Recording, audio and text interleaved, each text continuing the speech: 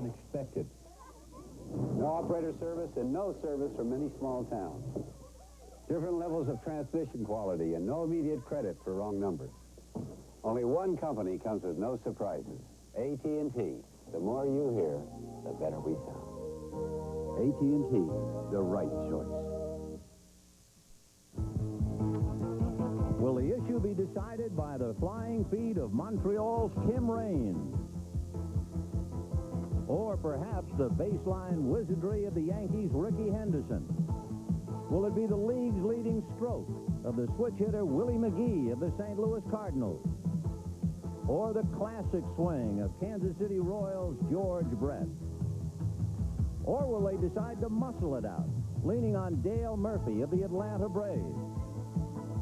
Or the American League's leading home run hitter, Carlton Fisk of the Chicago White Sox? Or will it be decided sooner or later on the mound in the capable hands of San Diego's Lamar Hoyt, who has won 10 straight? Or in the big winner from Detroit, Jack Morris? Those are just some of the questions. I'm Vin Scully, along with Joe Garagiola. Welcome to the great indoors in Minnesota. How about the questions? First of all, what about American League power? Well, obviously it's there, but I think the thing that's even more important than that is that the managers are going to let both clubs use their power. I think we're going to see a lot of hitting on 3 balls and no strikes, so we're liable to see a lot of rockets tonight. In the National League, they have 2 fellas in the starting lineup with 50 or more RBIs. The American League features 6, so they would have an edge there. What about the starting pitching? You look at Lamar Hoyt and you look at Jack Morris. Well, they're both on the roll, but Lamar Hoyt might have an edge because he has pitched against these fellas. Now, he throws the slider and he throws the sinker. He says the difference in the 10-game winning streak is coming at the same plane, so they look alike, but obviously they're breaking in different directions. What about speed? Who do you think might get the jump? Willie McGee, Tim Raines, or Ricky Henderson? Do you think running will be a factor at all? It can, but I don't think it will. Both managers, again, turning everybody loose. If you've got to jump, take off. Is it possible to have a better infield? What about the infield of Eddie Murray, Lou Whitaker, Cal Ripken, and George Brett? Well, I can't picture a better infield, but what about the ballpark itself? There's another question. Will it be decided by the turf here or even the dimensions? I say that because Ozzie Smith, who we all know is a real magician, he's going to play deeper tonight because the surface is spongier, it's harder. The ball comes at you quicker, and the bounce is something to behold. It's a very high bounce. I would not be surprised, Vin, if the second bounce and the ball hit to the outfield went over the fence. That's how lively it is. Well, those are just some of the questions. We'll get the answers later on, and we'll go to Bob Costas right after this. Go for the lean. Arby's tender, juicy lean roast beef. Lean. Be lean. Be a lean green. Eat leaner at Arby's with Arby's delicious lean roast beef. Eat lean, feel terrific. Be lean. Eat lean. On the lean team. Go for the lean. Go for Arby's. Lean on into Arby's. Don't be alone. You're watching a man at work. Let's see, I know it's here somewhere. Ah, found it. I remember we were panicked. Find a home that last day or fly home not knowing where we'd live. But our Century 21 broker wouldn't give up. You showed us the last house late that night. And guess what? Perfect and at the right price. How do you find people like that? All you gotta do is take up the phone. Put number 1. You work for you. Century 21. For as long as there's been Saturday afternoons in baseball, fathers and sons have shared special moments together. What do you think it'll be, Pop? Fastball. Right down the middle. This summer, an American tradition continues, passed on from generation to generation. Got him swinging, and he has his no-hitter. Yeah, right down the middle. The tradition is here. The memories are waiting on NBC. Welcome back to Minneapolis in the 1985 All-Star Game. Even as we prepare for this special baseball night, we have to acknowledge some less pleasant realities. Yesterday, the Players Association set an August 6th strike date. And when you talk to most informed observers, if pressed for a guess, they say yes, they think there will be a strike. In light of that, we asked Commissioner Uberoff if he plans to become more directly involved in the negotiations. Well, I'm going to stay very active. I'm proactive and try and help them get their job done. There's the two sides. I'm not going to interfere with them because there's no place for the commissioner to interfere. And frankly, I don't agree with either of their sides. But I'm going to stay active. There's this great game tonight. And I'm going to try and keep the focus on that, focus on baseball. And the fans are turning out in record numbers across this country. Baseball's part of the fabric of society, and I think we've got to keep it going all through the summer. Now, on another subject, as you may know, the Commissioner's Office has been polling baseball fans this season concerning their feelings about the designated hitter. We thought we'd do the same tonight and see how you folks feel about this hot baseball issue. If you like the designated hitter rule, you can call us at 1-900-220-2322. If you don't like it, if you'd like to see it abolished, then the number to call is 1-900-220-2344. Each call costs 50 cents. NBC does share in the proceeds, but we will donate our share of the profits to charity. Now, a different poll was conducted last night during an NBC baseball and comedy special. We asked the nation's fans whether or not Mr. Baseball, Bob Uecker, should be in the Hall of Fame. A resounding 84% had the good sense to answer yes. Only 16% were spoil sports. So any day now, we expect to see Uecker in Cooperstown, right down there in the front row. Now, we'll be back here to the Metrodome in Minneapolis in just a few moments. But first, let's return to New York and an update from NBC News. This is NBC News Digest, sponsored by Midas Muffler and Brake Shops. Here is Chuck Scarborough, NBC News. Good evening. President Reagan continues to make a strong recovery from the operation Saturday that removed a cancerous growth from his colon. The word throughout the administration is that life goes on, as Vice President George Bush put it. In Cedar Rapids, Iowa, a fire at an abandoned sewage plant forced more than 10,000 people to flee their homes. Plastic filters in the plant caught fire, sending billowing clouds of deadly fumes into surrounding neighborhoods. By tonight, most people had returned home safely.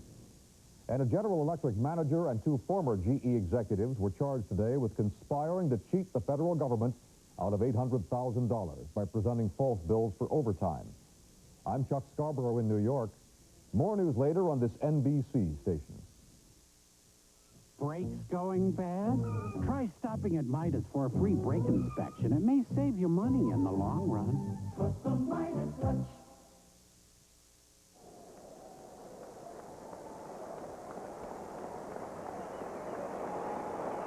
The reaction in the background as some of the players from the National League begin to make their way out along the first base line.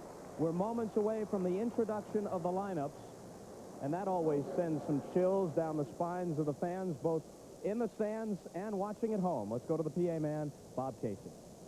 The coaches from the Chicago Cubs, number 8, Jim Fry.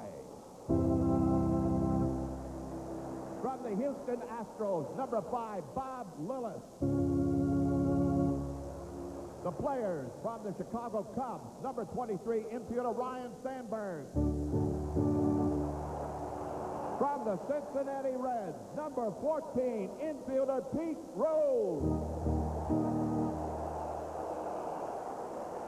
Number 39, outfielder Dave Parker. From the Houston Astros, number 25, outfielder Jose Cruz. Number 34, pitcher Nolan Ryan. From the Los Angeles Dodgers, number 28, outfielder Pedro Guerrero, who is injured and unable to play. Number 34, pitcher Fernando Valenzuela. From the Montreal Expos, number 29, infielder Tim Wallach. Number 30, outfielder Tim Raines. Number 41, pitcher Jeff Reardon. From the New York Mets, number 12, pitcher Ron Darling. Number 16, pitcher Dwight Gooden. From the Philadelphia Phillies, number 12, outfielder Glenn Wilson. Number 17, catcher Ozzie Virgil. From the Pittsburgh Pirates, number 6, catcher Tony Pena. From the the St. Louis Cardinals, number 22, infielder Jack Clark. Number 51, outfielder Willie McGee. From the San Diego Padres, number 1, infielder Gary Templeton. And number 54, pitcher Rich Gossage. From the San Francisco Giants, number 50, pitcher Scott Gilbreth. The manager from the 1984 National League champion San Diego Padres. He's making his 4th appearance as an all-star manager and his first for the National League. Number 23, Dick Williams.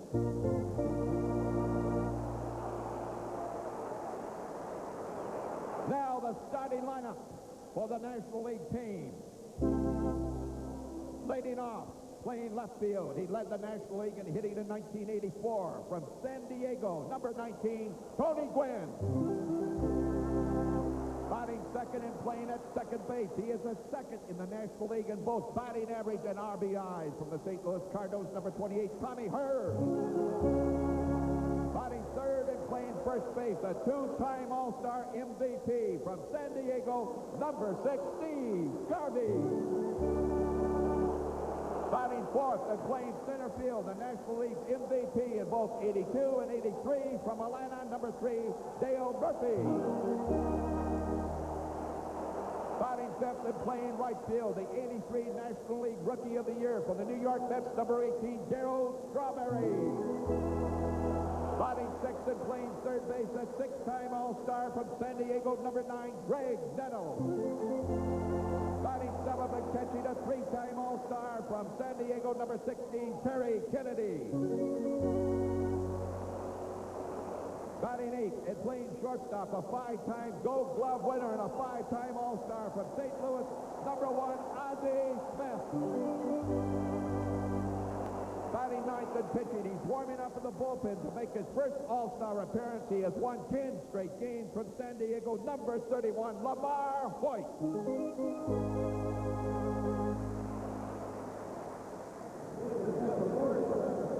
We asked each manager if he was given a choice of one player from the opposing team to add to his club, who that player would be.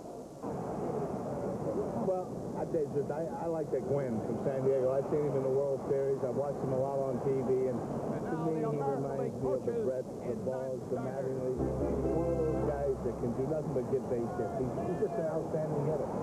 I'll take that shortstop at Baltimore, Ripken, and have him come over and join us for this one-ball game. I love Ozzie Smith. I love Gary Templeton, the two that are representing the National League this year. But this young man is a few years younger than the other two, and he has some stock in his bat. They say he's just an outstanding ball player in every phase of the game. Well, Sparky Anderson will have to do without Tony Gwynn. Let's see who he does have on his roster as we return again to the PA man, Bob Casey. Number 1, the trainer of the American League, Paulo De Silva from Detroit. From the Minnesota Twins, Dick Martin. From the coaching staff, from Detroit, Alex Travis, number 51. Number 53 from Detroit, Dick Tracewski. Number 41 from Minnesota, Tom Kelly.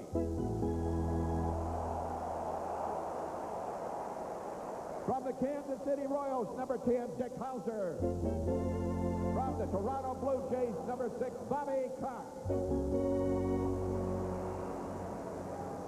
And now the players for the Boston Red Sox in the bullpen. Catcher Rick Gedman. Number 26, infielder Wade Vaughn. From the California Angels, number 37, pitcher Donnie Moore. From the Chicago White Sox, number 3, outfielder Harold Bain. From the Cleveland Indians, number 28, pitcher Bert Blyleven. From the Detroit Tigers, number 3, infielder Alan Trammell. Number 21, pitcher Willie Hernandez. Number 46, pitcher Dan Petrie. From the Milwaukee Brewers,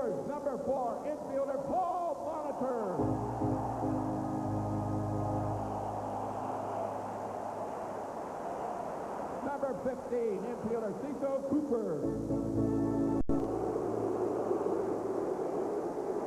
From the Minnesota Twins, number 24, outfielder Tom Brzezinski.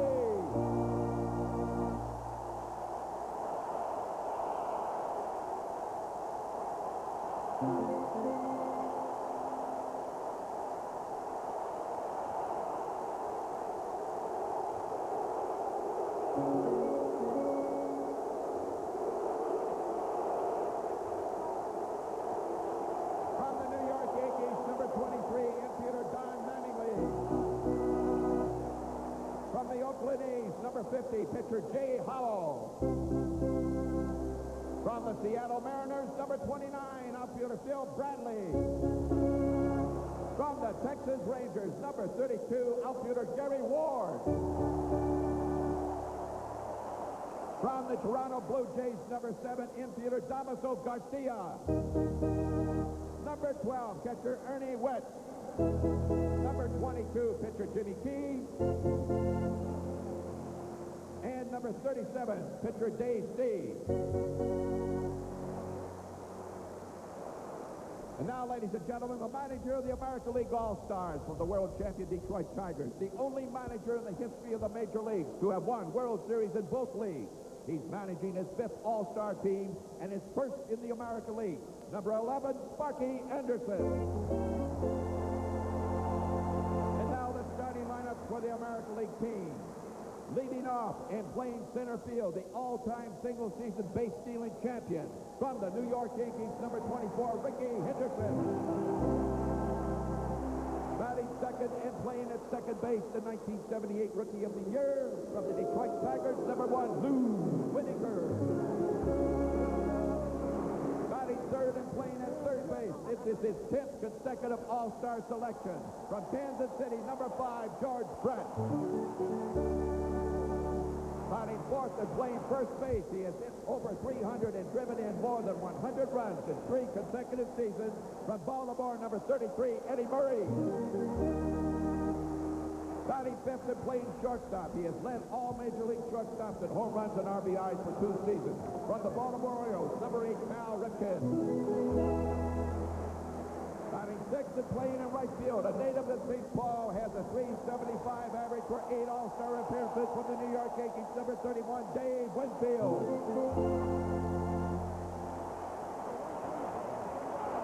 Batting seventh and playing in left field, a 7-time All-Star selection for the Boston Red Sox, number 14, Jim Wright.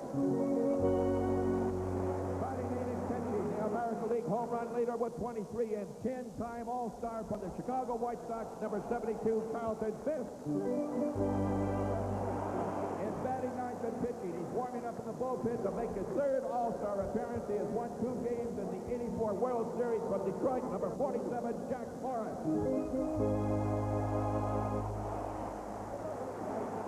Ladies and gentlemen, 2 of baseball's all-time greats who starred in the 1965 All-Star Game here in Minnesota and are with us tonight as the traditional honorary captains of the American and National League squads.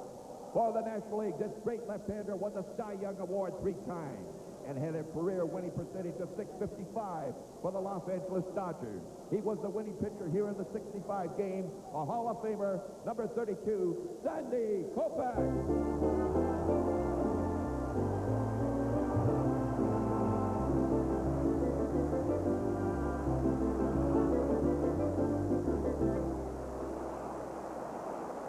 The honorary captain for the American League, played 21 seasons with the Twins and remains one of the most popular figures here in the Twin Cities. He hit 573 home runs, ranking 5th in baseball history. A 13-time American League All-Star, Hall of Famer, number 3, Harmon Killebrew.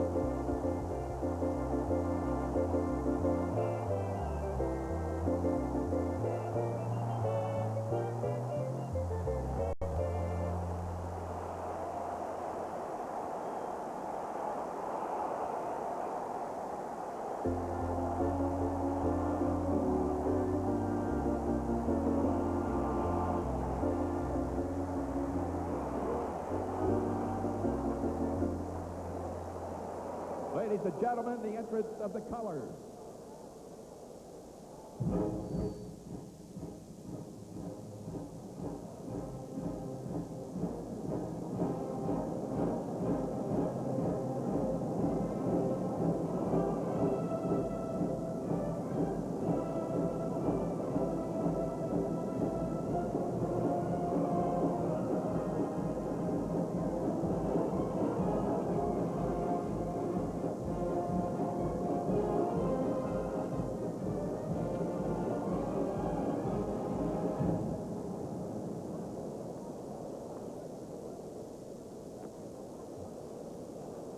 The national anthems of Canada and the United States will be sung by the Metropolitan Boys Choir of the Twin Cities under the direction of Beatrice Speed Hasselman.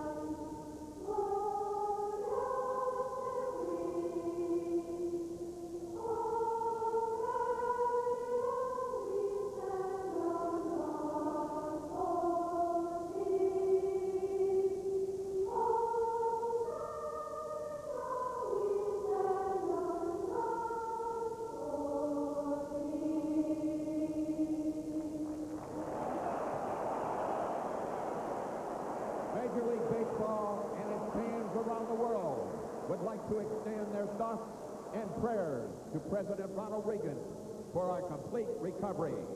Now, let's honor America with our national anthem.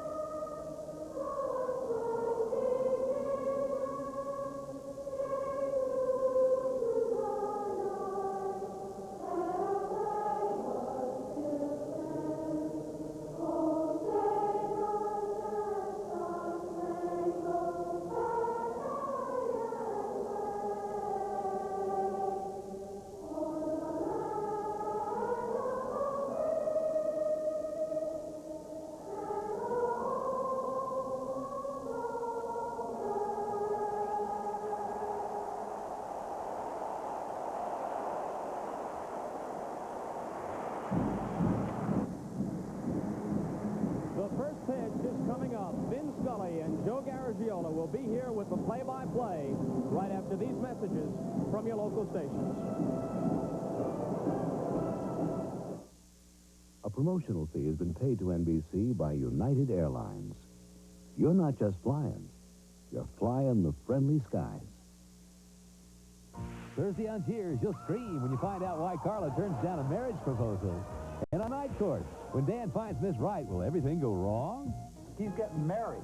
Let the good times roll. Then, on Hill Street, will J.D.'s explicit undercover tapes have him up on charges? What did you charge 50 cents a head? Hey, Thursday. Why are 76 stations still full service, but others are turning their stations into grocery stores? I can think of a few reasons. When trouble finds you, and you need a hand,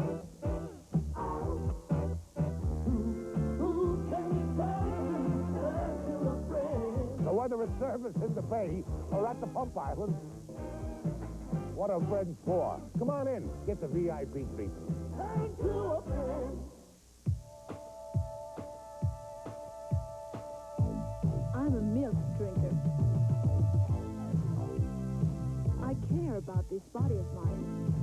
Staying fit, healthy, trim. Milk is beautiful nutrition without a lot of calories. And even if you never give your body this kind of workout, think about what you do give it. Milk. It does the body good.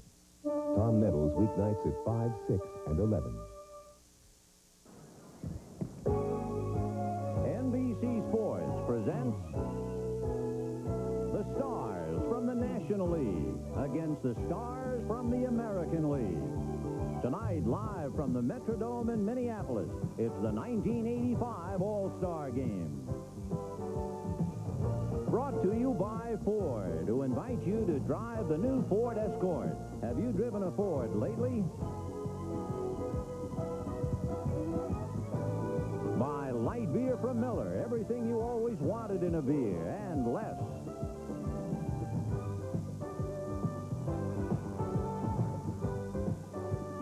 And by Merrill Lynch, more resources, better solutions. They make Merrill Lynch people a breed apart.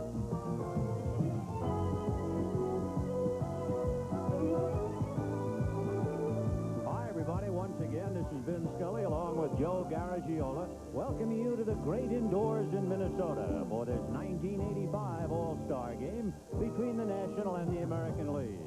Before a full house, the exchange of lineup cards already made at home plate, as Dick Williams brought up all his coaches.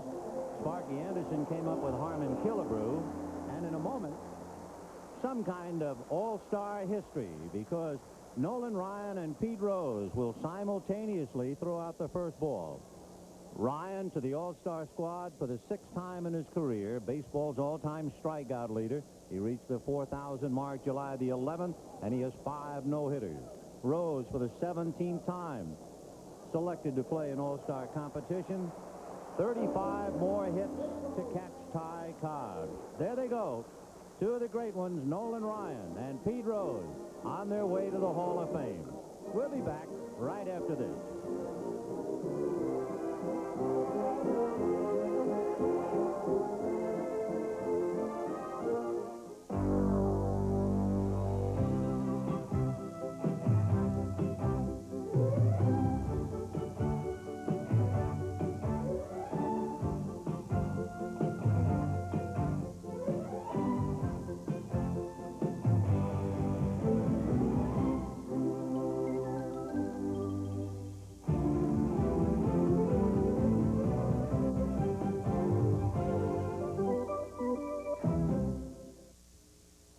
One of the best things about being an ex-big leaguer is getting freebies to the game.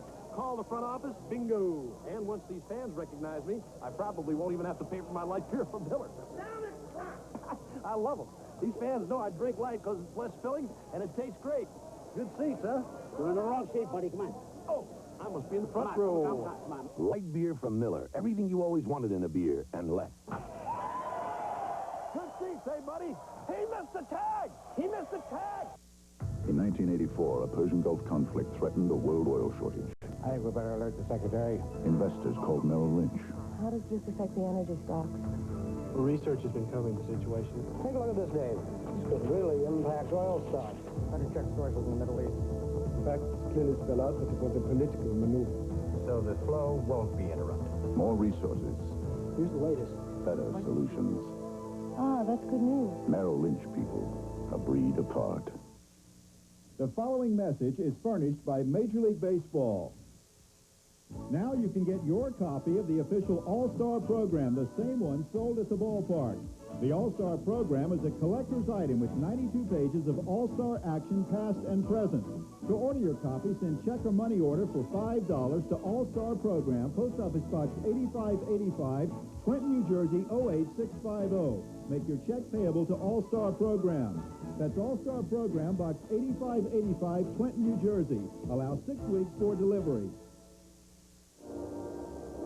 Before we get to the starting lineups in the actual ball game, I think it would be a pretty good idea for Joe and me to take you hand in hand for a tour of the Hubert Humphrey Metrodome here in Minneapolis.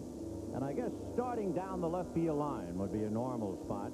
It is 343 feet from home plate to the left field corner. But the first thing that jumps to your attention is the left field wall. There's a plexiglass. It was added. You could see why there were a lot of home runs and ground rule doubles. It was just right at the end of the blue canvas before. Now they've added the plexiglass. It's about 13 feet high.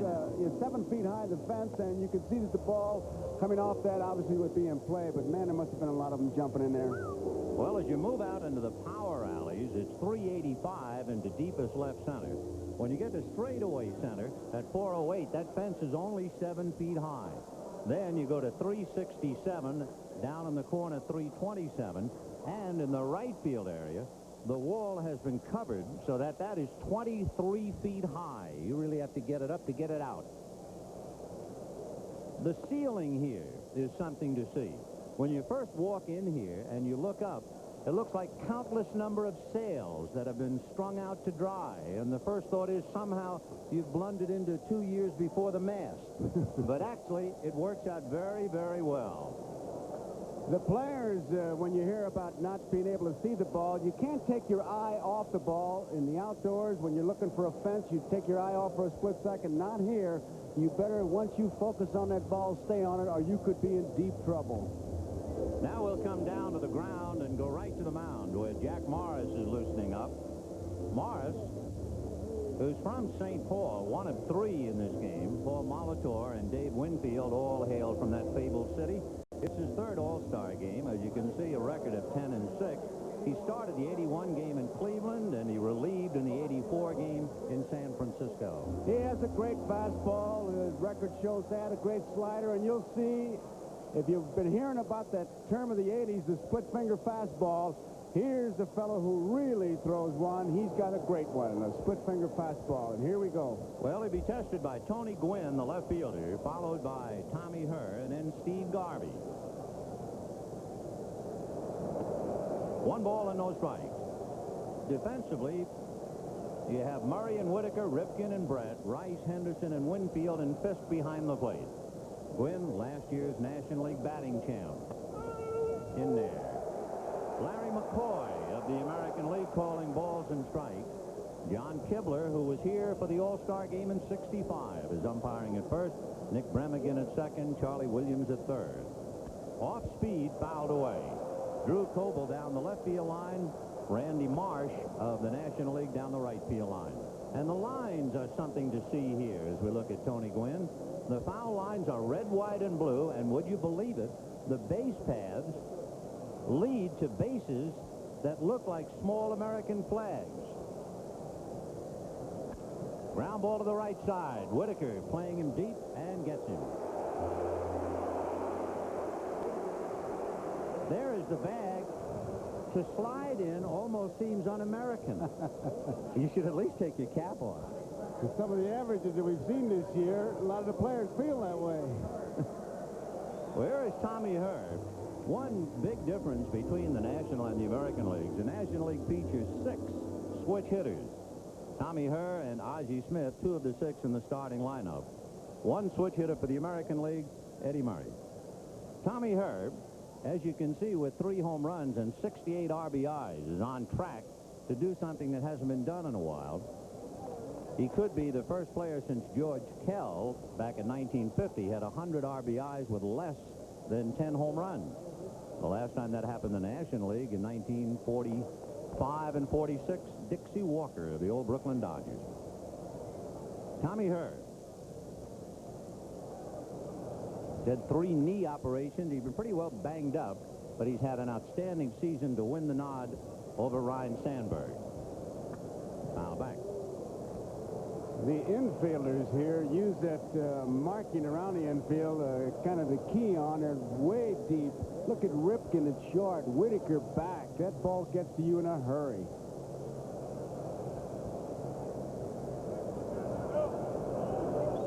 One ball, 1 strike, 1 out. We're just starting things, so pull up a chair and spend the evening with us.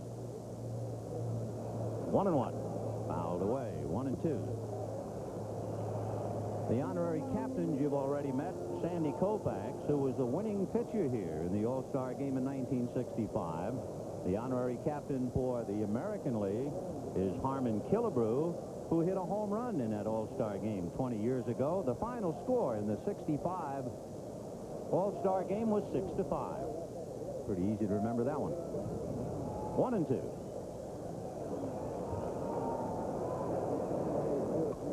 On the hands, lifted back a short. Ripken going out. Rice coming in. Ripken.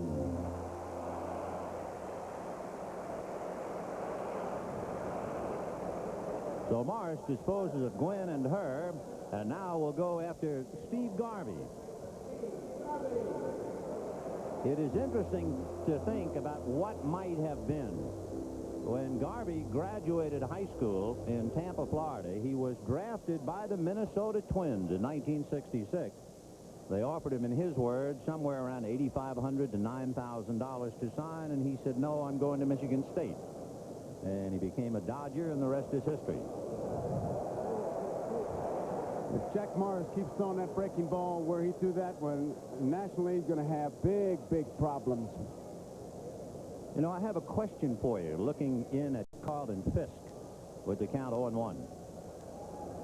There's a shot to third. Staying right with it is George Brett, and Garvey is done, and we'll hold a question for later on. So the National League goes out in order 1, 2, 3. And at the end of half an inning, the National League nothing. The American League coming up, and Jack Morris can sit down. The essence of bobsledding. The new sled feels like gliding on silk. The essence of shaving. This is new Acra Plus, an incredible advance in Gillette shaving smoothness. The Plus is the unique lubricating strip that glides the razor effortlessly. You never felt anything smoother. New Acra Plus by Gillette, the essence of shaving.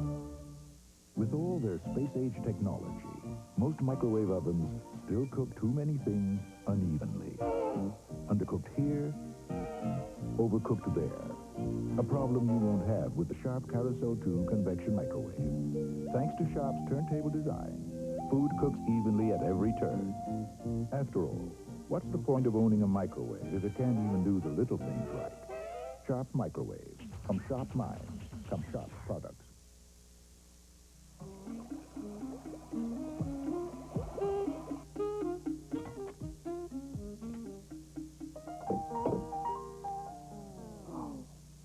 Now's the time for a Honda portable generator.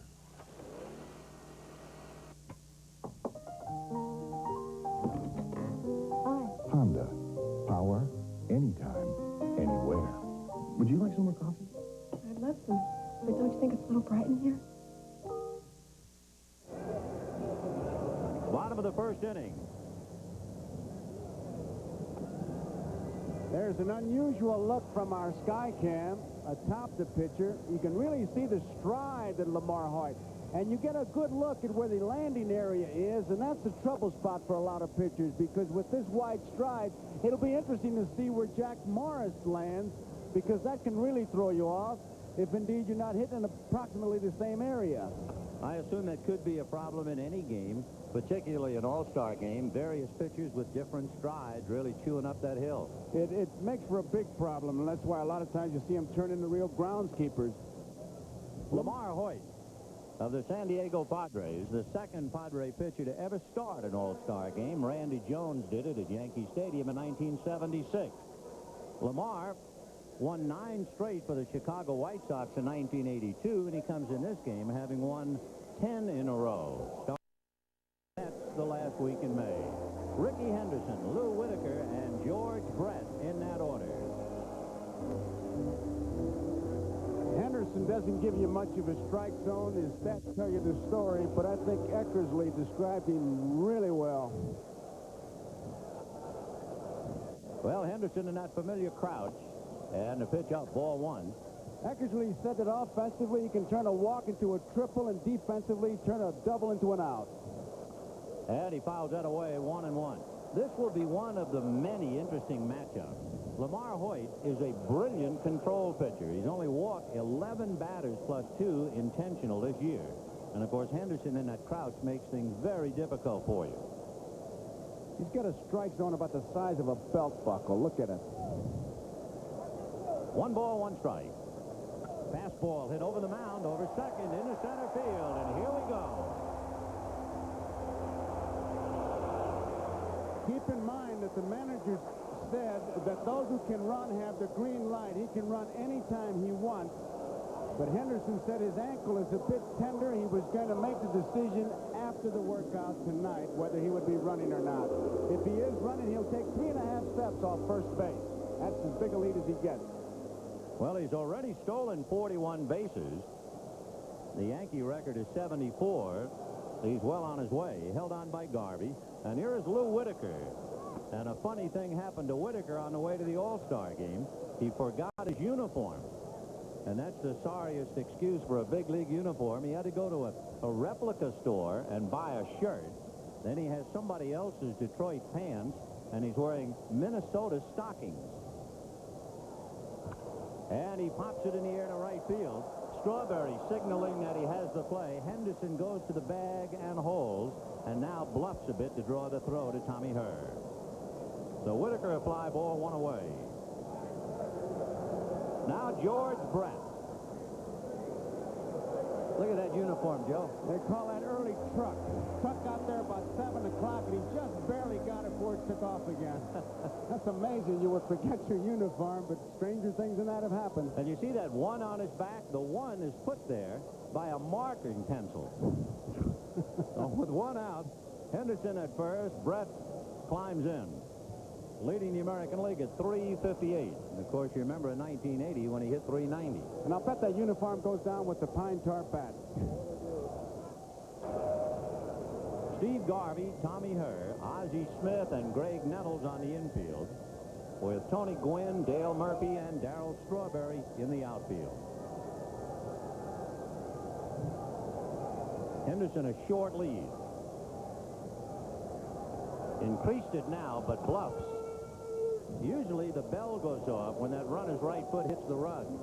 Well, you got Brett coming up there, and you got Murray coming up. The strategy says stay there, but with the way they're playing today, run at all times, and Henderson, we all know, can run, and he's got Hoyt really checking him out. There's his lead. 3.5 steps is what he says. Now he's on the rug. There he goes. The pitch is high. The throw is late. Into center field.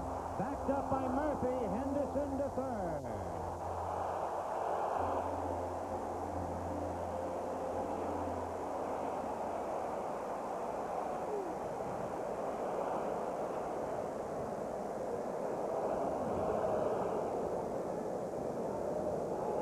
Very disruptive on those bases. Kennedy, the throw is a little bit low, and in goes Henderson over to third. And as we said, he can turn a walk into a triple. He turned a single. There he goes, head down. Slide, he actually picks up speed. He sees the ball in the center field. Brett fouls it away, so George still up there. 1-2 the count. If you're interested in the timing from first to second, from the moment he broke, Ricky Henderson was clocked at 2-8. 2-8 from his lead, and when he broke to go to second. First to second, 2-8. Vince Coleman, who has been getting a lot of publicity from home to first, is 3-7. First to second, they've got him at 3-4. So I don't know about that number. Well, Brett trying to pick up Henderson. A throwing error charged to Terry Kennedy, allowing Henderson to get to third.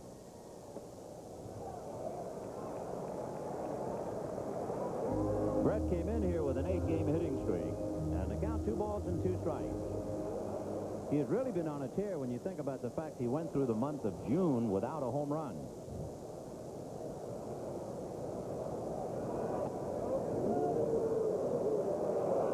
Three and 2 the count. So Lamar Hoyt, who doesn't walk people, working on George Brett. Look at that. By the end of June, he's just exploded. Ricky Henderson single, stole second, took third on the overthrow, and with him out, Brett trying to pick him up. Eddie Murray to follow. Tip off on his American League lineup. Jim Rice is batting 7th. 3 and 2. Breaking ball fouled away. Pitch came in on the hands, and George pulled it away. And how about the American League's leading home run hitter batting 8? So Henderson at third.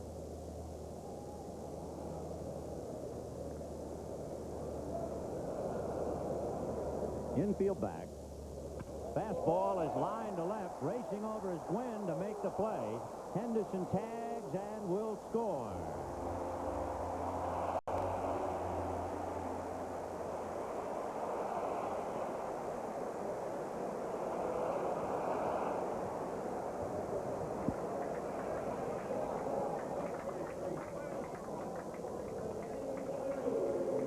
There really is no substitute for speed.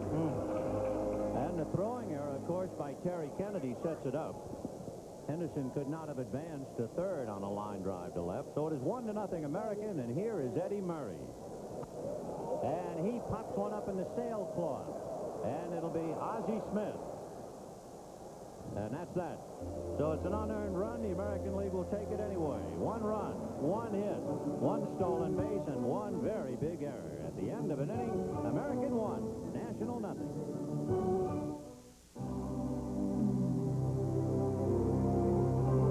When we built the first Space Hyatt, we kept all the familiar touches Hyatt is known for on Earth, including the one touch no one else can ever match, the warmth and graciousness of our Hyatt people. Good evening, Mr. User. Hey, they even know me up here. You're in room 200. 200, my lifetime batting average. All right. It's what makes Hyatt the greatest space on Earth. Wish you were here. You may know who got the most hits, who stole the most bases, who caught or missed the most balls.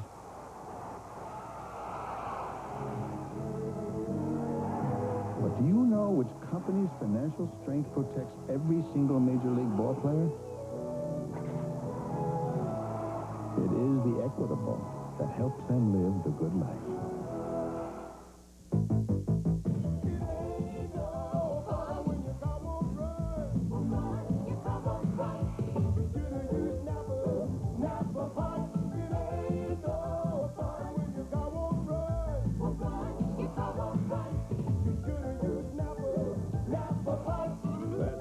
Depend on quality Napa parts to get you going and keep you going. Do it right. Always use Napa parts so your car will run Napa brand new. For All-Star fun, watch the All-Star Network this fall. Let's all be there. This is Ricky Henderson. Look at the concentration. When he sees the thing that tells him I can make it, away he goes, and watch that head. Now, he's still watching, and then 3, half go. And the head's down. He's got one thing in mind, second base. That's a clean, intensive steal, never looking back at the hitter. And, of course, when the ball goes into second base, he goes to third, and there's that disruptive force. Vince Coleman, Willie Wilson, Ricky Henderson, I'm telling you, it just disrupts everything. And, of course, being very much aware of stolen bases, I was a little surprised that Tommy Herr was not able to back up Ozzie Smith and make sure that throw didn't go into center field. Tommy could not quite get there. So it is 1-0 American. It'll be Dale Murphy, Darryl Strawberry, and Greg Nettles in the second inning. Murph has not missed a regular season game since 1981, a remarkable competitor who has been in somewhat of a slump for the last 3 years. He's been hung on some very big numbers, 36 home runs and at least 100 RBIs.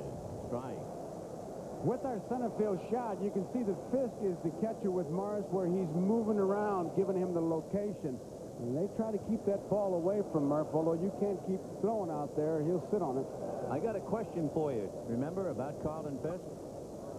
That's popped up, and it'll be Cal Ripken. 1 away. The question before the house is, Carlton Fisk is the catcher for Jack Morris. Fisk, in his career, has only 2 hits in 35 at-bats against Jack Morris. That's .057. And the question is, in catching Morris tonight, would it possibly help him in hitting against Morris during the regular year? Second half. I say it would possibly and probably, and I'll tell you why. Strike to Strawberry. He'll be concentrating on all his pitches coming towards him, and he'll really be able to bear down on him.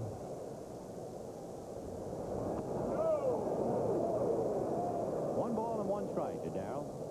Strawberry, a shock, of course, to come in an All-Star game hitting .229. It's as if he left 100 points hanging in his locker.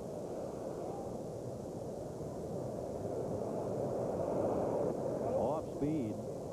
Just low. You watch his rhythmic swing, and you can see why this young man's going to be a good hitter, is a good hitter. He's played the fewest games of any of the All-Stars this year. He's only been in 40 games because of the injury he suffered. Here's Thumb. 2 balls, 1 strike. Fouled away. Here's the injury. Darryl Strawberry going after a ball hit down the line. Dives, falls heavily on his right hand, jammed his thumb, and that was the end of a good portion of the first half of the season. But the fans haven't forgot him, and they count 2 balls and 2 strikes. 3-2. A footnote to your question, Bertie Tebbett's a great catcher, Detroit Red Sox, once made the statement that any pitcher he caught, he could hit. Would you make that statement? No. Oh, okay. I couldn't hit the ones I caught, the ones I batted against, and that includes the playground. 3-2 to Darryl. 1 out, 2nd inning, 1-0 American League. Fastball, and that's hit foul outside at first to Jim Fry. The Chicago Cubs manager coaching at first base, and over at third, the Houston Astros manager, Bob Lillis. By the way, Jack Morris' last pitch was clocked at 93 miles an hour, so he has loosened up. 3-2 to Darryl Strawberry. He shook off the change of pace. We'll get a good idea of what this next one is as he put down the deuce. I'd say split finger fastball.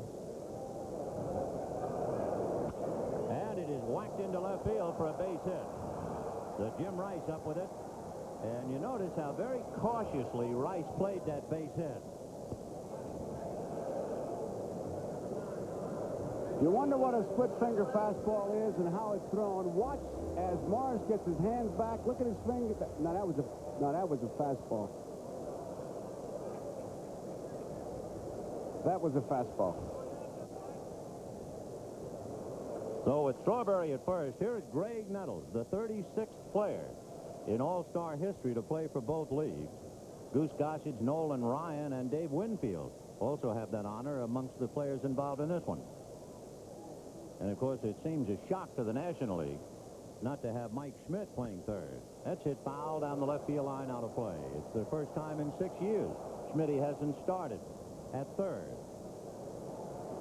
Greg Nettles 5 times an American League All-Star. Greg is strictly a pull hitter. He's got a gap between first and second. Of course, the ground ball, if Morris can get that ball the outside part of the plate and he tries to pull it, they've got themselves a double play. Some folks might have forgotten that Greg Nettles broke in with the Twins and was then traded to the Indians and then the Yankees. 1 ball, 1 strike. Quite a while ago, in 1976, he led the American League in home runs. Third base has been a somewhat of a disappointing area in the National League. Madlock, Horner, Schmidt, Guerrero, those were pretty big names at the start of the season. 1 ball, 1 strike. Strawberry goes. The pitch is swung on and missed. The throw is late. And Strawberry is at second with the count 1-2. I thought Pete Rose had a pretty good answer for why the third baseman is such a lack of them. He said they've all moved to first. Yeah. Fisk had a good ball to handle. Looks like he shifted well. Just made a low throw. Strawberry in easily. So the tying run at second base with 1 out. Nettles trying to pick up Strawberry. And Terry Kennedy on deck. 1-0 American.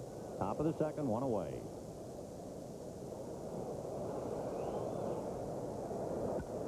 High fly ball to shallow left. Rice comes up for it.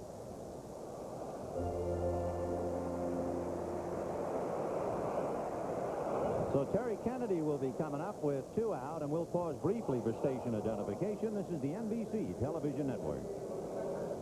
KRON-TV, Channel 4, San Francisco. The American League, in case you weren't with us, had leadoff man Ricky Henderson single, steal second, go to third on Terry Kennedy's overthrow, and score on George Brett's fly ball to left field. Now in the second inning, with 2 outs, Strawberry has singled and stolen second base, and Kennedy trying to pick him up. There it is. Look at the split fingers that he's got the grip. And when that thing comes sailing towards you, you hit by the seams, which you pick up the rotation. You can really see him with that shot.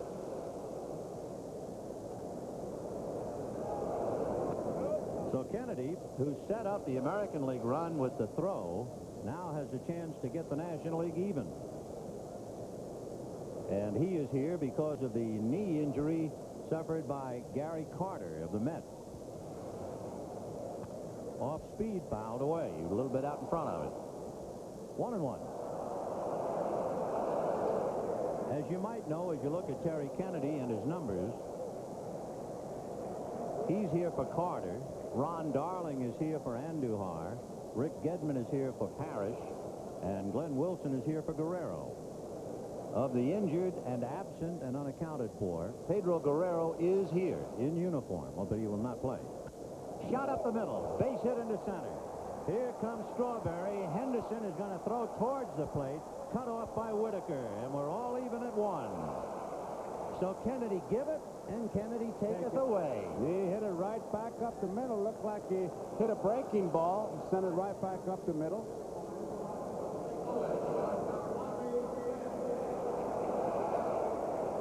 Morris on his follow-through, it's not exactly a Rembrandt when he finishes. He's liable even on some of his follow-throughs fall down. He throws so hard, and this one comes right back up, and no way he can get it. Now here's the Wizard of Oz, Ozzie Smith, the Cardinal shortstop, with Kennedy at first, 2 out and a run in, and a 1-1 tie. Ball 1. And as always, with the catcher on at first base, Murray's playing behind him. He's not going to hold him on. Terry Kennedy doesn't figure to do any running for sure, and Ozzie takes outside. Ball 2. 2-0.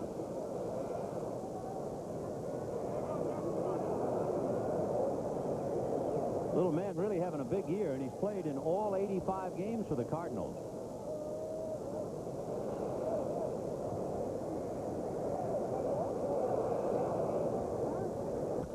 And he lifts one back a third. Could be trouble. Brett will make the catch over the shoulder. Nice play. But the National comes back with 1 run, 2 hits. The ever-popular stolen base figures prominently. And at the end of an inning and a half, the National and American, they're even at 1. We're here at the 18th hole of this Light Beer Open, and we've seen some real unusual shots today. You said it. Hey, Bob, I think you got a birdie. I'll see. How am I supposed to hit it through this tree? No problem, Bert. How's Yuka going to get out of this one?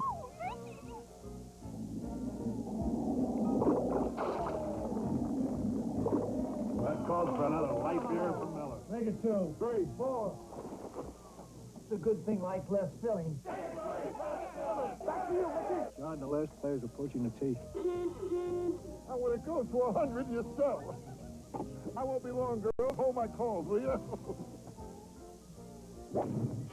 It hit the water vase. It's in the drain. Here it comes out. It's going on the green. Goes in the hole. Light beer from Miller. Everything you always wanted in a beer, and less. This open ought to be closed. If you want a tough little pickup to go on the road again or four-wheeling off-road, check out the one that's built Ford's Tough Ranger. There's a fuel-injected 4-cylinder engine or V6 power, unbeaten by any small V6 pickup. The tough Ford Ranger. That's the way to get on the road again. The best-built American trucks are built Ford Tough.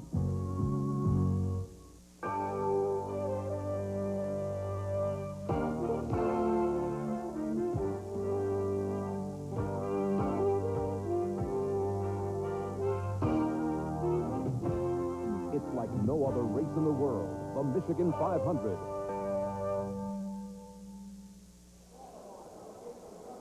You know, there was so much talk about the ball being hard to see. Brett makes a tough play, having really no problems finding the ball. That's really a tough, tough play, and he makes it fairly easy. The National League making a change in left field. Tony Gwynn comes out, and Jose Cruz is now in left field as Cal Ripken checks in at the plate. Ball 1. There's Jose. One of the best-kept secrets in baseball. And how? Going to be 38 years old. Finally gets his day in the limelight.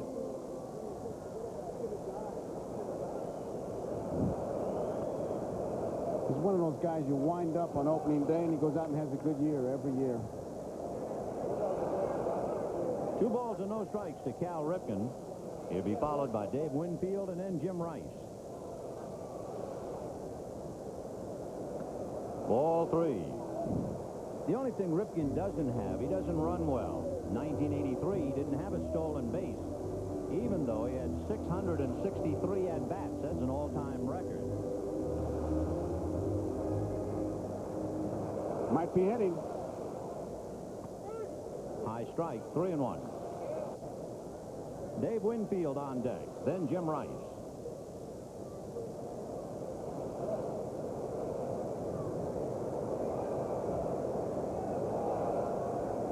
Fastball hit to the hole, backhanded by Ozzie, who doesn't have much of a time to set and throws him out. I asked Ozzie if he was going to try to imitate Dave Concepcion and bounce the ball to first base on those long throws like this one. He said, no, I'm going to set myself. I won't gun him out because my shoulder is tender, but I'll get it over there, and he did. You know, he's the first infielder I ever saw take batting practice and then take infield, where he had one coach do nothing but hit high choppers, and he tried to backhand and short hop every one of them. And he backhanded and short hopped just about every one. Look where he is playing now. He's in really short left field on Winfield. Strike. Dave Winfield with Ozzie almost in what, Edina? He's going to have to run up to throw the ball if he gets it, I'll tell you. Good. There's a good shot of Ozzie keying in on that line. You know, watching Lamar Hoyt, they describe him many ways, easygoing, controllers. I like his own expression. He says it is relaxed aggression.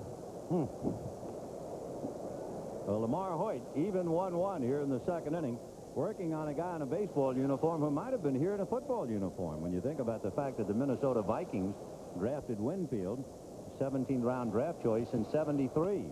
Ground ball to the right side to Tommy Herr. Over to Garvey for the second out. 2 down. That'll bring up Jim Rice.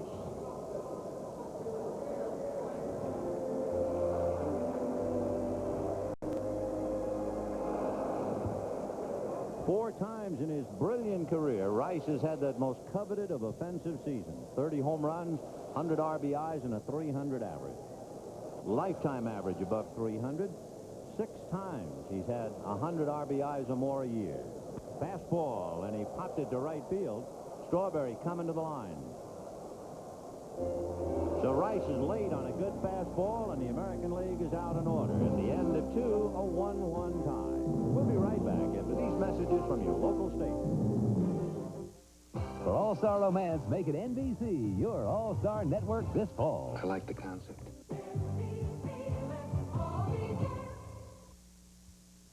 You see that? Coors beer truck. What's interesting is that Coors trucks are refrigerated.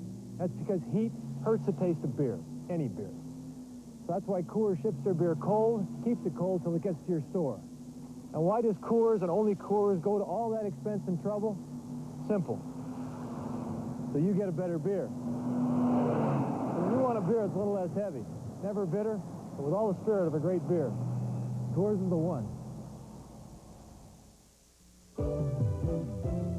At a sticker price of $59.99, this Nissan lists for $1 more than our leading competitor's standard truck.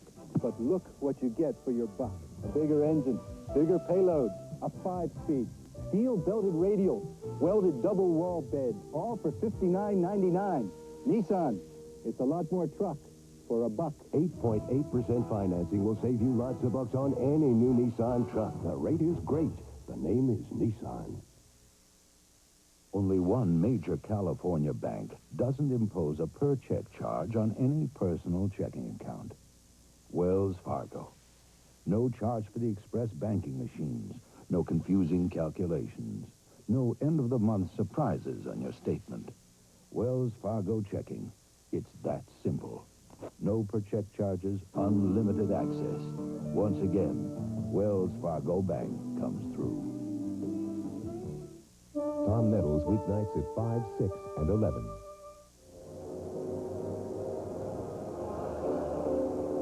bottom of the second inning in a 1-1 tie. By the way, remember the question at the start of the game, are you in favor of the designated hitter? If your vote is yes, you dial that number. No, you dial that. It'll cost 50 cents per call. And at the end of the show, we'll give you the tally in the vote. And we'll move on to the third inning now in a 1-1 tie. By the way, NBC's share of the proceeds will be donated to charity. Here's Lamar Hoyt, a slimmed-down version of the star in the American League. In 1983, he weighed 270. This year, he weighs 228. Cy Young Award winner in 1983, swinging the bat. He's gotten 4 hits so far over in the National League.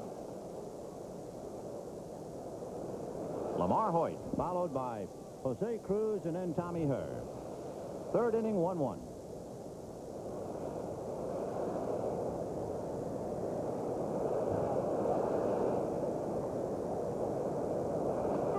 That's a strike.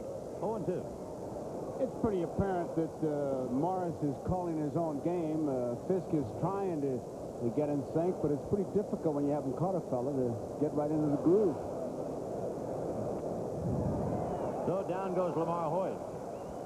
1 away, and Jose Cruz coming up. The 1985 All-Star Game is brought to you by the new GI Bill. Now in the U.S. Armed Forces, it's a great place to start. By Wheaties, crispy, crunchy, tasty wheat. Wheaties, what the big boys eat. And by Hyatt Hotel. Don't you wish you were here for a touch of Hyatt?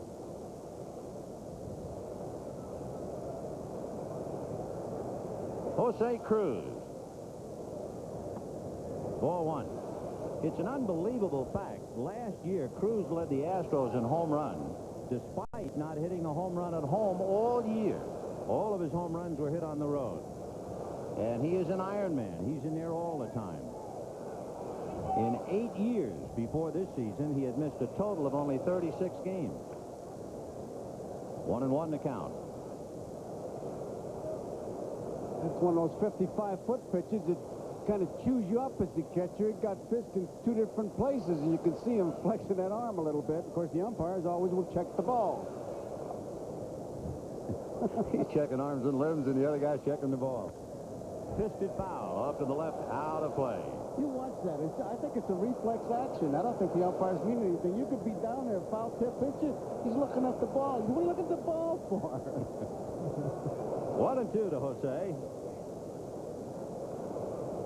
Sparky Anderson and a few other gum chewers down in the American dugout. And that's fouled off. And Cruz got bitten another bite out of Carlin Fisk. You know, it's like a slump for a catcher, Vin. You can run into streaks where you just get hit. You could be in the middle of a forest, somebody fire a BB gun, hit you right between the eyes. Cruz was picked for another All-Star game back in 1980, but he didn't get into the ball game. 1-2. And that was bounced in front of the plate. You look at Cruz, it seems like his bat is 4 feet tall. He really covers home plate with that thing. And the plate umpire, Larry McCoy, put a new ball in play. That's one of those plays that gets lost in a ball game, but it was a good play by Fisk because with 2 strikes, if it gets by him and Cruz swings, he's on at first base. He made sure he got in front of it and blocked that ball nicely. 2 balls and 2 strikes to Jose Cruz with 1 out in the third. Who really knows except the catcher's mother, right? And you. You're a collector of catchers. High bouncer up towards first. Murray hesitated, feeds back to Morris and got him.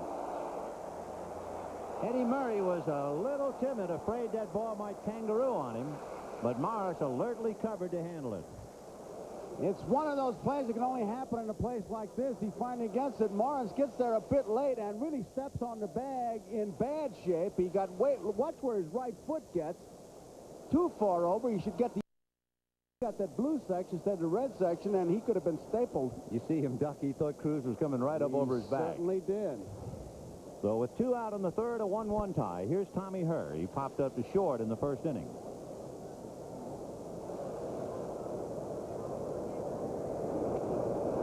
One ball and no strike. You know, a lot of people think that the Metrodome is a home run haven. But they did a survey here, and it really isn't that much way at all. In 1984, it ranked 8th among American League stadiums in which home runs were hit. That's another 3-footer in front of the plate. 2 balls and no strikes. Here's the last play. Look where his foot is, and that's the way you get hurt. And Morris was kind of expecting to get hit, and he ducked in much like a turtle, but Cruz avoided him, and it's a good thing. So Tommy Herr, 2 down in the 3rd inning. Fisk is checking his body for all the parts. Is my wrist still here? My finger? He's eating him alive. 2-0. Line to left field. Rice coming over. It's going to hit and go high in the air, and that means Herr can keep on going. And he has a stand-up double on what should have been a line drive single. That's a typical artificial surface hit. It's a 2-base hit, but it really, as Vin says, should have been a single. But look how far back Rice has to play, and it almost gets over his head as it is. He has to jump for it. And the momentum carries him, but it's a high bounce that made for the extra base. So now Steve Garvey with 2 out, trying to get the National out in front. If you remember, Terry Kennedy had a 2-out single to drive in the tying run.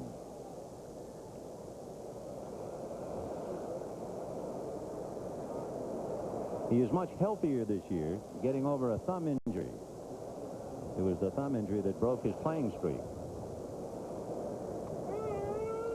Strategy usually takes a back seat in an all-star game, but with first base open and 2 outs, you say, can you pitch around him? Not in an all-star game. You got to pitch around 8 guys to get to the guy you want to get to. Sparky with Bobby Cox sitting just to his left. 0-1 to Garvey. Dale Murphy on deck. Tommy Herr at second base. A 1-1 tie in the 3rd. Fouled off. With Murphy on deck, Strawberry, Nettles, who would you want? There he is, the on-deck man.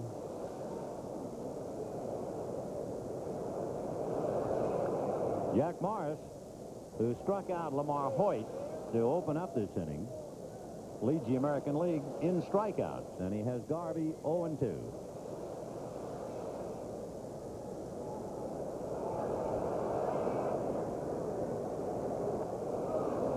1-2 the count to Steve. We talked about his thumb injury. That was in July of '83. That ended his streak of 1,207 games. Garvey, the first National League first baseman ever to go through an entire season without making an error. Remarkable. Trying to pick up Tommy Herr from second base. 1-2. Fastball whacked up the middle. So Tommy Herr will score unmolested, and the National leads 2-1. So you can see that base hit to left field that took the kangaroo hop is cashed in for the go-ahead run.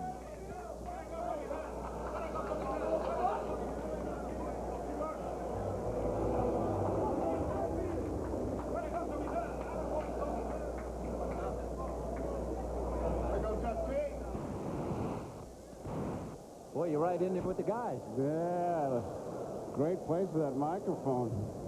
Maybe. Not when you knock in a run, it's all right. It's all right. You know, you could use that at the Holy Name meeting, that conversation. Here's Murphy, popped up to short in the second inning. It is 2-1 National in the third inning. Whoop, ball 1. Murphy in the top 6 in the National League in all the muscle department. Home runs, RBIs, runs, slugging percentage, you name it. Dale Murphy, the tower of strength out of Atlanta.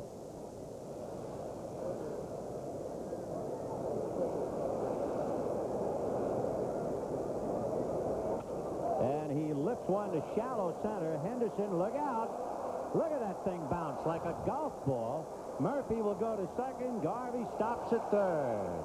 Henderson, he thought he might make a shoestring catch, and then he thought better of it because if it bounces over his head, look out. And that thing really jumped up. I think what happened to Ricky, he didn't know that Dale Murphy was jammed. And as he started to come in on the ball, it almost went over his head. He got a poor jump to start off with. Well, you get those big swingers, they take a big swing like he does, but really doesn't hit it that hard. I mean, on a fat part of that bat, and Ricky starts in and says, I better back up, and it almost gets over his head. I took a baseball yesterday and just kind of threw it down, and I'm telling you, it's about a 12 or a 15-foot bounce. So Jack Morris, with 2 out in the 3rd inning, has given up a double, a single, and another double, although each double was really a single, if you get the message. And with Garvey at 3rd and Murphy at 2nd, Darryl Strawberry the hitter. Strawberry singled in the 2nd inning and came around to score, having stolen second base. 2-1 National in the 3rd. 4-1.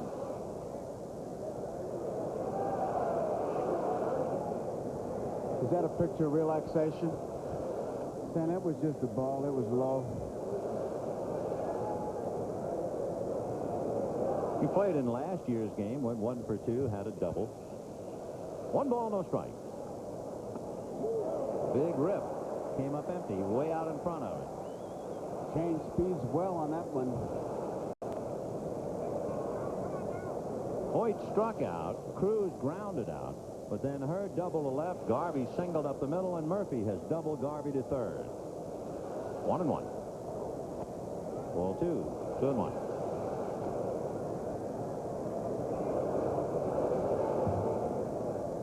Following Strawberry is Greg Nettles. 2nd and 3rd. Garvey down the line from 3rd. Murph on the bag at 2nd, and there's Greg.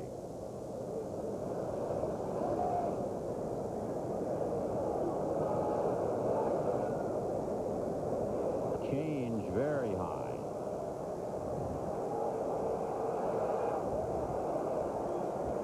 The chances of Strawberry being allowed to swing 3-1 are exceptional. Oh, I wish I had as good a chance to win the lottery as he's got the green light here. 3 balls, 1 strike. He has to keep from drooling.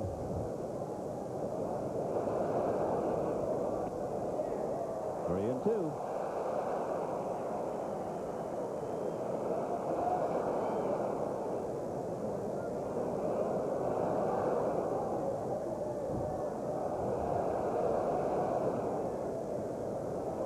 In the dirt, a good save by Carlton Fisk.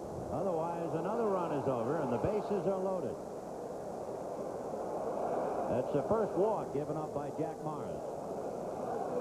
Fisk is really doing a great job of getting that body in front of the ball. Catching it is a bonus. Getting in front of it is the job. Now, looky here. No way that ball was going to get by him. Now, they got all these other statistics, you know, game-winning RBIs and RBIs with the full moon. Here comes Sparky. They ought to have a statistic for that. Runs saved by great plays by catchers. Watch this thing bounce. It's 60 feet 6 inches from the mound to home plate. That was a 57-footer. You'll be happy to know, recently in Pittsburgh, the catcher never gets any applause at all for saving a run. But Tony Pena got an ovation for making a catch of what otherwise would have been a wild pitch. For all catchers everywhere. Great. Today, American tax laws are under review. Can we continue to allow this kind of tax structure? Investors call Merrill Lynch. Taxes are my investment. Our Washington people are finding out where the various factions stand. We're just watching things and keeping our clients informed. Fairness and equity are the qualities. Interesting. He did a bit about faith. Reports from Washington tell us that this could be the biggest change in history. More resources, better solutions. Okay, call me if there's something new. Merrill Lynch people, a breed apart. Only Wendy's makes freshly prepared omelets. Made with your choice of ham, cheese, mushrooms, and more. Only Wendy's,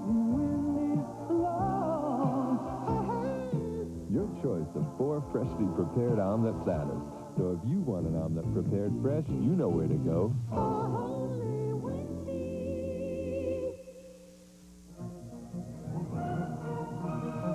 Tenneco is a leading oil and gas producer. Tenneco is America's most successful shipyard. Tenneco is America's best-selling shock absorber. Tenneco is a leading maker of farm and construction equipment. Tenneco is one of America's largest natural gas pipelines. The Tenneco family, building on quality.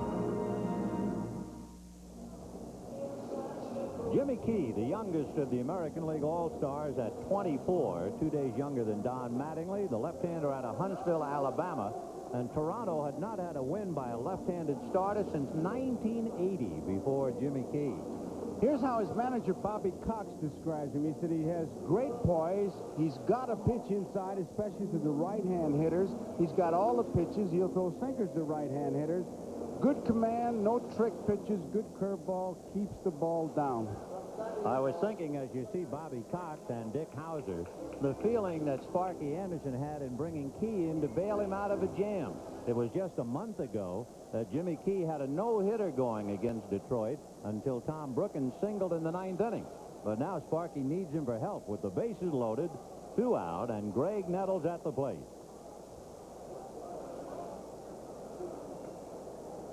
Strawberry at first, Murphy at second, Garvey at third. The National leading 2-1 in the top of the 3rd inning. Foul back, out of play, 0-1. Down in the American bullpen, you have Bert Blyleven tuning out. The pitcher is due to bat second in the bottom of the 3rd inning. That, of course, was in Comiskey Park in Chicago. 0-1. Big breaking ball. 1 ball, 1 strike. Oh, that's the equalizer. Oh, that's the one that, and Fisk, he wants to make sure that they got the signs. He made the play, but I'm not so sure he thought that was going to be that big a breaking curveball. Could have been he called for the slider. It's a little tough when you, as we said earlier, and with the bases loaded, you certainly want to make sure. 1's a fastball, 2's a curve, 3's a slider. And please give me the ball I put my fingers down for. So Jimmy Key trying to ride to the rescue. The key to lock the door on the National here in the 3rd inning. 2 runs, 5 hits for the National League. 1 run, 1 hit for the American League. Nettles trying to get rich in a hurry here. 1 ball and 1 strike. He held up. They're going to look at third. Swing, says Charlie Williams. That's your classic high curveball, and here it is from above. What do you think? Well, look, Charlie Williams didn't have the sky cam. I think there's a man on second base, and it's confusing, and they're just going over signals. He put down 1, 2, and when the second sign I was going by, just out of habit, and I'm saying to myself, he must be using the second signal, but obviously they're going to switch. Just a habit. I don't think anybody's going to steal signs in an all-star game, but then I remember a pitcher I won't name who threw a spitball in an old-timers game, so who can you trust? I can't trust anybody when they're out there battling. 1-2 the count to Greg Nettles. Garvey, Murphy, and Strawberry out on the lines. 2 out. 1-2. 2 balls and 2 strikes. That was a classic picture of a catcher trying to frame a pitch to steal it. No movement by Fisk. Just held it right there, hoping he'd get it.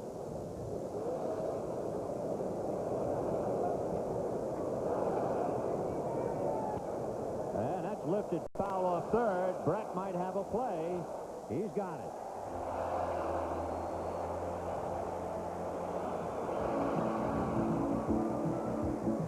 Run, 3 hits and a walk, 3 left. Middle of the 3rd, 2-1 Nationals.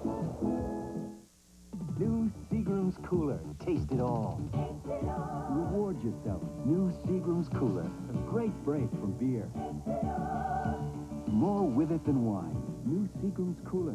A refreshing combination of cool white wine with a touch of crisp, sunny citrus. Tastes clean, fresh, refreshing. You deserve it. Refreshing Seagram's Cooler. It's earned the Seagram name. New Seagram's Cooler.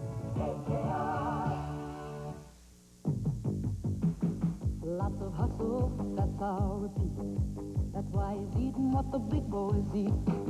Loved his Wheaties since he was small. Digging big boy, have a ball. Classic hits of crunchy wheat. Pure and simple, not too sweet. Dive right into those Wheaties treats. Now go tell your mama what the big boys eat. was a busy day in the life of the new Ford Escort, the most improved Escort ever. The new Ford Escort is more efficient, more powerful, more comfortable. And even though it's a new Escort, the name Escort is already world famous. In fact, here comes the only car in the world that outsells it. Have you driven the best-built American cars? Have you driven a Ford lately? All-Star action explodes this fall. Dynamite. On the All-Star Network. It's gonna be fun. NBC. Let's all be there. When players talk about losing the ball, they're looking up at this, and this is what they see. Now watch Brett. Remember we said you can't take your eye off the ball? Watch him try to feel for the fence. There he goes. Where am I? He's pretty much saying to himself. And he realizes that he still has plenty of room, makes the play. And another little problem, there was no the temporary seats, there's no warning track. So he didn't want to take his eye off the ball, and he kept trying to feel for it. Now as we go to the bottom of the third inning, 2-1 in favor of the National League. Carlton Fisk, followed by Harold Baines, who will bat for Jimmy Key, and then Ricky Henderson. Before this year, a career high for Carlton Fisk was 26 home runs on 3 different occasions. And here's Fisk checking in at home plate, having already hit 23 this year. And as you can see, 5 of his last 7 have gone the distance. One reason for his increased power, an off-season strengthening program he went on. 4-1. He works out about 90 minutes 3 times a week. And keeps going during the season. After the games, he stays till after midnight, 1 o'clock some mornings, working with the weights. But I tell you what, how strong he is, he doesn't really need an extra program. He had to be strong last year. Carlton Fisk last year caught all 25 innings of a game with Milwaukee that was suspended and spread over 2 days. It was the most innings anyone has ever caught in a major league game. 25. 1 ball, 1 strike. He's now ready. Interestingly enough, too, and there have been some awfully good ones, but no catcher has ever led the American League in home runs. Good breaking ball.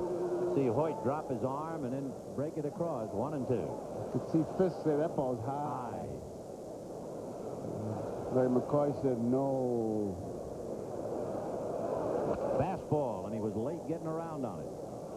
1-2.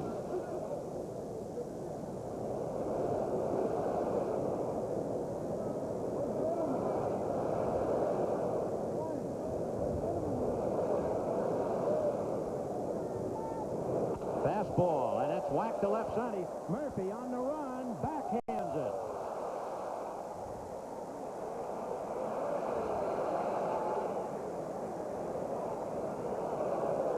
Dale Murphy, a Gold Glove winner 3 consecutive years, showed you why. He not only got a good jump, but he was there. No problem in seeing the ball. He saw it immediately and made the play. Harold Baines. He's only 26 years old, and this is his 6th full year in the majors. What a player. Averaging 99 RBIs a year over the last 3. Good first ball hitter. Little foul off to the left, out of play, and the count 0-1. Last year, Baines led the American League in slugging percentage. Usually, he has slow first halves, which is why he doesn't make all-star squads. 1 ball, 1 strike to Harold. And he hit that foul outside of first. 1-2 to count. This year, after a great April, everybody said what a year he's going to have, and he hit his slump in May, recovered a little in June, and now he is blazing hot. He's hit in 14 of his last 15 in that stretch in July.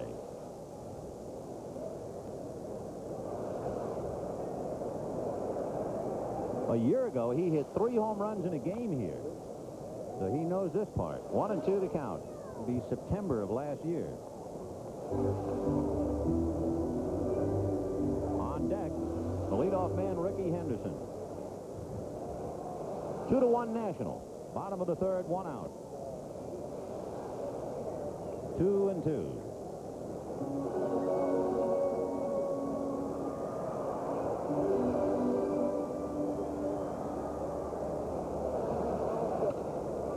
A shot down the right field line for a base hit. Strawberry in the corner to backhand, and being left-handed, he holds Baines to a long single. If he was a right-handed thrower, Baines would have taken the extra base. He showed his arm on that play.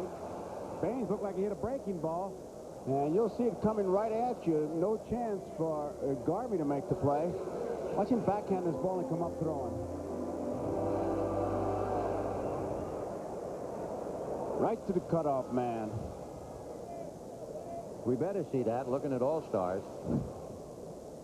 And here's Ricky Henderson. Open up the game with a single to center. Stole second, took third on Kennedy's throwing error, came home on the scoring fly ball by George Brett. Ball one, breaking ball missed.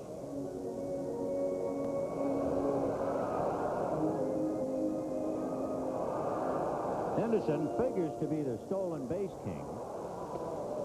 But now this year, he is definitely a candidate for the batting crown. And the last player to win both in each league, you have to go back to George Snuffy Sternweiss of the Yankees in 1945, Jackie Robinson of the Brooklyn Dodgers in 1949. 2-0. High chopper to third. Nettles is there. Over to Garvey. On the play, Baines advances to second, and that'll bring up Lou Whitaker. Take a look at Whitaker and the back of his shirt. You'll see that familiar number 1, but it is not a numeral that has been sewn on, and there's no name on the shirt. That's a marking pencil. Pretty good one.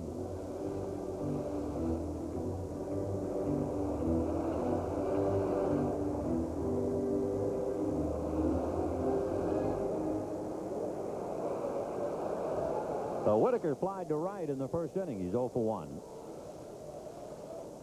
Much like Baines, you get that first ball in the strike zone, Whitaker usually takes a hack at it.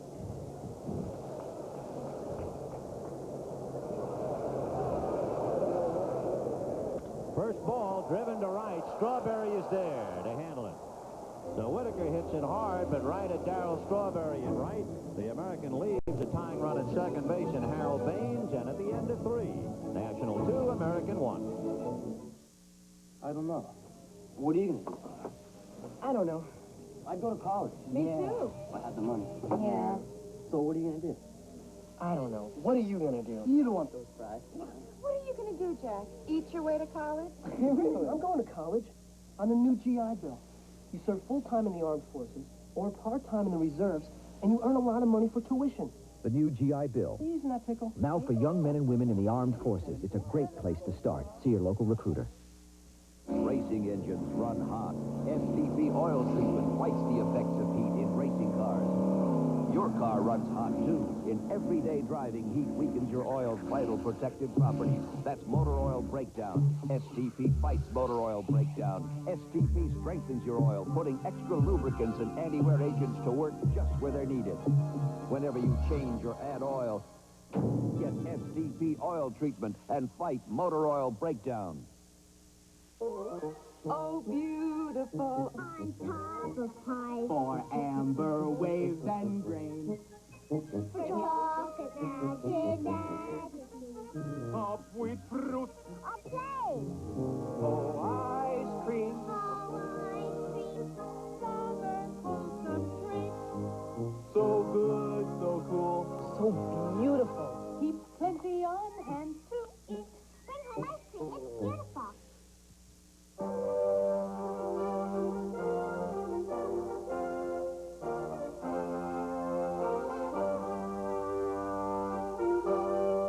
America's Day at the Races, the Breeders' Cup, this fall on NBC.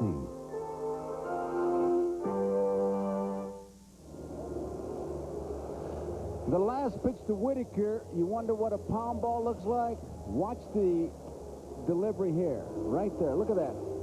Right in the palm, uses it as an off-speed pitch, and there's the rotation. And as Killebrew said, the way to hit it effectively is to hit it between the seams. And if you believe that... Get some land in Florida. That's right. Derek Kennedy will start it off. He'll be followed by Ozzie Smith and then Lamar Hoyt's spot. And with Nolan Ryan throwing in the pen, Dick Williams is thinking hitter. Meanwhile, on the mound, Bert Blyleven becomes the third pitcher for the American League. He won the 200th game of his career last month, a career ERA of 3, and there's a ground ball to Eddie Murray, and he'll do it himself. One away. And the very first pitch he threw his bread and butter pitch. It was the overhand curveball, and he's got it dandy. With Ozzie Smith coming up, Gary Templeton is coming out on deck, and Templeton will bat for Lamar Hoyt. There's Blyleven's numbers. Of course, he'd like to be traded, but he must now clear waivers. That means every team in the American League would have to pass on purchasing him for a minimal fee. That's usually routine, but Blyleven is so much sought after. It doesn't appear he'll get through waivers at all. Detroit would certainly take him at his salary before letting Toronto trade for him, and the Indians aren't going to let him go for just the waiver price, so he's still in place. High twisting foul off to the left, out of play, and the count 0-2. You wonder what it's like to be a catcher and have an umpire call a strike. The next time we see a strike, we're going to let you listen to Larry McCoy. He'll clean out your sinuses when he calls a strike. He's the American League's answer to Dutch Rennert. Oh, those two guys. Al Barlick was like that. No balls, 2 strikes. Interesting confrontation here. High chopper back to the left of the mound. Barehanded by Levin, and got him. Fine play by Bert to barehand and throw.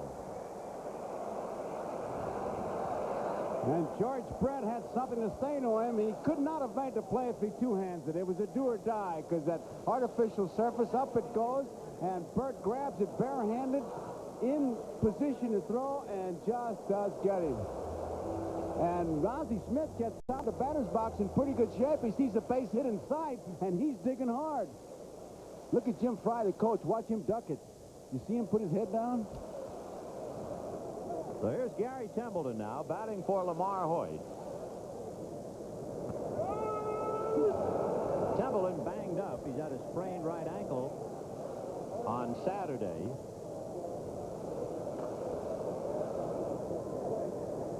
Gary certainly set up some impressive numbers. Chased that one. 0-2. You might remember when he was 21, he had 200 hits.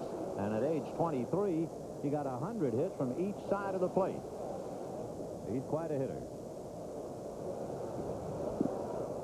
0-2. Fisted foul. Dick Williams says that Gary Templeton has the best arm of any shortstop in the major league. I don't know if he'll get a chance to display it tonight or if he's just going to hack away and go sit back down. No balls, 2 strikes. 2 out in the 4th, 2-1 National, and where was that one? Carlton Fisk can't believe it. George Brett is saying, ask Charlie Williams. You take a look. Well, they ruled that he did not go around. 1-2.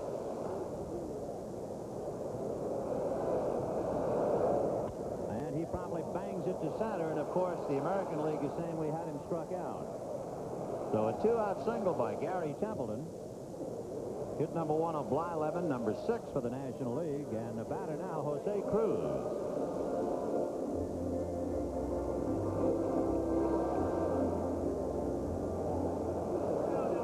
Cruz 0 for 1. Tony Gwynn started the game and grounded out, and Jose grounded out in the 3rd inning.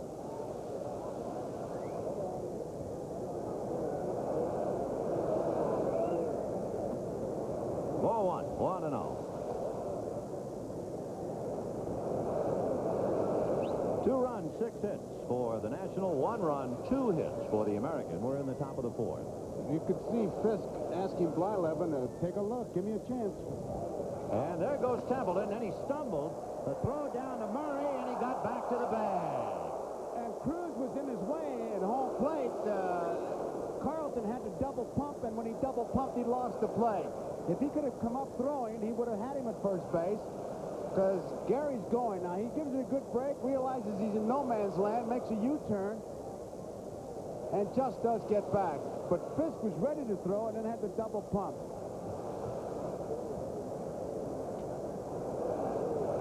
And remember, he's planning on running on a bad ankle. 3-0, the count to Jose Cruz. On deck, Tommy Hurd.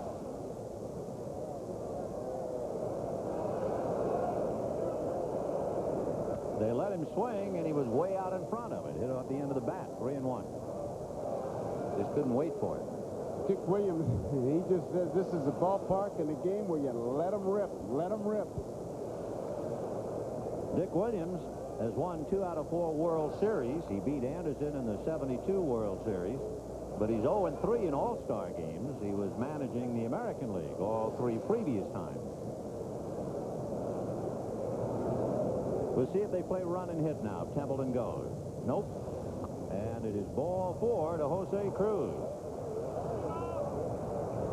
So 2 on, 2 out. And Tommy Hurd coming up. Hurd has popped to short and doubled. That was in the 3rd inning and eventually scored the go-ahead run. Hurd's always been a pretty good hitter. Of course, this year I think they've really oversimplified by saying, well, he's got those 2 guys, Coleman and McGee, on ahead of him. He gets a lot of fastballs to hit. You still have to be a pretty good hitter. He's an intelligent hitter. He knows the strike zone. The big change, I guess, he's moved up a little bit in the batter's box, but he was a pretty good hitter before McGee and Coleman came onto the scene. The biggest thing for him is he's healthy. He's had 3 knee operations. So with 2 on and 2 out, Tommy Hurd trying to open it up. It's 2-1 Nationals, top of the 4th inning. Breaking ball rolled wide to Murray. He'll overhand to Blyleven coming to the bag, and that's it. No runs, 1 hit, 2 left. At the end of 3.5, the National League 2 and the American League 1.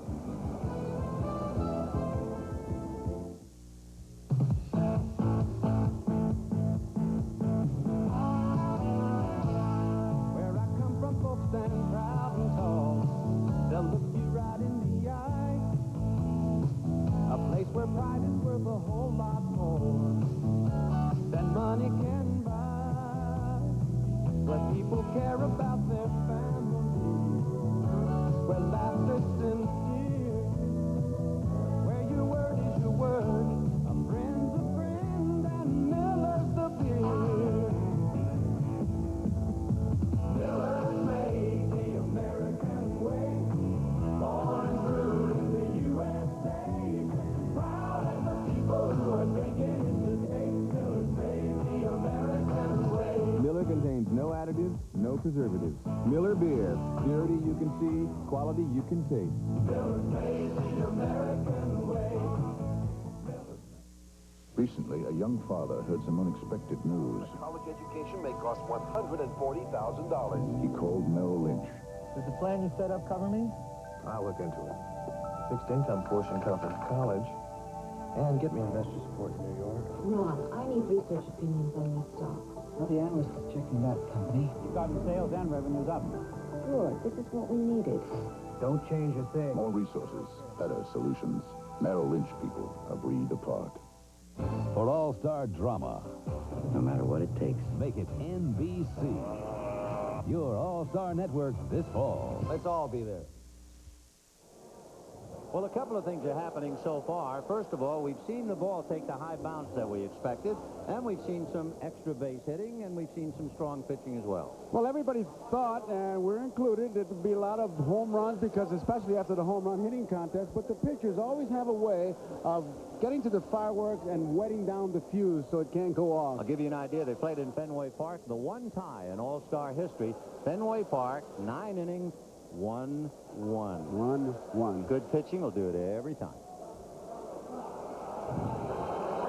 It'll be George Brett, Eddie Murray, and Cal Ripken against Nolan Ryan in the 4th inning. The National League making several changes. Tim Wallach is now at 3rd base. Ryan Sandberg is at 2nd, and Ossie Virgil is now behind the plate. We'll pick them off one at a time. Brett had the scoring fly ball and grounds it to Ryan Sandberg. Over to Garvey, 1 away. If you're keeping score along with us, We're checking to see how these fellas are going to hit. That's the way they're set up defensively behind Ryan.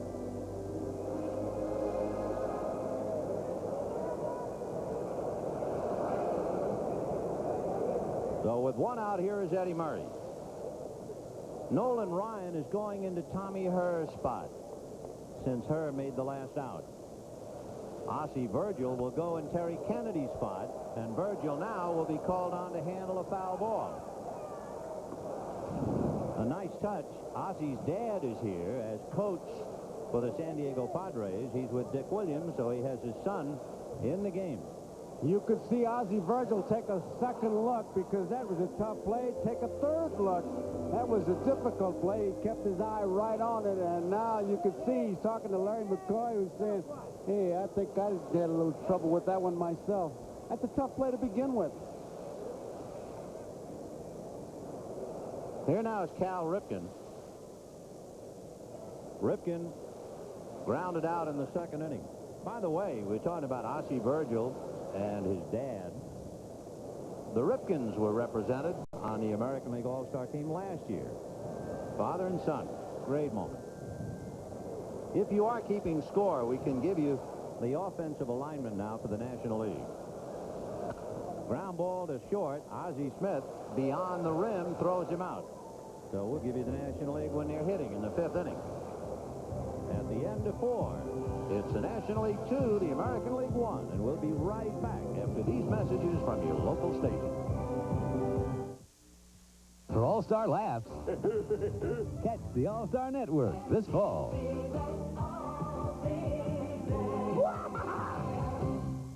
Hope your restaurant chain's doing better than you are. It is. I've got myself a new long-distance company. Substantial savings? Up 70% on the road. Helpful services? Everything I need. Since I entered their World Series sweepstakes, I figure I'm going to get there. One way or the other. Does phone company have a name? Sprint.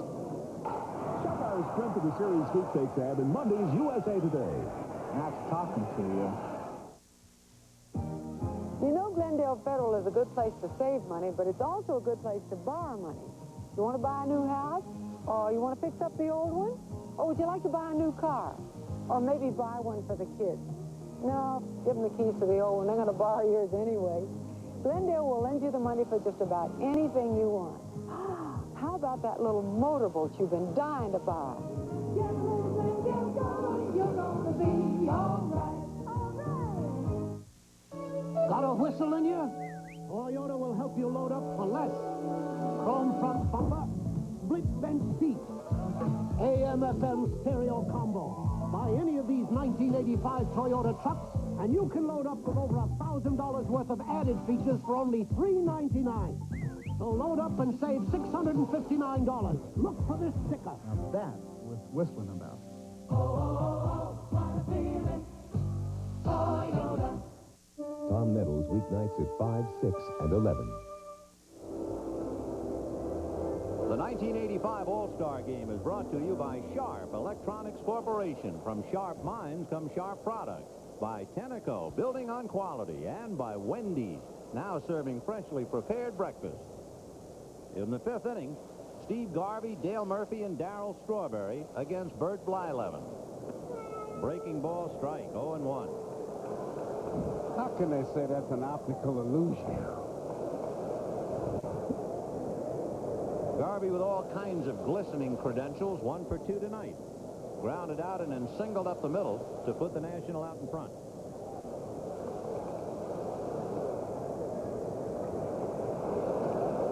Whoop, in on the hand.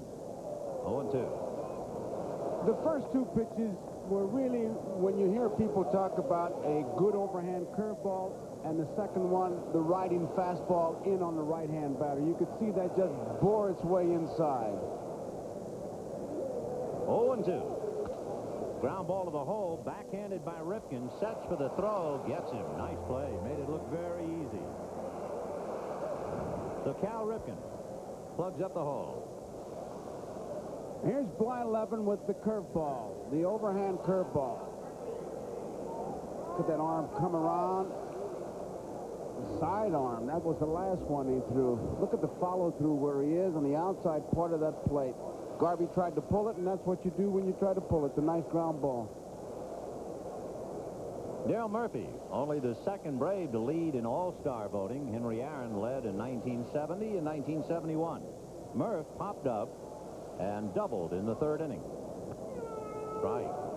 Darryl Strawberry on deck.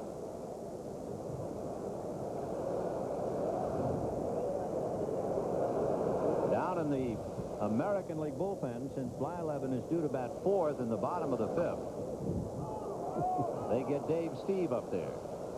If this guy gets through waivers, they're going to have to make more deals than a dealer in Vegas to get him through, I'll tell you.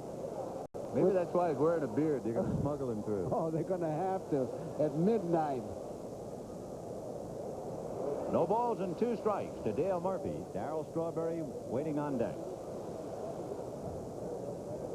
Murray, Whitaker, Ripken, and Brett on the infield. Rice, Henderson, Winfield in the outfield. And Carlton Fisk still behind the plate.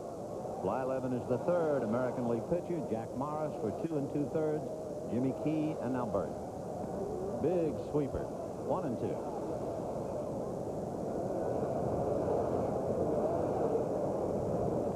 If you're interested in speeds with the radar gun, they have Blyleven throwing an 86-mile-an-hour fastball and a 73-mile-an-hour curve. How about the bend on old Uncle Charlie, though? That's what counts. Or Lord Charles, as they Lord call Charles. Dwight Gooden's curve. Right. 1 and 2. Slow breaking ball down and away. Ball 2. 2 and 2 to Murph. I told you about it at that Cracker Jack game. They put the gun on Stu Miller. He was throwing 12. 12 miles an hour. 2 and 2. Fastball. Punched him out. So he threw a lot of slow curves and then the express. And Blyleven picks up his first strikeout. 2 down in the 5th inning.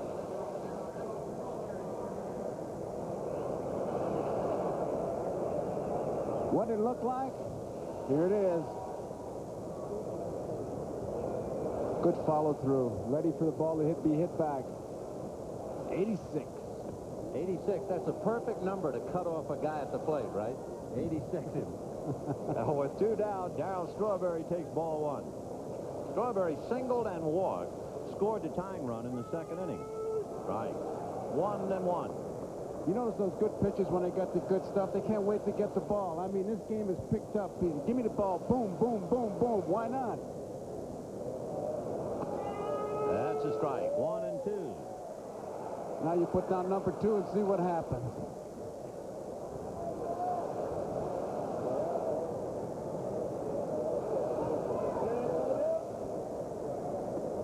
Another breaking ball. 2 balls, 2 strikes. Darryl Strawberry. And some youngsters dreaming about their day in the sun and wearing a New York Mets hat.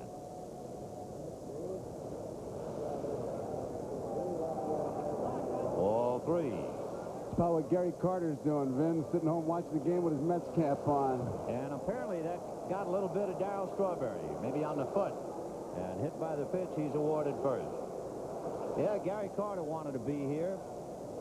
Lance Parrish wanted to be here. Pedro Guerrero wanted to be here and is here. And Joaquin Andahar is spelled W-A-L-K-I-N-G.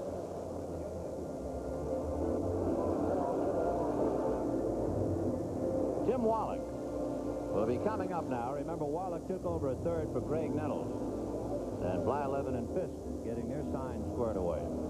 Wallach had one of those great moments. He had a home run, his first major league at-bat. That was way back in 1980.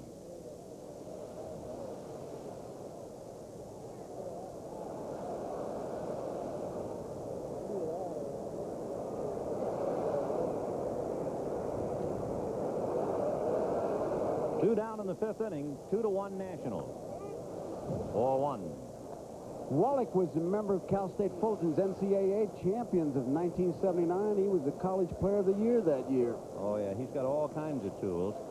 Montreal just waiting for him to really explode, and this has been a down year for him in power. Strawberry goes, and it's whacked down the left field line. Fair ball. Kangaroos up into the seats. And let's see, they'll send Strawberry back to third.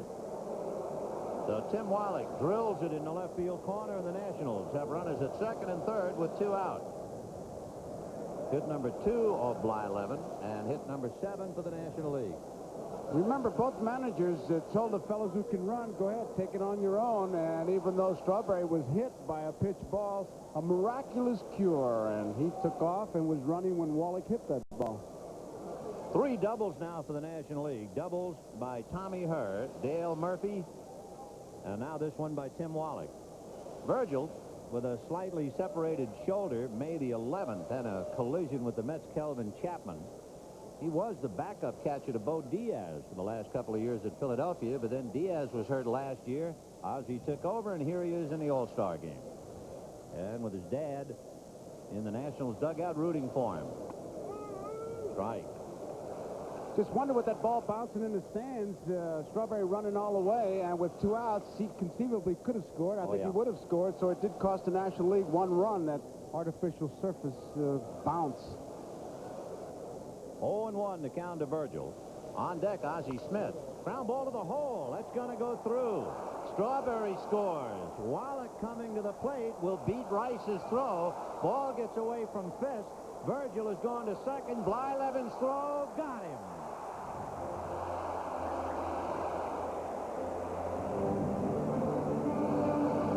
Put 2 more in the bank. And at the end of 4.5. When the big U flows, America goes. Still beautiful, Dad. Took your brother through college, take you wherever you want to go. On Quaker State. Right. Smooth oil flows are what you want. Protects the engine. See, Quaker State starts with Pennsylvania-grade crude, delivers stable viscosity. You get great protection with the big Q. Hey, how come you know so much? I'm listening to you. Quaker State. The big U stands for quality. Always has, always will. Now Wendy's has breakfast for only you. Only Wendy's makes breakfast fresh for you. Only Wendy's makes French toast and omelets too. Only Wendy's and Wendy's alone has a sandwich like we do. Fresh made through all the breakfast one and only you. When you play telephone, if you can't hear everything, that's part of the game. But when you pay for calls, it's no fun. AT&T thinks that every long-distance call should sound as close as next door, and isn't that why you call? Want to try it, too? Calling anywhere, anytime, long-distance operators over a century of commitment. That's AT&T. The more you hear, the better we sound. AT&T, the right choice. I never let those years in the spotlight go to my head. There are no stars on Theta Farm. Everybody's the same. I lived a simple life here. A really good life. There's still a place where people don't forget where they came from. A place where beer is beer, and the brand is Miller. Miller Beer. Purity you can see, quality you can taste. Miller's made the American way. Here's the base hit by Virgil, a good fastball hitter. He hits a curveball in the hole to left field.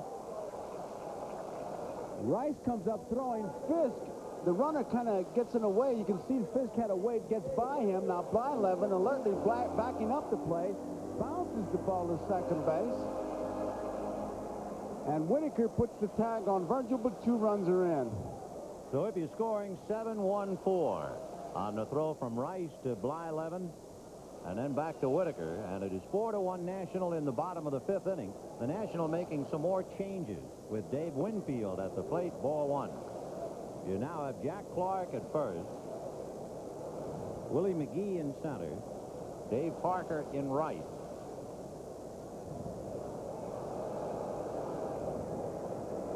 We'll give you how they're hitting offensively. Line drive hammered to center for Winfield. He's 1 for 2.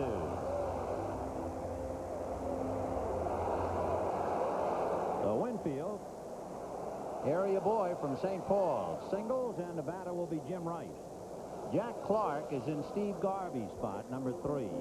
Willie McGee is in Dale Murphy's spot, number 4. And Dave Barker in right field is in Darryl Strawberry's spot, number 5.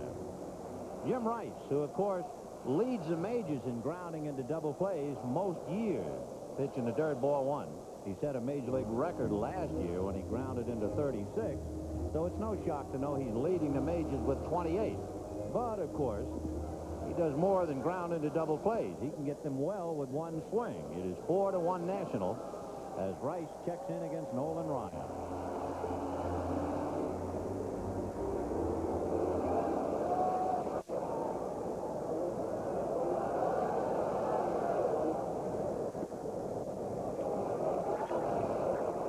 Two balls and no strikes. Carlton Fisk on deck would represent the tying run.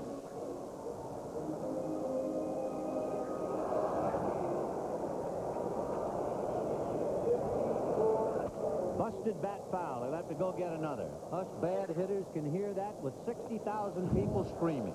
Like a celery stalk. So he's gone to the woodpile. Ryan went to his strength, which was his fastball, got it inside, and you can see that Rice, he was determined to swing if it was a fastball, and he just got it right at the trademark, and, well, it's a souvenir for somebody. So Nolan Ryan working on Jim Rice. Boy, that's the high-rent district, isn't it? 2-1 to Jim.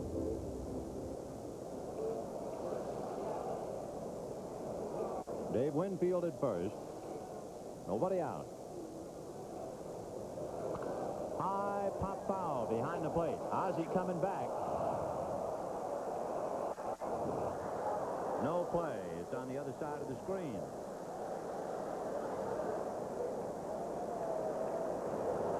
Two balls, one strike. Winfield held on by Jack Clark. 4 runs, 8 hits, 1 error for the National League. 1 run, 3 hits, and no errors for the American League.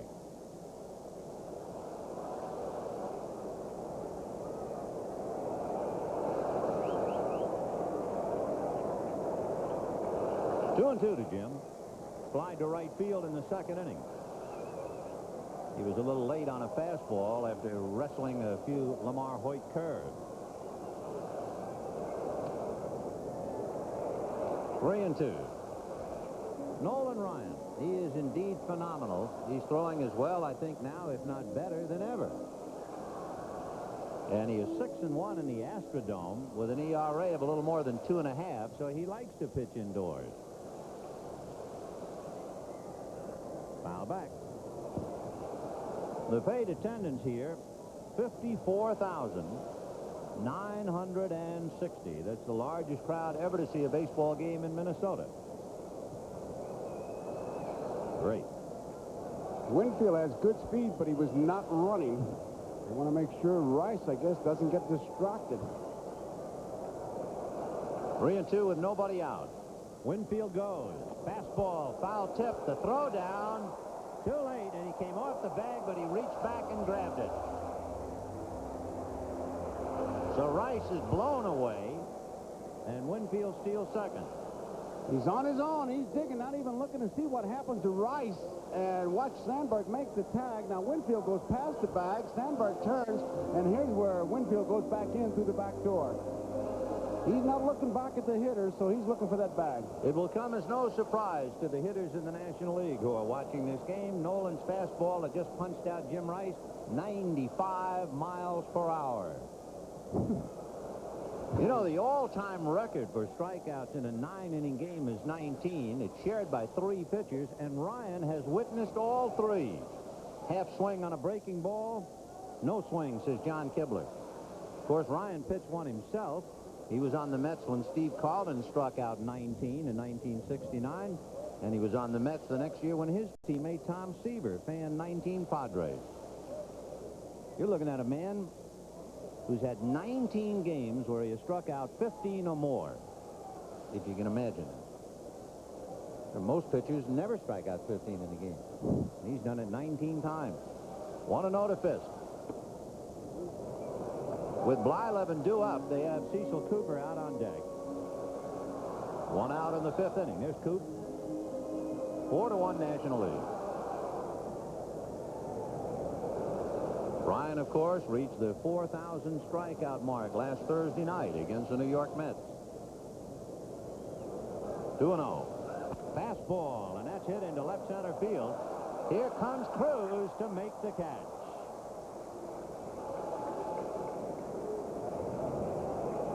That's a whole lot like the ball that was hit by Murphy that Henderson had to wait for. It was a big swing, wasn't hit that hard. And Cruz broke a little bit late and then made the play. Cecil Cooper, a left-hand hitter coming up. And, of course, Sparky Anderson still has sitting on the bench Wade Boggs, Don Mattingly, and Ernie Witt to hit left-handed.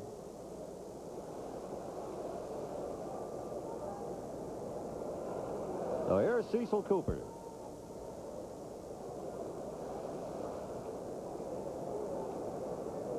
He really tailed off in home runs, and it could very well be just the sign of time taking its toll. 1 ball and no strikes. He went from 30 home runs in '83 to 11 last year, 5 so far this year. He has Winfield at second with 2 out. 4-1 National in the 5th. When you talk about unique stances, you certainly have to talk about Cecil Cooper. An open stance, but the one thing he does, as he gets set for the pitch, watch him shift his weight to his back foot, ready to bring it forward like all good hitters. There it is, coming back with it. That missed. He had 7 straight years where he hit over 300, and of course in 1980 he hit 352 and finished a distant second to George Brett, because that was the year Brett hit 390, and along the way he's picked up 2 Gold Gloves. 4-1 National, 2 out. Winfield at second in the 5th. So Cooper draws the walk, and Ricky Henderson will represent the tying run with 2 out and 2 on. Henderson has singled to center, grounded to short, 1 for 2.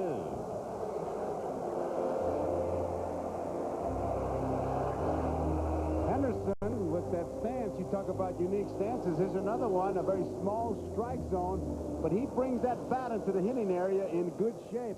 He doesn't get straight up. He stays low and goes right into it, and if he gets his pitch, we know he can bring that fence in very close. So Winfield at second, Cooper at first, 2 out. Ball 1. So Ryan now just missing. You have Cooper at first, Winfield standing right on top of the bag, and 2 out. Ryan pitching his second inning after Lamar Hoyt went the first 3 and allowed 1 run. 1 ball, no strikes.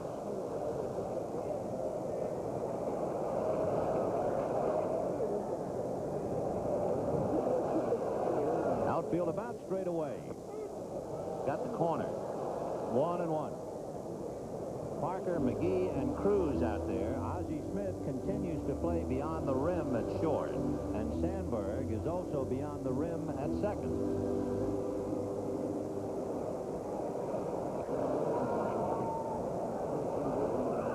Whoa, fastball driving him out of there. A little smoke on that, baby. When you can make the catcher's mitt that Ozzie Virgil is using, when you can make that pop, you're really throwing. The gun had him at 90 because that thing is just a big pillow. It's an undersized pillow is what it is. 2 balls and 1 strike to Ricky Henderson, battling a man with 5 no-hitters, Nolan Ryan.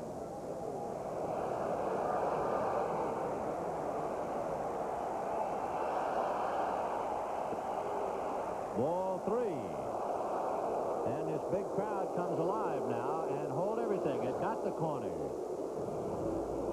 So Henderson, as McCoy, it seemed like he had already let the pitch go, and then the right hand came up. So checking to make it 2-2.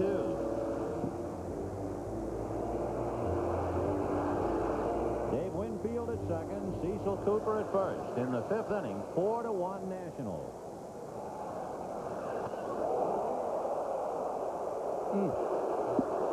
That was just the pitch he wanted to come inside, but I'll tell you something, that is about as effective a fastball as you want to throw. 92 miles an hour, and Ricky's ready to hit it, and then he says, let's get out of here, let's get on the boat and take off. I mean, he goes straight down, and now you have to go up knowing you have to face him one more time. So that trip to the dentist is not a bad idea at all. So the runners will be going 3-2 and 2 out. Winfield and Cooper. Runners go. Fastball got him swinging. A 94-mile-an-hour fastball takes care of Ricky Henderson. The American leads 2, and it's 4-1 National at the end of 5. For years, systems companies have been telling you about your problems. Finally, somebody's listening. Introducing Document Solutions from Team Xerox. If you deal with letters, memos, or reports, on paper or electronic, we'll examine what you do and recommend a complete business solution. Hardware, software, networks, and service. When you're ready to talk, call 1-800-TEAM-XRX. We'll be ready to listen. I got the same card as you, Coburn. Huh? Oh, that's nice. You don't have to be a big cheese to own a MasterCard. I know. The same card you bop around the south of France with, I used to buy wool. Wool? So you're not as hotsy-totsy as you think, Mr. Tinseltown. May I buy you a drink? Anytime, Jimbo.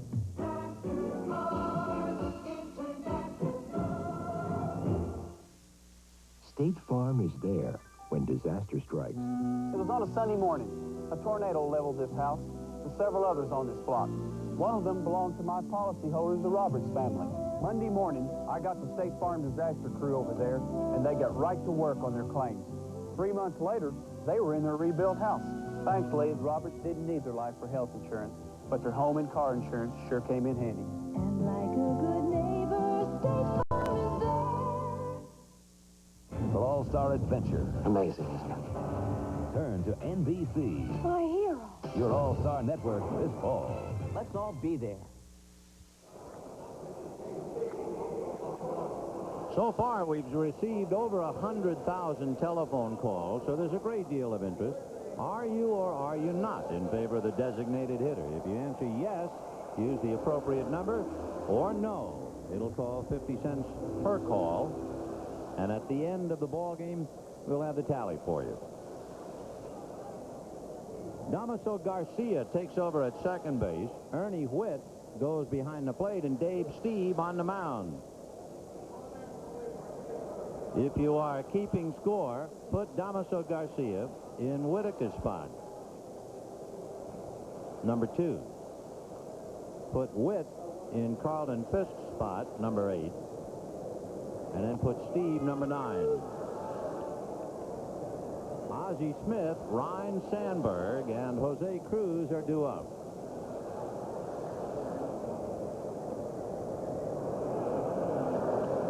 Down in the National League bullpen, Fernando Valenzuela begins to loosen up.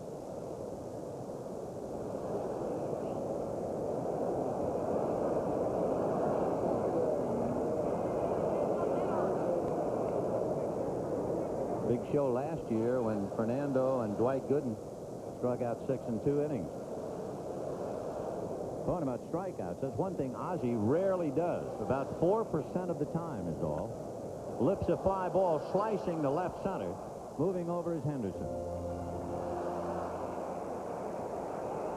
The 1 down, and Ryne Sandberg coming up. Again, if you're wondering about Steve, his manager Bobby Cox says outstanding fastball, good command. His best pitches is slider and fastball. He's got an overhand curveball that he throws to left-hand hitters, and he'll come 3/4 to a right-hand hitter. And then he throws what Bobby calls a dead fish. And when he throws that, I wait to see what happens, because in the middle of the pitch, I'm going, oh. Rhino, as they call him at Wrigley Field, ball 1, 1-0. Sandy Koufax, the honorary captain, takes a turn at coaching first. 1 ball and no strikes. 1-1. That was the hard slider. Bob Lillis still over at third. Dave Stieb is pitching as many All-Star games as the other 7 American League pitchers combined. 1 ball, 1 strike. Good fastball. You might remember, unfortunately, that Dave Stieb was forced to hit in an All-Star game in Cleveland. Struck out on 3 pitches against Bruce Sutter. 1-2. Got him on the inside corner. What a great pitch. Oh, that was that 3/4 curveball that he throws. And after you throw the good hard fastball, the hard slider, and throw that one, there's not much you can do as a hitter but just watch it sail by. Here's a good look at it. Got to get that ball the outside part of the plate. Sandberg kind of gave up on it, thinking it was going to stay inside because he starts it right at the hitter. That's the key. Jose taking ball 1, 1-0. Dave Stieb could have had a much better record this year when you realize that in the games in which he did not win, his ERA is well under 3. And he didn't win any of those games. Neither his walks nor his strikeout totals are extravagant. He just gets people out.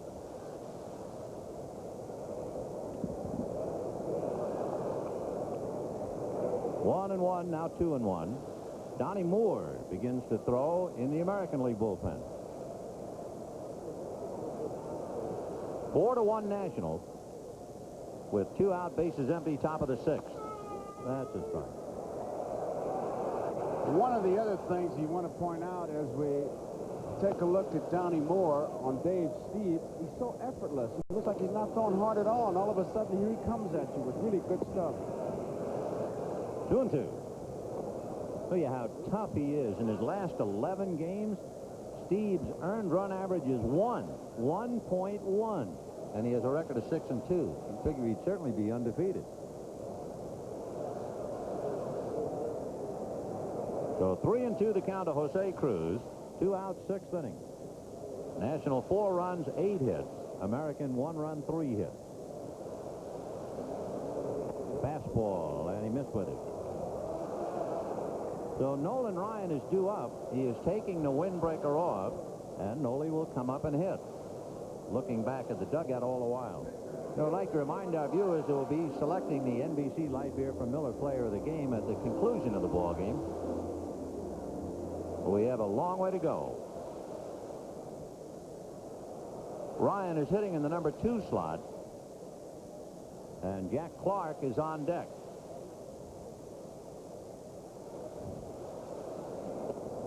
Ball 1.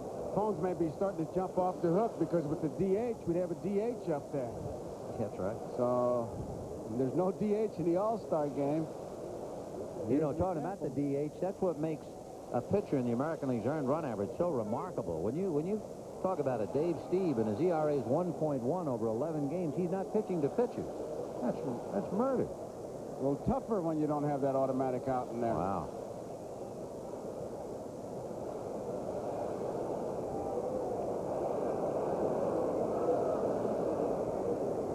Cruz at first with 2 out in the 6th inning.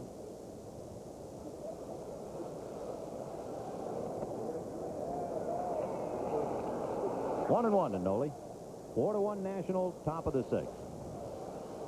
You know, the first game ever played between the Twins and the Phils here, Pete Rose got a single in the 1st inning with Cruz a big jump, and he makes it easily. So Pete put the imprimatur on this stadium in the 1st inning of the 1st game with a base hit. He's got a big jump, but he was tempted to go. I think Steve said, well, with Ryan hitting, why would he want to steal? But then again, if he gets thrown out, you might make a move. So it wasn't a bad play. Even if he doesn't make it and he makes it, well, he's got a chance maybe with a bloop or a flare, pick up another run. 2-2 to Nolan Ryan. And that's that. Breaking ball puts him away, so they leave Cruz at second base. And at the end of 5.5 innings, it remains the National League 4 and the American League 1.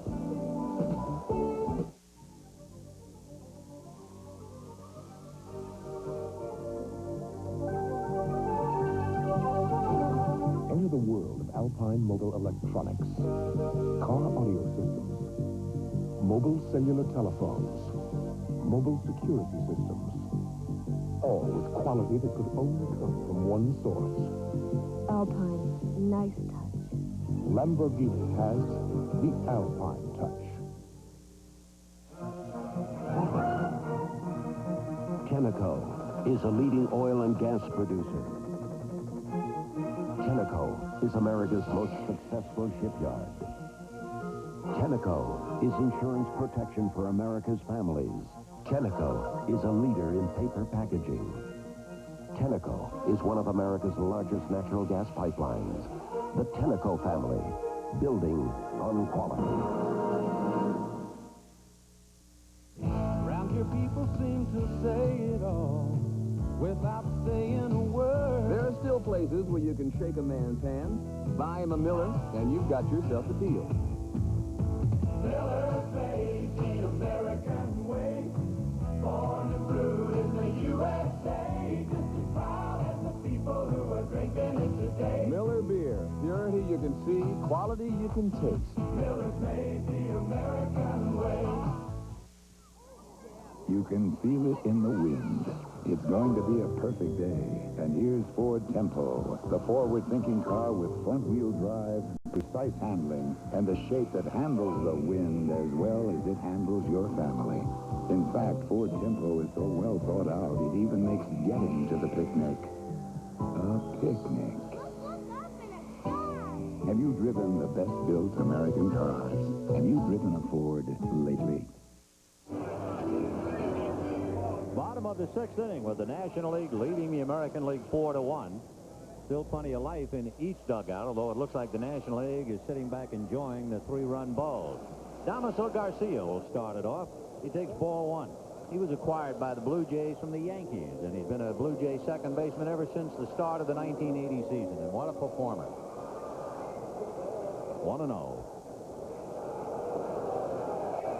2 balls, no strikes. You know, Damaso kind of steps in the bucket, bails out, is what they say, as Sparky's kind of making a little bit of a speech in the dugout when he makes some changes. But watch where his bat is. His bat is still back. He's still able to hit the ball, although he is bailing out. Watch that front foot. He rarely walks. This is very interesting. He's ahead 2-0. And he promptly lifts it to right center. Parker is digging, and he will make the catch for the out. We asked Pedro Guerrero how come he was here knowing that he couldn't play. His reasons make a lot of sense. Well, the way I feel is that, you know, I come down to this game to represent the Dodgers, but not only also, I also represent my family and my country, so there's something that you can miss, really. So the Dominican Republic is well represented by Pedro Guerrero.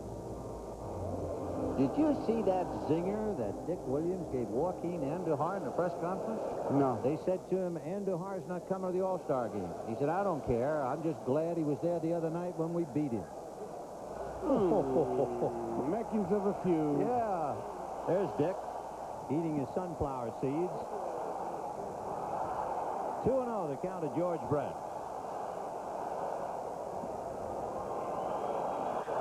George Brett had a scoring fly ball and grounded out. 0 for 1. Ball 3. Down in the American League bullpen, Don Mattingly and Alan Trammell are loosening up. So Sparky's going to make a couple of moves. Nolan Ryan working his third inning against George Brett.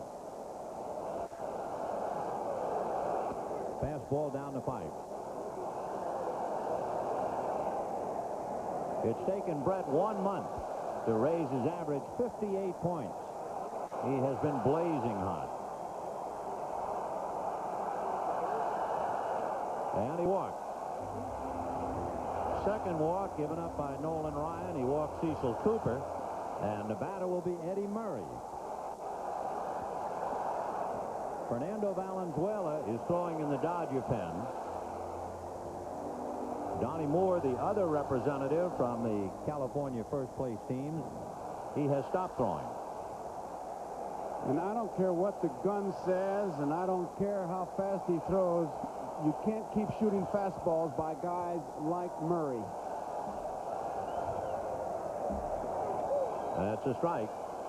Eddie Murray with 525 RBIs as the most in baseball during the 80s. And all you had to do is watch him hit those home runs in the home run hitting contest. It was scary. With that kind of a swing, he hit the speaker. How high is that speaker, Tom? 140 feet high. I tell you, he hit some, I think by cab was about $8.40. Way up in the upper deck in that home run contest. Crowd coming alive with a wave. With that billowing roof, you feel like you're under sail and underway. Ball one.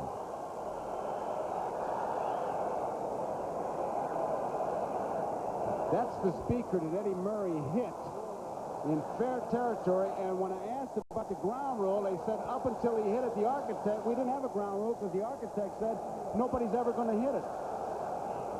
1-2 to Eddie. Fastball, and that's whacked into left center field. McGee and Cruz, and it's Cruz. Hustling back to first is George Brett. Fine play by Jose Cruz to plug up the gap. That was a tremendous play because McGee's not going to make that play, and it looked like it might have even bounced over McGee's head. He was in fairly close to Cruz, but watch Cruz just cut across and make a tremendous play, reaching across his body. A little tougher because he is a left-hand thrower with that glove on the right-hand side. The other way, he would have been able to reach a little farther, but he made a good play there. Interesting the way Ryan was pitching Eddie Murray. His first pitch was a 90-mile-an-hour fastball. His second pitch was a 76-mile-an-hour breaking ball. He came back with a 90, and that last one was 95. Ball one. That's throwing. Yeah, you can't say Murray was a little late on a 95 mile. No. 1-0 to Cal Ripken. Grounded to short twice, 0 for 2. Brett at first, held on by Clark. 2 out. Breaking ball, 2-0. Ripken is tireless. When you add up his consecutive games, 527, and then add up the innings, it's 4,758 innings of running out, running back, and running round. Here's the spot where the hitter's against Ryan. You're always looking for his fastball. You have to because it comes in so fast. But 2 balls and no strikes. If you're going to get a good cut, it would be now looking for the fastball. 2-0. There's the fastball. Hit back a third. Smothered by Wallach. No play, but he took an extra base hit away from Ripken. You talk about keeping your nose in the game. He got a face full of rug on that play. Ball gets there in a hurry, and he backhands it, but he's not satisfied. He just catches the ball. He wanted to throw, but Ripken makes it to first base, and now it's Winfield. And to show you what it means to be an all-star, Cal Ripken pulled a 94-mile-an-hour fastball, and only a dazzling play by Tim Wallach prevented it from being an extra base hit. Think he was looking for it? Oh, yeah. 2-0, 2 breaking balls, the Express. And now Winfield represents the tying run. He is grounded to second, single to center, and stolen a base. 4-1 National, but the big guy can get you well in a hurry. Breaking ball for a strike. Winfield took a huge stride on that pitch, and he was locked. Changed speeds, and it kind of locked him. They've moved Wallach closer to the line, thinking these guys are sitting on the fastball to be able to get around on it. Winfield, big swing. There you see Wallach. 0-1 the count to Dave Winfield. Line drive, foul. Down in the bullpen where Coach Bobby Cox is playing catch with Tom Brunansky. And, of course, anything Brunansky does really shakes him up here. There's Bruno. 0-2 to Dave Winfield. And 2 breaking balls he threw to Winfield. Now he's way out ahead of him. It'll be an interesting battle right here. What Ryan will do, he can do most anything. Winfield jumped on that last curveball. It really wasn't biting as hard as that first one. George Brett at second, Cal Ripken at first, and 2 out. Fastball hit the bat and knocked Winfield on his haircut. You could see Virgil moving as he gave the pitch with our center field shot. You could see him edge in. That fastball was boring in on him, and down goes Winfield. And I mean, you talk about fast. He hits a line drive by just letting the ball hit the bat. When he goes down, you want to holler, timber. He just kind of unfolds. Look at this. And the count remains no balls, 2 strikes. In case Dave would like to know, it was 95 miles an hour. Let's see where Virgil sets up with this pitch now. He's one of those catchers that'll move. 0-2. Outside. Fastball hit down a Rhino, and Sandberg goes to Clark, and the inning is over. No runs, 1 hit, 2 left. 2 brilliant defensive plays by Murray and Ripken. We'll be right back after these messages from your local station. For TV's All-Stars this fall. Batter up, Miss Holt. Batter up, Mrs. Steele. Let's all be there. It's just how you feel when you know it's for real. It's a hit, it's a Coke, Coke is it. It is me, it is you, it's the side, it's the roar, a taste of stew, more than ever before. It's the secret to share, it's taking you now. It's a hit, it's a hit, it's a Coke, Coke is it. Universal Life, a philosophical breakthrough. It's not philosophy, it's a kind of life insurance from Metropolitan. Universal Life means the cash value of your insurance earns interest at competitive market rates. Universal Life, a metaphysical miracle. Within limits, you can skip payments or vary the amount of coverage. You mean it's a kind of insurance from Metropolitan? Yes, that's all right too. Get Met, it pays. Does it pay to call and stay in touch? For our company, it was worth $12 million. In 1973, we wanted to take Neutrogena public, sell stock. So I called my friend Bob McCabe, who's an investment banker in New York. Bob's my unofficial advisor. For years, we kept up a relationship over the phone. He told me how to go public, and we did. It pays to stay in touch. Millions. The most successful business calls are personal. Tom Nettles, weeknights at 5, 6, and 11. One of the tools that Nolan Ryan has, he comes inside. Now to Henderson, he comes inside. Down he goes. You remember that? And then he comes back to strike him out. You're just not eager to come up. Here's Winfield. Down he goes. And on the next pitch, he throws the bat, just barely gets the bat on the ball and hits the ground ball. You have to be able to pitch inside. And when you're throwing fastballs 95, 94 inside, the body has a meeting with the brain and says, hey, we're both brave, but let's not all of us get up at the same time. It's a very effective tool when you throw that hard. Well, it's a big city. You knock down 2 guys, New York, New York.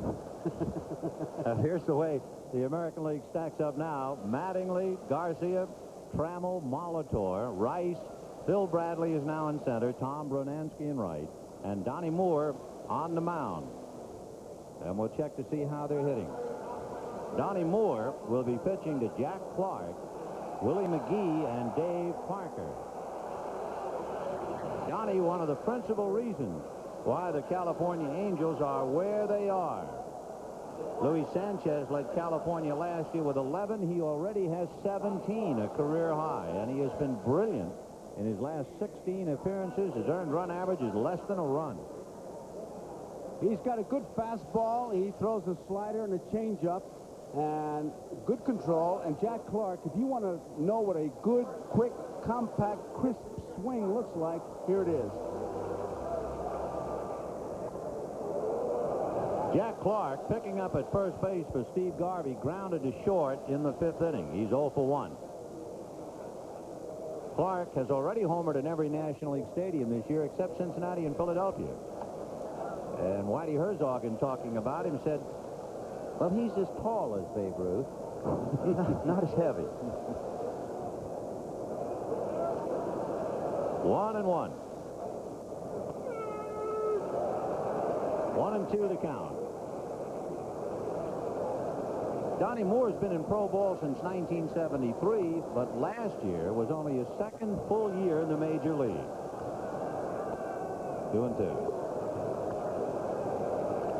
Donnie Moore was a long reliever until last year when he had 16 saves for Atlanta. But when the Braves got Bruce Sutter, well, they left Moore available in the free agent compensation pool.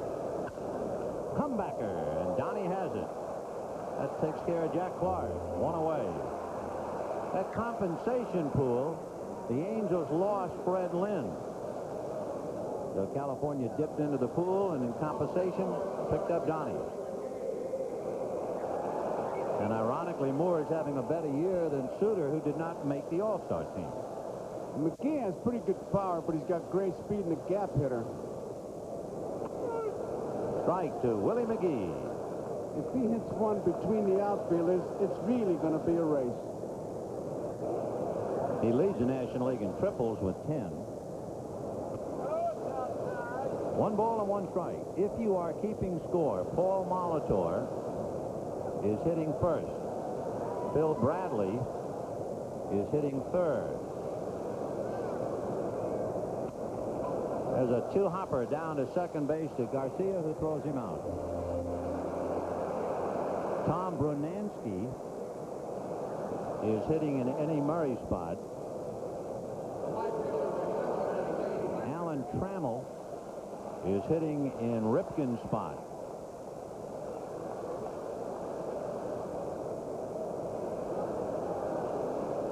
Johnny Moore is hitting in Winfield's spot and put Mattingly ninth. We had a clock on McGee, if you were wondering, 3-8 down the first.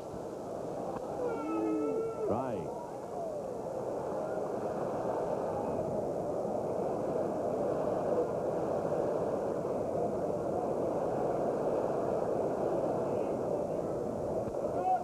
The Cobra, as they called him when he played in Pittsburgh, and he has really come back for Cincinnati. Big Dave Parker. He tells you in poetry.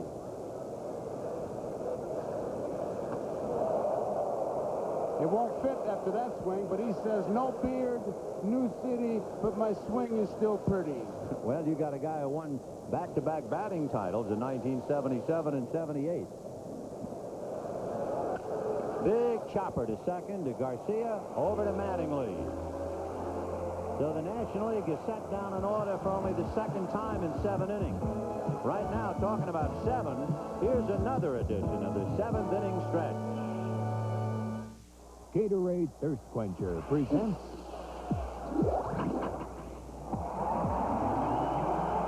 the 7th inning stretch.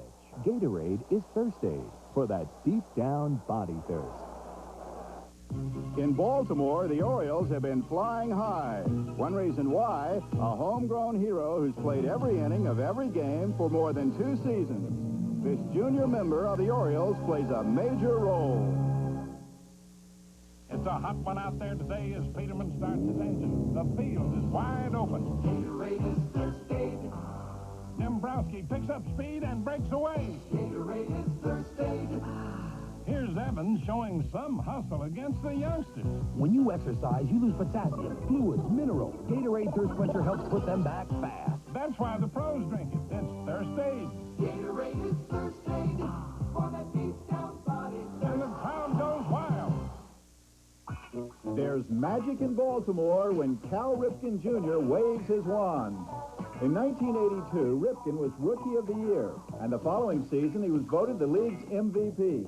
His proud father, Cal Ripken Sr., is the Orioles' third base coach, and Baltimore's favorite son has become one of the highest-rated shortstops in the game. With a glove like that and a booming bat, the Orioles' Cal Ripken will always stand out. So far, 150,000 people have called in to register their feelings about the designated hitter. Those are the appropriate numbers. Whether you say yes or no, we will call you 50 cents per call, and at the end of the ball game, we'll give you the total and how it is broken down.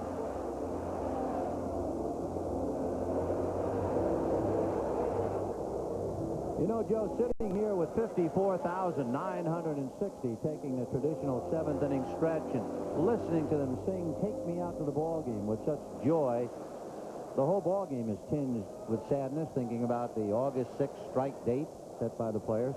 Well, everybody around here, you like to be an optimist and think that it won't happen, but we'll have to wait and see. There's not very much we can do except sit and wait. New battery, Fernando Valenzuela and Tony Pena. And Gary Ward is on deck to hit back a Rice. You youngsters who want to be catchers, watch Tony Pena behind the plate, get in his catching position, and then forget it. He's one of the rare ones. in the dirt. He has thrown out 5 people, at least picked them off from that position. He got Keith Moreland, where Jim Fry told me, he said it was like a line drive being hit instead of a throw. In looking at the American League here in the 7th now, you have Jim Rice. Then Ernie Witt is due up, followed by Don Mattingly. Gary Ward is out on deck as Rice draws a walk.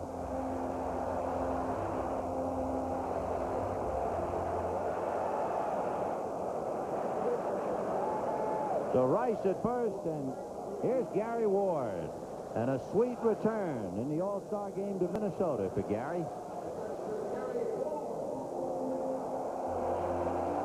You might remember before last year, the Twins traded Ward to Texas for pitchers John Butcher and Mike Smithson, and Ward struggled until after the Rangers were out of contention, and Butcher and Smithson were big factors in keeping the Twins in the race. Ball 1, and it goes back to the screen, and Rice goes down to second on what appears to be the wild pitch. This year, Butcher and Smithson are struggling, and here's Ward, an All-Star. He played in the '83 All-Star game as a Minnesota Twin. Pena just tried to make a one-hand grab. Johnny Bench, who's working in the next booth, he's the greatest one-hand catcher I've ever seen, and I think he's ruined more catchers. They try to be like him, they can't. That was a wild pitch. That's a strike. 1-1.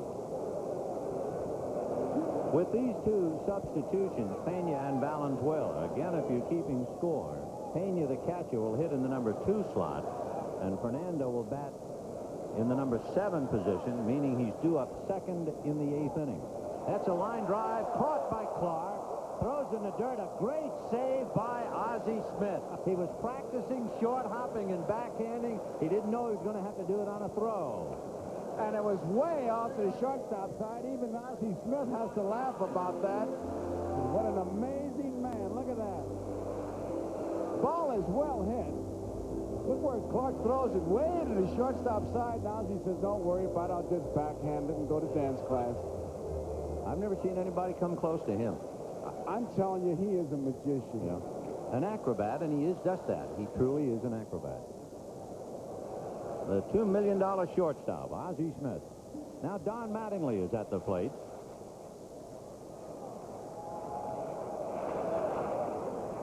Ball 1. Mattingly, last year, became the first player to lead his league in batting and fielding. He had his string snap, but he's hitting over 300 again. You know how far back it goes to do that? 1888. A drive to right center field and deep. Willie McGee on the dead run. He one-hands it. Ward goes for the bag to tag. Ozzie's going to be the relay to Wallach, and it hits the runner in the back. Rice is safe at third. They had a chance to get him. Ozzie Smith's throw just hits Rice. Good relay throw. Look at here. Plenty of time.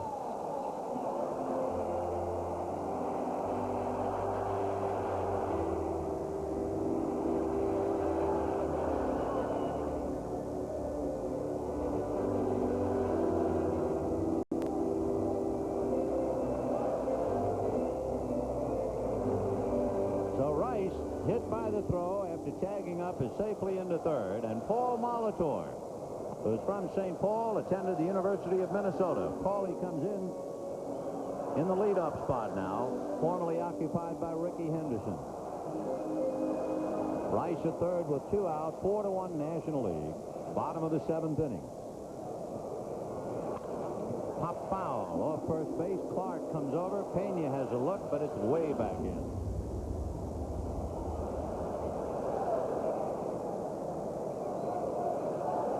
Paul Molitor really had his year scrambled last year because of injury. Of course, they love him here. He went to St. Paul's Cretin High School, as well as university. Foul ball. He played just 1 month last year. He was out from May 2nd till the end of the season. So this year, he's a logical candidate for comeback player of the year. The only man in history. Remember, he got 5 hits in the World Series against the Cardinals in the opening game 3 years ago. 1-2 to Paul. So Fernando Valenzuela, who figures to just work 1 inning. He's backed up by Jeff Reardon in the bullpen, and that's why he is hitting where he is. So he's due up second in the 8th inning. And he punches out Molitor, and that's that. Strikeout for Fernando, a man left at third. And at the end of 7, it remains the National 4, the American 1. The administration announced weeks ago that it plans deep cuts in 80. Not long ago, a young father heard some unexpected news. By the year 2000, a college education may cost $140,000. He called Merrill Lynch. And the figure they mentioned was pretty staggering. Does the plan you set up cover me? We heard a forecast a while ago. I'll look into it. The fixed income portion covers college. And get me investor support in New York. Ron, I need research opinions on these stocks. Well, the analyst is checking that company. Seems like you've tackled a lot of the problems you've had. This one's still out. You haven't heard from the analyst yet? Should be any time. You've gotten sales and revenues up. By using our depth of resources, Merrill Lynch people find solutions. Position over the next 10 years? Here's the information we've been waiting for. Good. This is what we needed. Don't change a thing. You're okay. More resources, better solutions. Thanks, Jerry. That's good to hear. Merrill Lynch people, a breed apart. The following message is furnished by Major League Baseball. You know, I believe in old-time values. When something works, you keep doing it. In 27, my dad took me to my first ball game. The crowd, the excitement. I took my son in 52. Now we bring his kids. Hey, come on, we're going to be late for the game. Going to the ballpark in this family has become a tradition. If you're missing it, you're missing something important. Hey, you owe it to them. Major League Baseball, a family tradition. Share it all.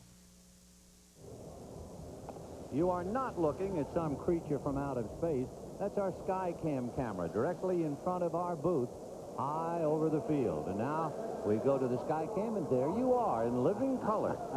Ain't you grand? Modern technology, as they say. And bye-bye, Skycam. Ben, I guess Bob Veal, the Pittsburgh pitcher, was right. Good hitting, good pitching will stop good hitting and vice versa. Vice versa. So long, Sky. See, I know him now. I don't drop the cam. Coming back. He's going to give us a shot. The area view straight down on home plate. Tim Wallach, who made a brilliant defensive play on that ball hit by Ripken in the 6th inning, will lead it off. On deck, and this place will go wild, I'm sure, is the man who got the first hit in the Metrodome ever, Pete Rose. There he is, the oldest non-pitcher to ever play in an all-star game. The previous record, Carl Yastrzemski. We ought to measure the decibel level with Rose and Brunansky when Brunansky comes out. Yeah, that's right. Those two will put us right out. By the way, you wonder, slowly but surely now, Sparky Anderson has run out of non-pitchers. The only man he has left on the bench would be Wade Boggs, because Gedman is behind the plate. And Wallach goes back to the dugout. And here comes Pistol Pete, batting for Valenzuela.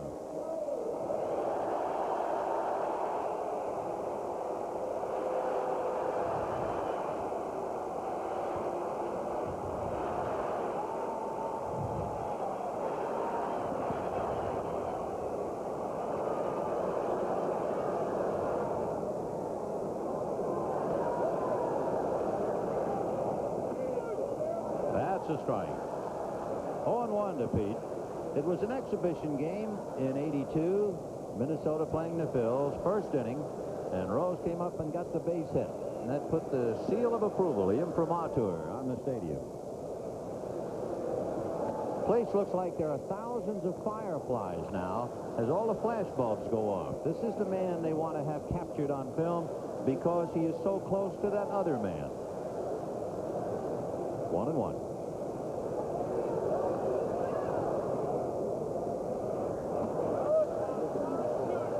2 balls, 1 strike.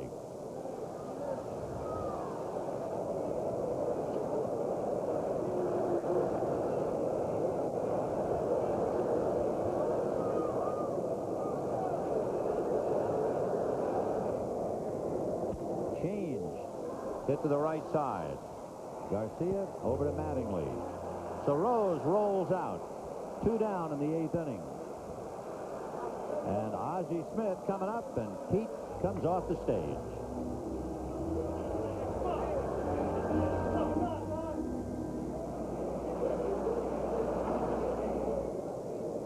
Ozzie Smith, going all the way at shortstop, has popped up, hit back to the box, and flied to center.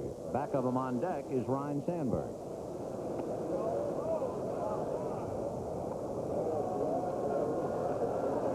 Getman behind the plate is quite a story.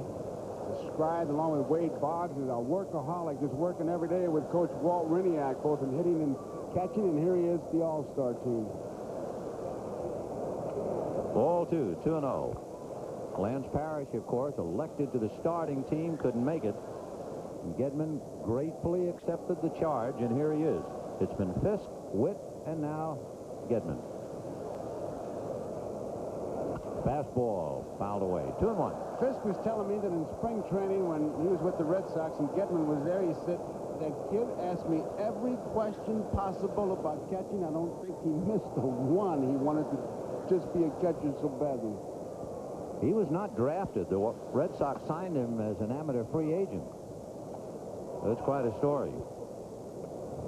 There he is, Carlton Fisk, along with Jay Howe. 3-1 to count.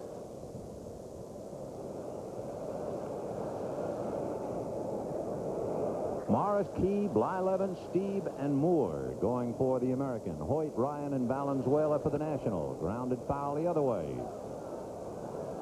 That's nice. Let's take a look at the first base coach and then the third base coach, if we can. Jack Kroll coaching at first. Nice to see him over there. And over at third, and what a nice night for him, Ozzie Virgil Sr. Foul back. So we've had 5 National League coaches, including Sandy Koufax. This telecast, presented by authority of Major League Baseball, may not be reproduced or retransmitted in any form without the express written consent of Major League Baseball. Drive to center, and going back for it is Phil Bradley to make the play. So that's 7 in a row retired as the National goes quietly in the 8th inning. And at the end of 7 1/2, 4-1 National. What's black and white and red all over? We'll show you. This new Toshiba copier makes crisp, clear, edge-to-edge copies. But with just one touch, it changes color to make crisp, clear, edge-to-edge copies in red, or blue, or brown. Toshiba's Chroma Touch copier, the copier that changes color, presto, changeo. And that's big news. Toshiba. Quality in, quality out.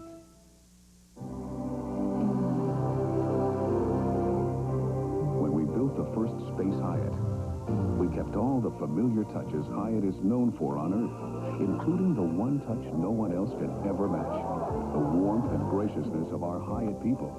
Good evening, Mr. Youthert. Hey, they even know me up here. You're in room 200. 200, my lifetime batting average. All right. It's what makes Hyatt the greatest space on Earth. Wish you were here. Lots of hustle, that's our repeat.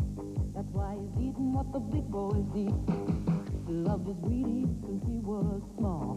Digging big boy, have a ball. Classic hit of crunchy wheat. Pure and simple, not too sweet. Dive right into those sweetie treats. Now go tell your mama what the big boys eat.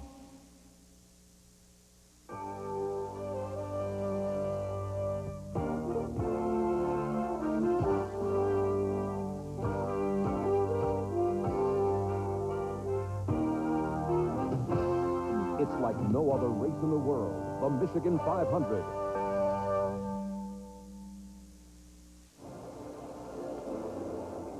Damaso Garcia, followed by Phil Bradley and then Tom Brunansky in the 8th inning against right-hander Jeff Reardon, who has picked up the nickname the Terminator of late. Stopping ball clubs, he leads the majors with 22 saves. Ball 1. Jeff Reardon.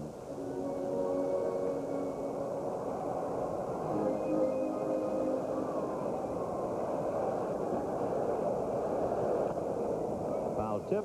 1 ball, 1 strike. One of the things that Jeff talks about that has helped him this year is his control of his curveball. He's always had a good curveball, but he said he threw more curveballs in spring training this year than in any year, and he really has been getting it over when he's had to get it over.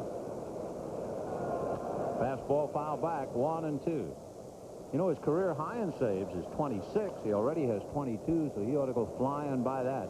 And he is certainly the biggest reason the Expos are having as good of a year as they are. In many ways, everybody figured this was a rebuilding year for Montreal with people like Gary Carter and Steve Rogers leaving the scene, but Jeff has kept them right in the thick of things. 1-2 the count to Garcia. Whoop. And he hollered, watch out. You could hear it up here. 2 balls, 2 strikes. So we saw Nolan Ryan almost bury Henderson and Winfield, and this one right over the head of Damaso Garcia. Trying to get that ball inside. It was right at the helmet, and down he goes out of the way. I remember that day when Jeff inadvertently beaned Mike Marshall in Dodger Stadium. He throws awfully hard, even though he's had some back problems at times. Ground ball to the hole, and that's the way the good hitters answer back. It was the curveball, and you could see Garcia bail out, but he still had that bat there. If you weren't with us in the first inning, Ricky Henderson single, stole second, went to third on the throw by Terry Kennedy, scored on George Brett's fly ball. However, in the top of the second inning, with 1 out, Strawberry single and stole second, and with 2 out, the base hit by Kennedy tied it up. Garvey single knocked in Tommy Herr to put the National in front 2-1. And in the 5th inning, Ossie Virgil with runners at second and third and 2 out. They pitched to him with Ozzie Smith on deck. Virgil single to left, and 2 runs came in. So it is 4-1 National, and we're now in the 8th inning. And that is ruled a strike. 1-1. Phil Bradley, a great football player, all-time Big 8 conference yardage leader, great quarterback at University of Missouri. And another one. There was the curveball. There's Tom Brunansky, as they call him, Bruno here. He'll stop the show when he comes up. And there goes the runner. Swung on and missed. Pena to Sandberg. And the ball gets away, rolling back to the mound. Reardon picks it up. He throws to Wallach, and they got him. What a freak play. Looked like Sandberg was handcuffed. The ball may have hit the heel because it came forward, and Garcia trying to pick up the extra base. Pena really put something on his throw. Watch it just pop out, and Sandberg really doesn't know where the ball is, and Garcia, for some reason, tries to pick up the extra base. But listen to the crowd. Here comes Bruno.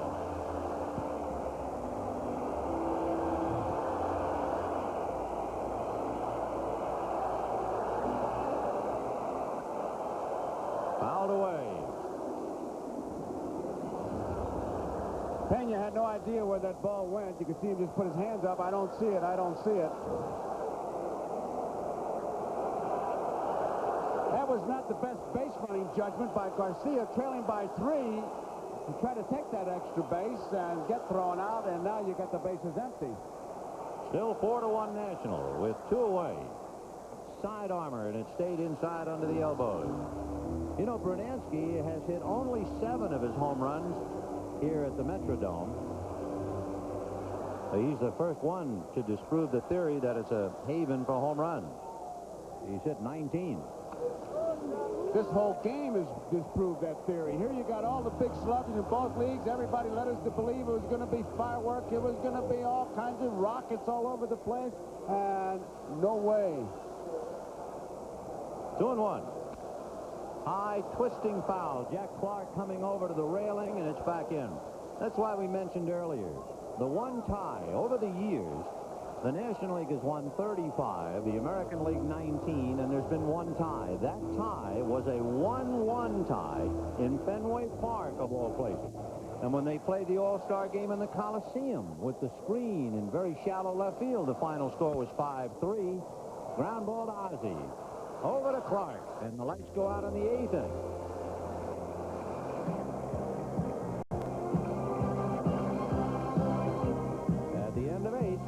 ball 4 and the American 1.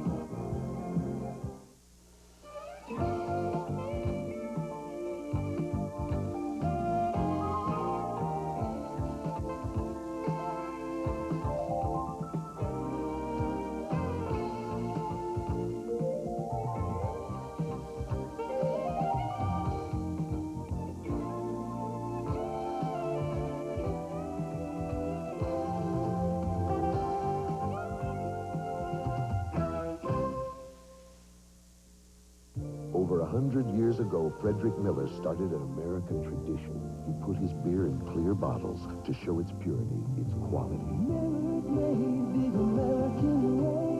Nothing's really changed since Frederick Miller's day. Miller still means purity you can see, quality you can taste. It contains no additives, no preservatives, and still comes in the same clear bottle for the same clear reasons. Miller's made the American way. The essence of hitting. George Brett. Some guys say it's the rhythm, reading the pitch. For me, it's a feeling that says, I'm going downtown. The essence of shaving. This is Atra by Gillette. It pivots so the twin blades stand your beard longer. But what Atra is all about is the feeling that says you just got Gillette's best shave. Gillette, the essence of shaving. For All-Star surprises, watch the All-Star Network this fall. All mature, intelligent individuals will be there. Yeah. A reminder now, you can express your feelings at Live Sunday on your Total Sports Network. ESPN turns on the speed Saturday with another leg of the 500cc Motocross World Championship. See who takes the checkered flag at the French. is in the number 3 slot. And Paul Molitor has gone from third base to center field. Petrie has an outstanding slider and an above-average fastball.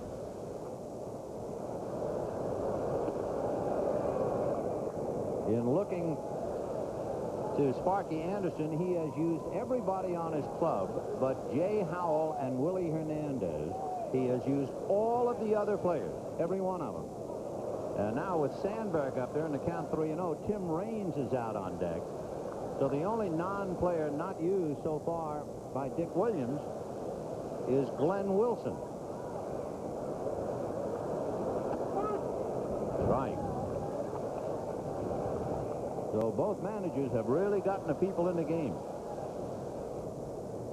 Each manager using 3 pitchers. Of course, that brings up the luxury. There's ball 4. In case you wondered, if you had used 2 catchers and the third catcher was severely injured and there was still a couple of innings left, only in the All-Star game do they make a provision for that. They will allow you to bring back the starting catcher. Well, here's Tim Raines. So that leaves only Glenn Wilson, along with pitchers Darling, Garrelts, and Gossage. And Gossage is throwing in the pen.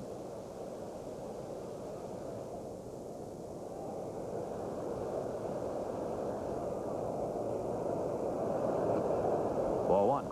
4-1 in favor of the National League. We're in the 9th inning. There's the Goose, heating up under the eyes of Harry Dunlop down in the National League bullpen.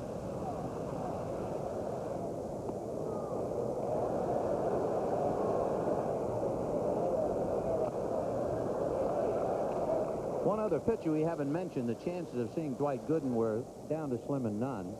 He won that tough game 1-0 Sunday. Made, Dick Williams said, some people tell me 130, some say he made 140, so there's just about no chance we're going to see him. Willie Hernandez, the other left-hander, along with Jimmy Key, begins to throw now in the American League bullpen. There is Jay Horowitz of the New York Mets visiting with Dwight Gooden. It's about as close as we'll see him, I believe. 2-1.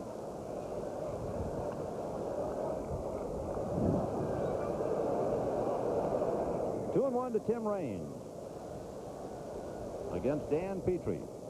Morris, Key, Blyleven, Steve, Moore, and Petrie.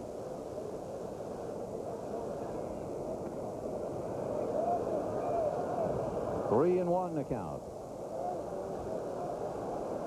Raines looking down to Ossie Virgil. Nobody out, so Ryan Sandberg also wants to check with Jack Kroll. Raines is the National League stolen base man until Vince Coleman came along, and he walks.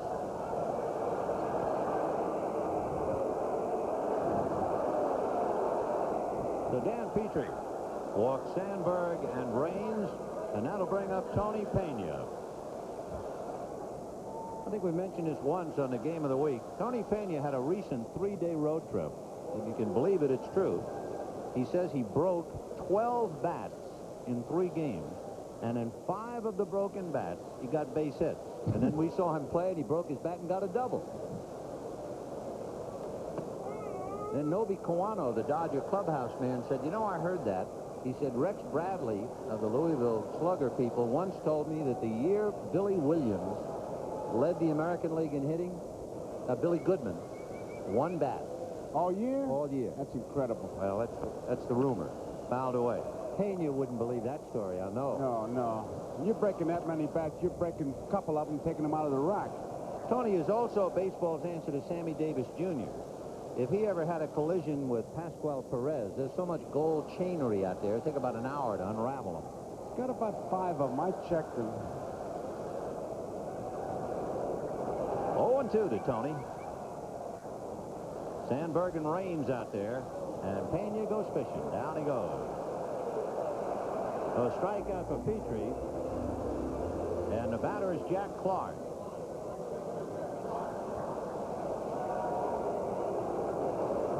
Straight down. Would you say that was out of the strike zone? One of those free swingers. Not hit the ball where it's pitched, hit it if it's pitched. Not only did Pena strike out, they threw the ball out. And here's Jack Clark. Clark is 0 for 2. Garvey had grounded out in single. There's the goose heating up. Clark has grounded to short, hit back to the box. So Jack 0 for 2 with Ryan Sandberg at second, Tim Raines at first. 4-1 National League in the ninth. Ball 1. I think of all the pitchers in baseball, Goose has to be the one who intimidates you the most. I mean, he arrives looking mean and mad and just stays that way.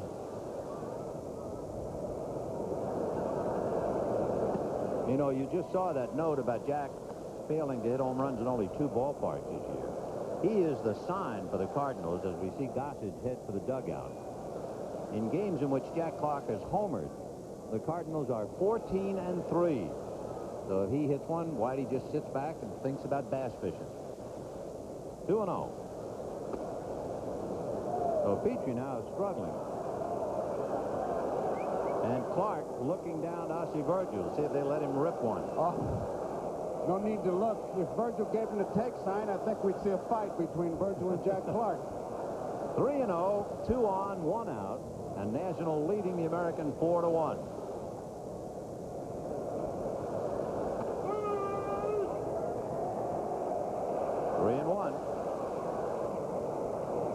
He didn't like the location. That was a tough pitch to handle. He was taking it all away. They gave him the green light.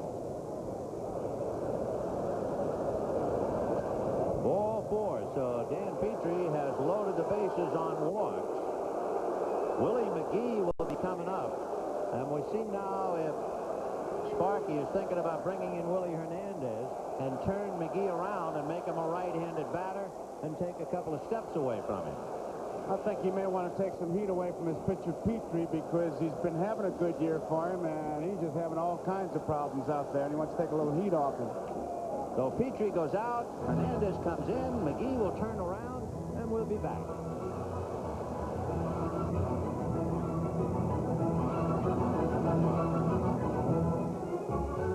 I don't know. What are you going to do? I don't know. I'd go to college. Me too. If I had the money. Yeah. So what are you going to do? I don't know. What are you going to do? You don't want those fries. What are you going to do, Jack? Eat your way to college? Really? I'm going to college on the new GI Bill.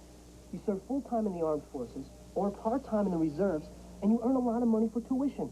The new GI Bill. Isn't that pickle? Now for young men and women in the armed forces. It's a great place to start. See your local recruiter. Go for the lean. Arby's Lean Super Roast Beef Sandwich. Lean. Be lean. Arby's Super Lean Roast Beef, crisp lettuce, luscious tomatoes. Eat lean, feel terrific. Be lean. Eat lean. On the lean team. Go for Arby's Super. Super delicious, super lean. Lean on into Arby's. Recently, Diet Pepsi changed its formula for the third time in 18 months. Yet once again, in taste tests, more people prefer the taste of Diet Coke. Diet Coke, the #1 diet soft drink. Just for the taste of it. The bases are loaded in Minneapolis, but who would ever forget Comiskey Park in Chicago and Fred Lynn? 1983, the golden anniversary All-Star game at Comiskey Park in Chicago. Bottom of the third, San Francisco's Atlee Hammaker faces California's Fred Lynn, and Freddie drives this one over the wall and right for the first and only Grand Slam in All-Star history.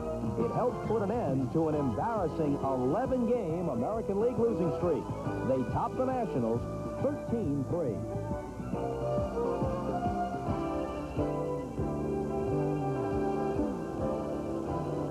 Well, that was a couple of years ago. Right now, here in Minneapolis, McGee will turn around and go right-handed. You know, it would have been interesting, anybody but a switch hitter like McGee. Glenn Wilson, the only other player who has not been in the game, could have come up to hit against the man he was traded for. That would have made a nice bit of drama, because the Phils got Glenn Wilson and John Walkenfuss for Willie Hernandez, who just set the American League on its ear. The infield is up with the bases loaded, 1 out.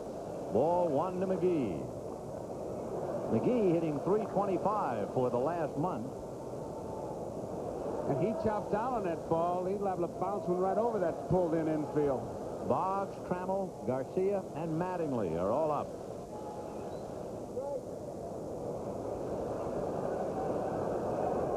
One ball and no strikes. Dave Parker is on deck.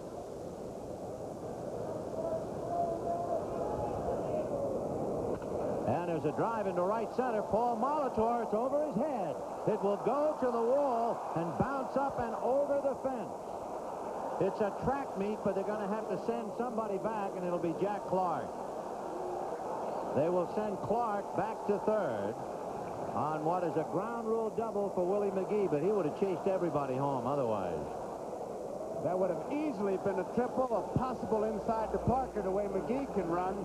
So they bounce, and Molitor gives it a chase, no chance whatsoever, and watch that thing just jump its way right out of this ballpark. Look at that high hop. Well, for Sparky Anderson, that goes under the heading of the best laid plans of mice or men.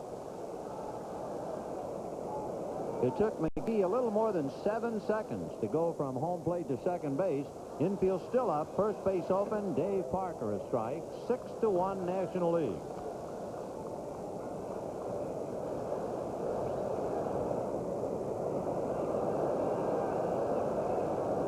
The count to Parker, finishing up for Darryl Strawberry in right field. That's a strike. 1 out in the inning. That was Pena, who struck out on a pitch in the dirt. 3 walks, and then Willie McGee put the slug on Hernandez. 0-2. Sidearm, foul tip, and down goes Parker. Willie Hernandez, a remarkable pitcher. When he got the out that clinched the American League East title for Detroit, it was his 30th save in 30 save opportunities. This year he didn't blow a save opportunity until June. So he really went a year and a half without missing a meaningful save in the regular season. Now, with the walk to Tim Wallach, we are going to get our wish, because Glenn Wilson comes out on the on-deck circle, and it looks like Wilson will hit against Willie Hernandez. He just as quickly goes back in the dugout looking for another bat. So the intentional walk to Tim Wallach and the trade will be on the line for all the world to see.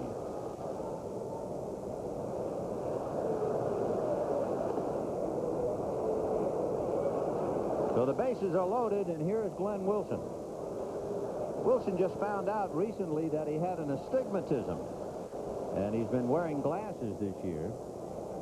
He went to spring training, said he didn't even know he had the problem, and then when he finally put the glasses on, he almost fell down.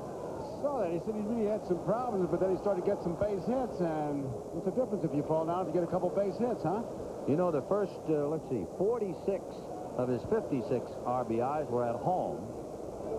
Now it's 61, so he loves Veterans Stadium in Philadelphia, which, of course, is AstroTurf. So here's Glenn Wilson. He has a very good arm. He leads the Major League outfielders in assists. But the trade goes, and all of Philadelphia has a look at it, as well as Detroit. Ball one. Wilson is the 8th man to come to the plate. He's batting for Reardon.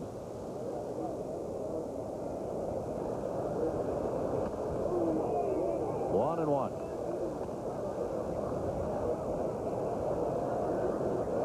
You have Tim Wallach at first, Willie McGee at second, and Jack Clark at third.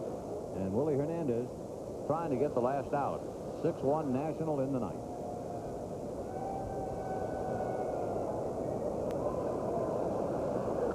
Fouled away. To give you an idea of what's been going on here, the number 7 spot in the National League lineup has had Kennedy, Virgil, Pena, Valenzuela, Rose, Reardon, and Wilson, all in that one spot. I'm glad I'm not making the box score for this little beauty. Oh, the scorecard looks rough. Oh.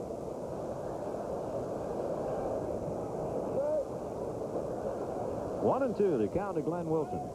As a Tiger rookie, he had a 19-game hitting streak, and of course Sparky knows him well. Back of him on deck, Ozzie Smith. 1 and 2.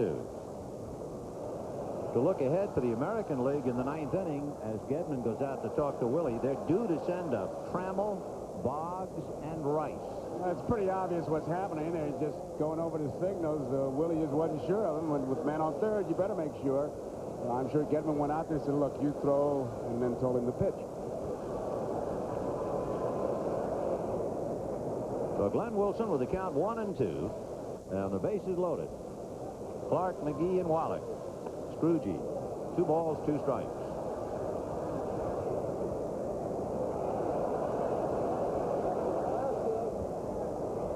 $54,960 here at the Metrodome. And a screwball chased and missed, and the trade is history. And at least for that moment, Hernandez put Reardon away. Reardon's replacement, Glenn Wilson, and it's 6-1 National. Okay, gang, let's take on the tough stuff.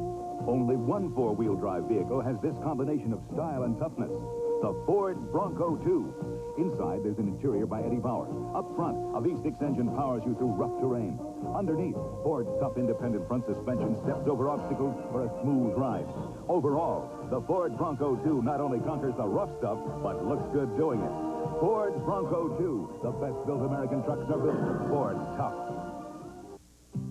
I never let those years in the spotlight go to my head. There are no stars on a potato farm.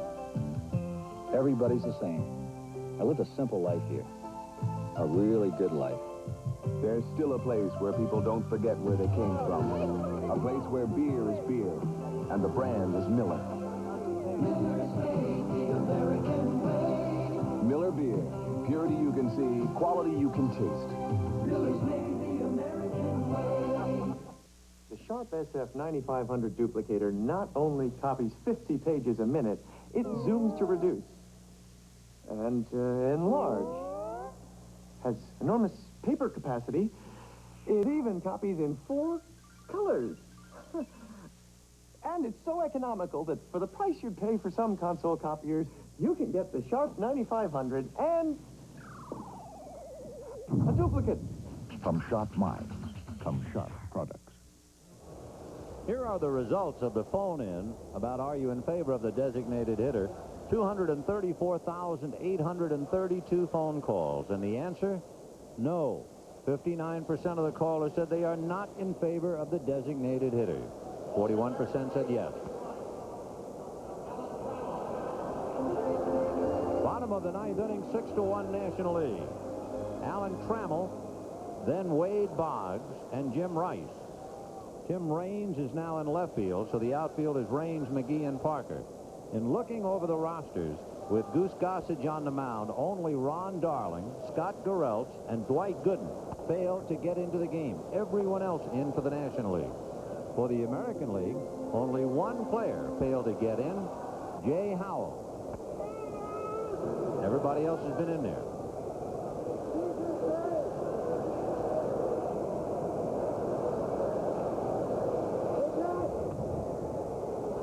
Goose Gossage has appeared in the All-Star game with 4 different teams, beginning 10 years ago with the Chicago White Sox, then with the Pittsburgh Pirates, the New York Yankees, and the San Diego Padres. Ground ball to third. Wallach is in front of it. One away. The executive producer of NBC Sports is Michael Weissman. The coordinating producer for NBC Baseball, Harry Coyle. The telecast of tonight's All-Star game has been produced by George Finkel, directed by Harry Coyle.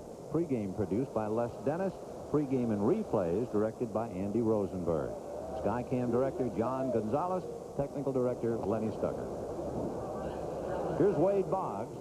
He comes into this game with a 20-game hitting streak, tying Don Mattingly for the major's longest of 85. The Goose hasn't thrown anything but fastballs. All you got to do as a catcher is remember to put down one and break in a new glove. 2-1 the count. No strategy here. I mean, he's playing good old country hardball. Give me the ball and fire. Here it comes. Foul back.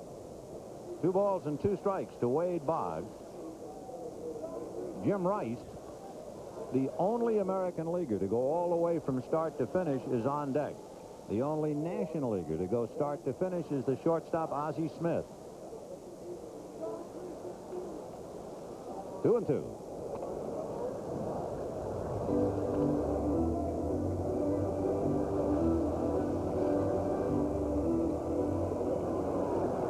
Fastball fouled away. I have to snicker. You said fastball was Yeah, what else? But it's redundant. Yeah, right. He's just rearing back, and I mean, he is throwing. Here he comes. That sounded high. So Boggs goes to first with 1 out in the ninth, and here comes Jim Rice.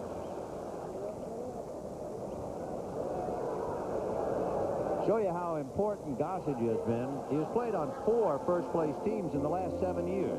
And now he goes up against Jim Rice, who is flying to right, struck out, and walked. Big RBI man. Ball 1.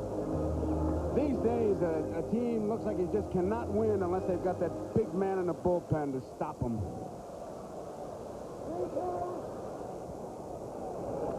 Foul back. 1 ball and 1 strike to count. The American League scored in the first inning, but they haven't been heard from since. And Gosh is trying to put the lid on this one. The National League scored in the second, the third, twice in the fifth, twice in the ninth. Finally threw a high breaking ball. That was a curveball. It surprised everybody. I think it surprised the Goose. Where did I get that one with the bend in the middle? What happened? Fastball, 2-2. But there's no need to throw anything else. No. I mean, when you got that kind of fastball, you don't worry about a hitter's weakness. You just give him your strength and say, here, beat me, okay, beat me on my good stuff. He's not throwing as hard as Nolan Ryan, who hit up to 95, but the Goose is hanging nice at 92. On deck, Rich Gedman. Breaking ball. 3-2 to Jim Rice. There's Gedman waiting his turn on deck. Got him. So Gossage strikes out Rice, and that brings up Gedman. At this stage, tonight's NBC Light Beer from Miller Player of the Game would be starting pitcher Lamar Hoyt of San Diego, who got the National League off and running. Light Beer from Miller happy to present a check for $1,000 in the name of Lamar Hoyt to help fight multiple sclerosis. And we're delighted for Lamar, but There really wasn't a stick-out, stand-out, bright and shiny star in this one. And that was a default. Yep. I mean, it was just, you took a vote and you could have picked it out of the hat. Ozzie Virgil got a base hit to drive in 2 runs. They appeared to be very big, but then the ball game kind of fell apart. It's 6-1 National League. Ritt has replaced Lance Parrish, and he's up there with Boggs, a teammate at first, and 2 out in the 9th. 6-1 National League. The National League will have won 12 of the last 13, 21 of the last 23, 31 of the last 39. It is a litany of frustration for Sparky Anderson, and I don't care what kind of a label they want to put on it. For Dick Williams, this will be his first All-Star victory in the National League. He was 0-3 with the Americans.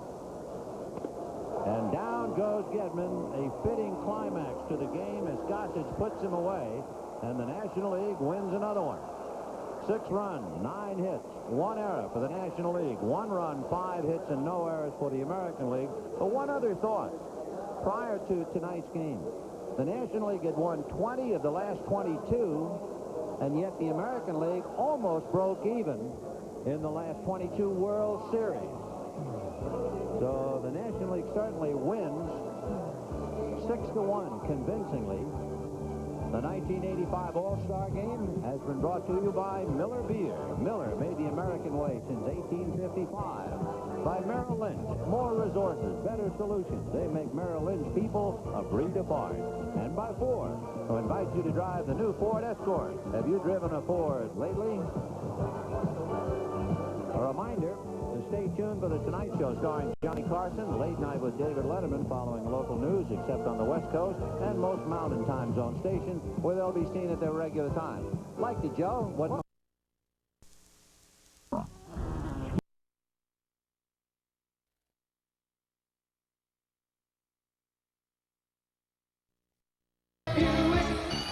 Time is money.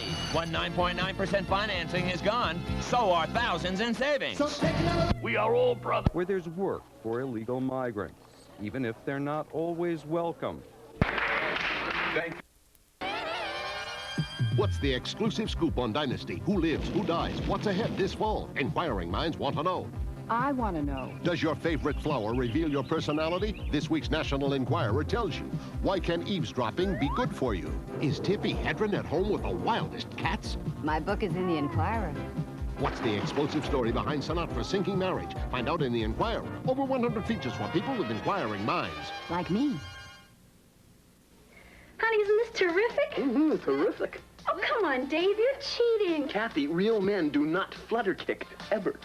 Good. I suppose real men don't shower either. Oh, really? Yeah, so you won't mind if I go first.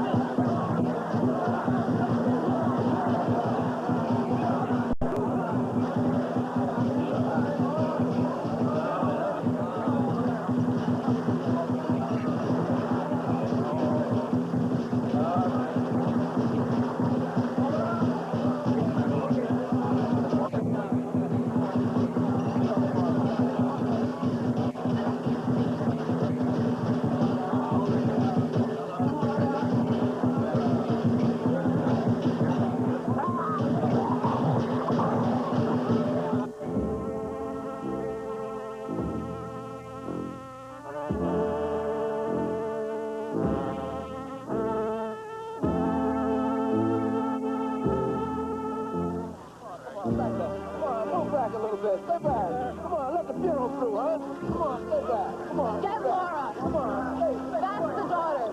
Get a close-up. Go to her. Hey! Don't touch the camera. 马上我们好不好？没有麻烦，我让我看一句话。John, let's get McKenna. Pass McKenna.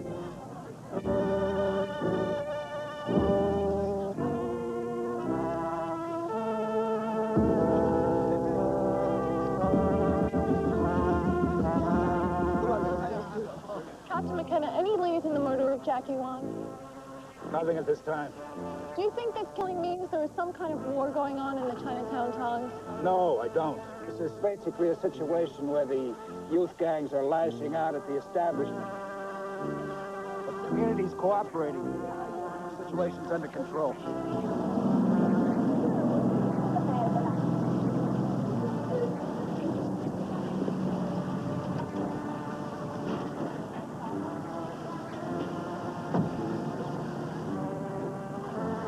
Hey, Jim. What's going on? We gotta talk, Lennon, privately. Sure. Some funeral, huh? So what's new, kid? Listen, no news this week, but I got some pretty good uptown you should try. Give me a taste for nothing. Baseball don't listen so good, Lenny. What are you talking about? I thought it was loud and clear. This is our street now. You want to stay on this street, you pay us like everybody else. Hey, come on, Ronnie. Me? You want to extort money from me? You know who you're talking to here? You know who my cousins are? Fuck your cousins. No one rides free anymore. You owe me money. $300 a week you operate out here. 4 weeks, that's $1,200 you owe. You come across Canal Street and start throwing your weight around here? You little chink scumbag, you're gonna end up with a wire around your fucking neck. Now get out of here before I kick your ass. Hey, kid.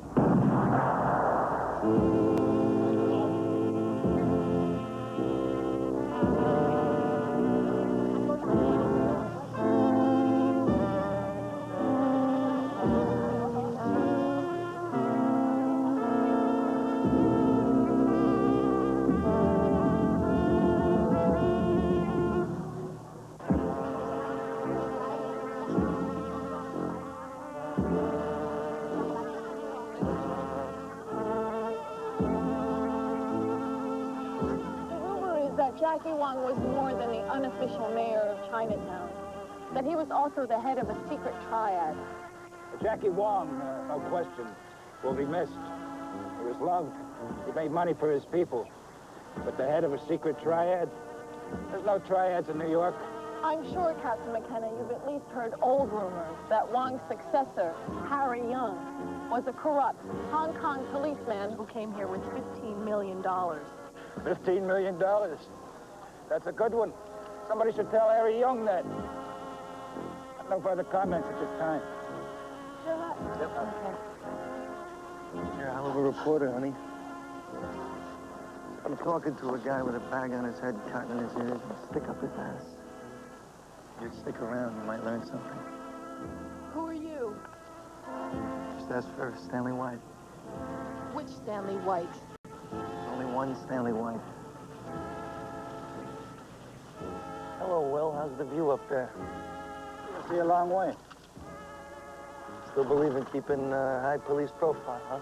You wore your uniform once in a while, White. You'd know the police visibility is the strongest deterrent to crime. Well, Will, it doesn't look like you're deterring too much around here lately. Aren't you in the wrong precinct, Captain? Not really. They gave me a new command. Oh, yeah? What'd they give you? Chinatown. That's right, Will. They just cut off your oaks. Why? Because of this? How was I supposed to prevent this? How am I supposed to prevent anything around here? Come on, Will. I'll buy a cup of coffee. What the hell? I told you before, man. No pictures.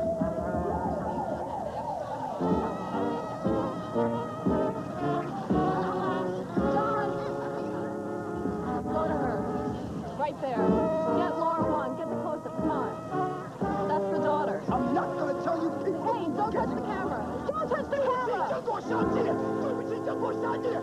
Hey,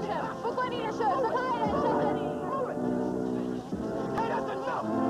Hey, what I told you before, man? Get on out of here!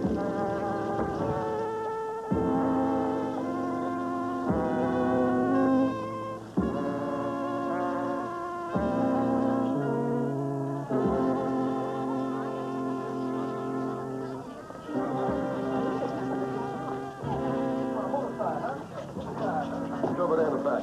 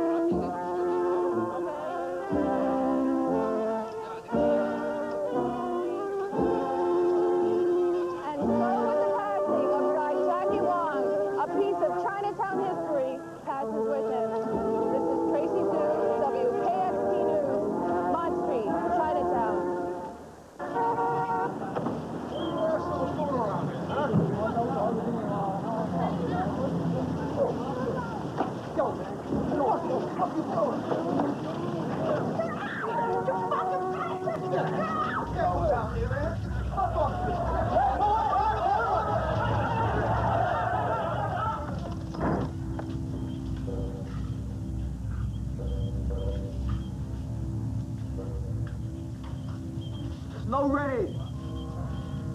Keep on playing, no problem. Looking for Uncle Harry.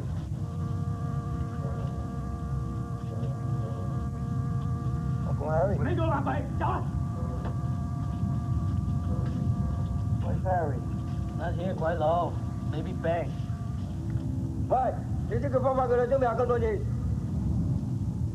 you tell Harry I'm coming over.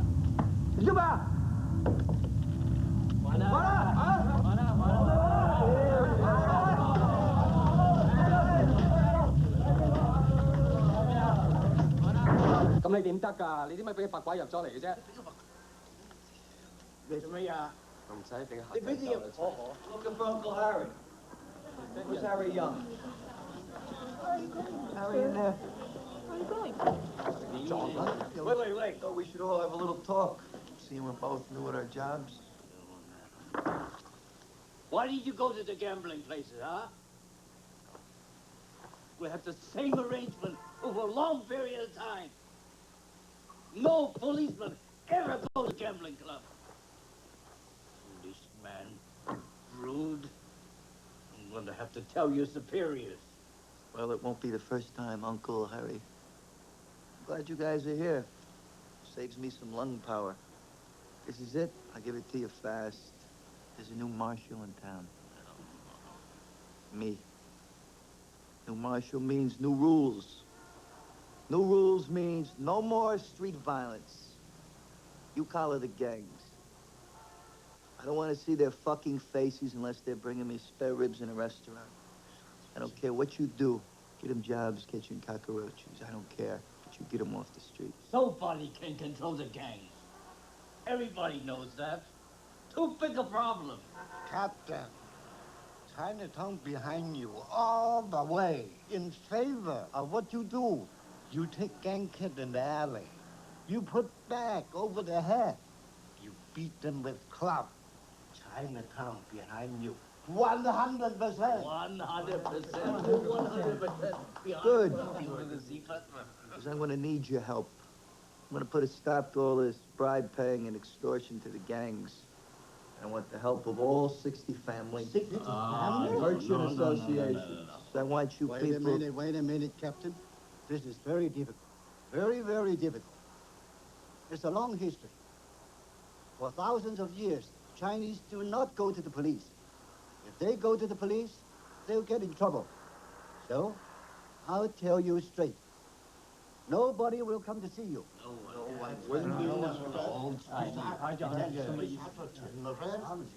No disrespect is intended to the police by our remarks. But if the citizens of Chinatown regard what you call extortion and bribery as part of the course of doing business, and have felt that way for thousands of years, why should you be so concerned? What about the ones that don't want to pay? You know, Captain, when I first came to New York, I worked as a waiter in a restaurant. Saw something terrible happen because my boss did not want to pay. I signed a complaint against a gang leader who was arrested. Next day, he was out on the streets again. Now, 6 months go by before his trial, and the police chief was transferred to the Bronx. This was what, six or seven chiefs before McKenna. 7. And the new chief dropped the charges. 3 months later, I got stabbed right here. Sure, see? You must understand, Captain. To us, your good Samaritan was a fool to risk the security of his family to help a stranger. You're too impressed with yourself. Fuck you. What did you say? I said, fuck you. I'm tired of all this Chinese this, Chinese that. You people, you think gambling, extortion, corruption are kosher? Because it's 1,000 years old? All this 1,000-year-old stuff, it's a lot of shit to me. This is America you're living in, and it's 200 years old, so you better get your clocks fixed. You're not special, and you're not beyond the law any more than the Puerto Ricans or the Polacks.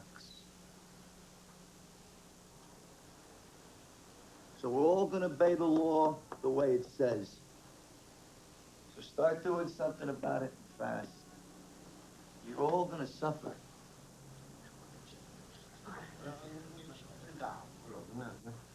You can believe that.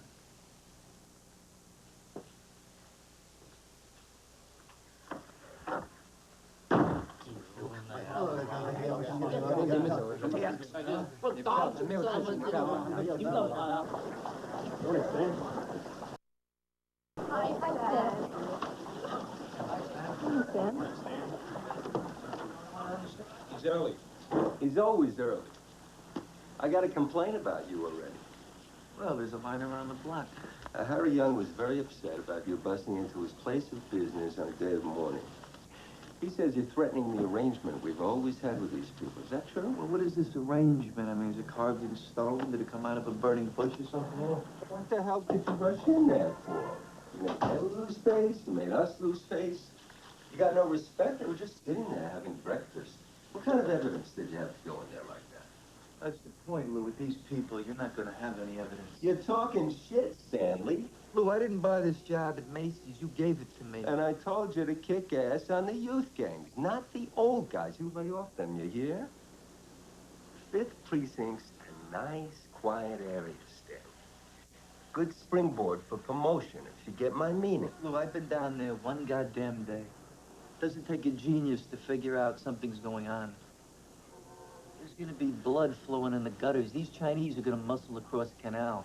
They're gonna push the mafia out. I'm talking banks, real estate, drug money. Who told you all this? The VEA? They've been peddling that cock and bullshit Chinese mafia theory for years, and they never made a case in Chinatown. I wouldn't believe nothing those clowns Well, Lou, you don't know what the hell you're talking about. The mafia concept's not even Italian, it's Chinese. It's Chinese. It was invented in China 1,000 years ago. They call them triads. Triads. That's what we have here. We have the offshoots of the Hong Kong triads. The Hong Kong triads. Stanley, you're letting your imagination run. No, like hell I am. These people are the biggest overall importers of heroin in this country. And the fact that we don't have one single bust against one of these guys tells me something. They're smart, Lou. They're smarter than you are and Kearney, this Irish Sphinx over here. At least I didn't change my name, Wazinski.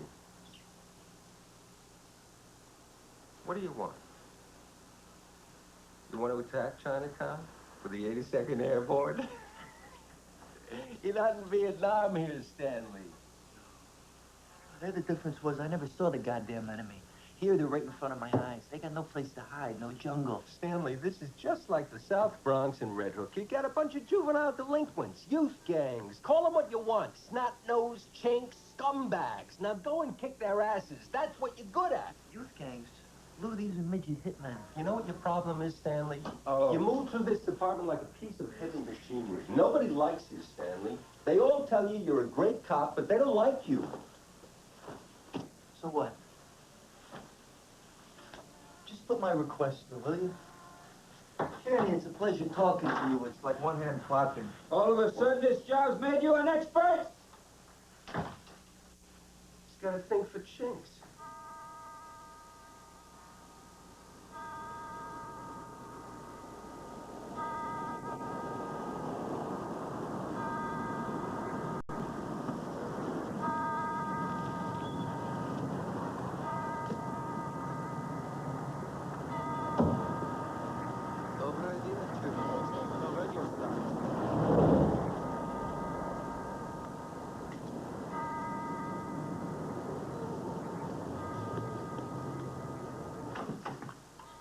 You, Johnny, Walt.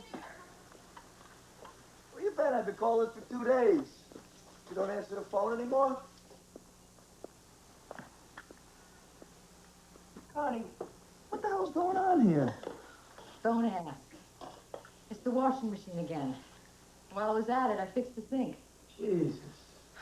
Connie, why don't you ever call the repairman? You're living in the past, Stanley. You find one. Hey, look at this mess. Buy me a new machine. But don't break my balls, Stanley. You're trying to fix this thing for 3 hours, and I'm not in the mood. Hey, I didn't say anything. Yeah, but you were gone, or weren't you? You can always tell when you're ball-breaking mood. Connie, what the hell's wrong with you? I walk in the door, you don't even say hello. You don't smile. All you do is you say, Stanley, don't break my balls.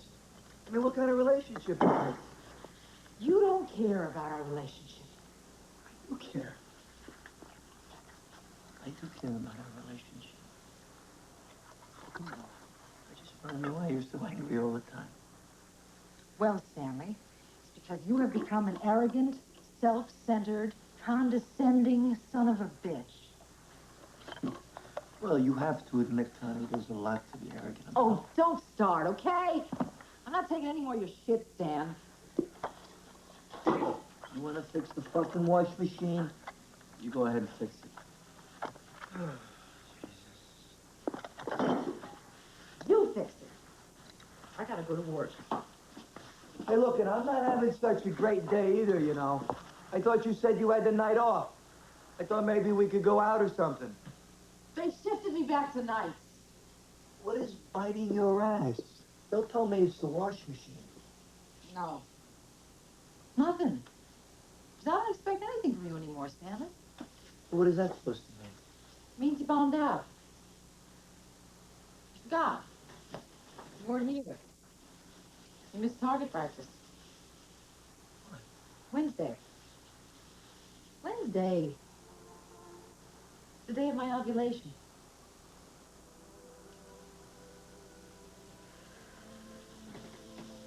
Forget it. Don't bullshit me, Stan. I don't like it. I'm getting the picture, okay? It's clear as ice. You really wanted a kid. Of course I want a kid. No. No. You take care of yourself a bit. You sleep decent hours. You eat regular. You take your vitamins. You promised me you take your vitamin E. I paid $50 for this. And you throw me once in a while at the right time of the month. How the hell do we stand a chance when you're not even home for a week at a time? Hey, I'm sorry. I know you're sorry. You said that last month and the month before that. All right, I'll tell you what. Next month, we'll take a weekend off. We'll go up to that place in the Poconos. Place your brother-in-law's always talking about. You know, the place with the heart-shaped tubs. We could try there. Don't give me all that. Don't treat me like an idiot. Doesn't work anymore. Doesn't work.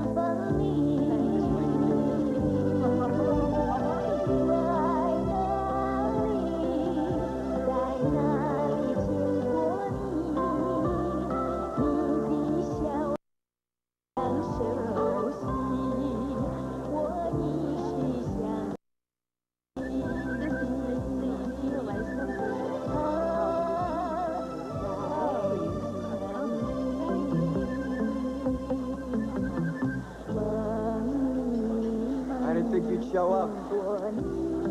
Well, I guess I had to get a closer look at the jerk who insulted me on the street. What would you like to drink? Tea. Why didn't you tell me who you were? Hostile, aren't you? I showed up, didn't I? Why don't you have some spare ribs? They have great spare ribs here, but lousy lighting. You ever wonder about that? Why the inside of a Chinese restaurant makes you feel like you're inside a motor vehicle bureau? I feel like I'm waiting for an eye test. But you know, the atmosphere is not the thing. Besides, I like Italian food better anyway. I'm impressed. Are you doing your homework? Scratching the surface. So you from Hong Kong? No. American-born. San Francisco, the Bay Area. How many generations have your people been here? My great-grandfather came, worked in the railroads, went back. My grandfather worked in a gold mine. He also went back. They all went back because the law wouldn't allow their wives to come over. Finally, my father married a Japanese woman and settled here in the 40s. Yeah, I know the story. It's a pretty sad one. Thousands of you Chinese came over here and you died building the railroads in this country. It says so right here. Their bones are scattered all over the West. We don't even know their names. There's a photograph here, Promontory Point, Utah, 1869. It's where the Union and Central Pacific first met. Take a look at it. What do you see? What do you see? You see the bosses. You see the politicians. You see the bankers. You see the Irish workmen. There's not one single solitary Chinaman. They weren't even asked to show up. They died anonymous. Goddamn people. They keep everything a secret. I know the story, Captain. Yeah, well, most people don't. Because no one remembers in this country. No one remembers anything. You sound just like my father. Well, he sounds like a great guy. What does he do? He's in shipping. Now, what's your story? Me? What's there to say? I'm Polish. I'm from Brooklyn. I'm a cop. But I happen to be the most decorated cop in the city of New York. I'm talking action decorated, no death citations. I'm sure about that. But I gotta admit, I saw you a few times on the tube. I don't watch much television, but I think you're pretty good. A hell of a lot sexier than those broads on the other channels, though. Oh, well, Captain, very pleased you've come. Hello. Uncle Young, you know Tracy Sue? Oh, yes, very pleased you've come. This is my wife, so you see. Captain, do you like Chinese champagne? This is very good. This is on the house, huh? Thanks, Harry, but no thanks. I pay my own way. Fish thinks from the head, does it not? The Chinese eat the head, Captain. Enjoy. It looks like champagne anyway. I think you upset him. I certainly hope so.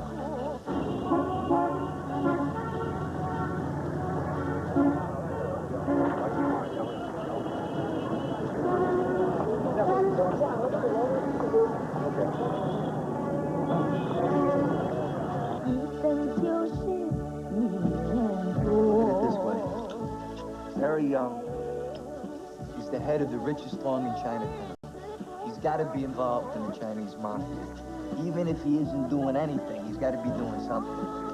And if I can nail the son of a bitch, he's got face, I get face. And if I get face, I can win the war in Chinatown. Captain, why did you call me? And what do you want? I'll tell you what I want. I want the rice to boil over in Chinatown. I want to change things. Why? Is Chinatown so bad the way it is? It stinks. The Harry Young's got this place locked up like a jail. You got a slave population of sweatshop women working for 12 cents a piece. You got shopkeepers paying bribes to every punk that comes along. You got 30 people living in a room. You got the highest rate of TB and mental illness in any city neighborhood. You got a male population. Look, I'm a reporter. I am not a crusader. You're an actress. I can help you. How? I'll give you hard facts off the record. You do one of those exposés on Chinatown. 1 week you do the gambling connection. The next week you do the youth gang extortion racket. You move up the ladder. The bosses that own the places. You splash their faces on the tube. Like a little journalistic license, you know what I mean? Each week, we peel another layer off the onion. I mean, if it was some white broad, they'd say it's racist. But with you, they gotta figure it's on the up and up. Outrageous. There are boundaries, Captain White, ethics. The press is independent. It's not just another undercover cop. What you're asking for is absurd. It's almost criminal. You wouldn't know a real criminal if one popped out of the toilet and spit you on the ass. I don't think there's any point in going on with this. You sit down, you get smart, you listen to me.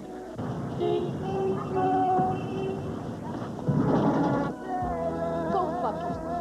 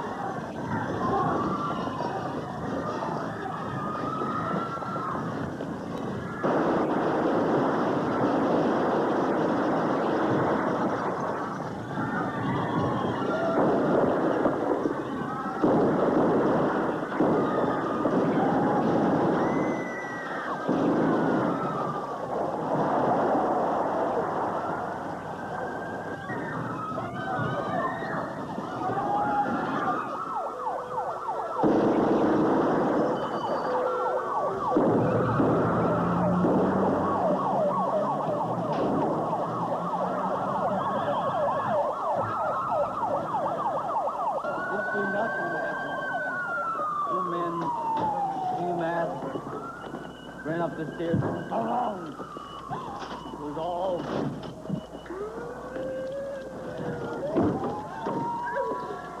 It's all right, it's all over now. It's all right.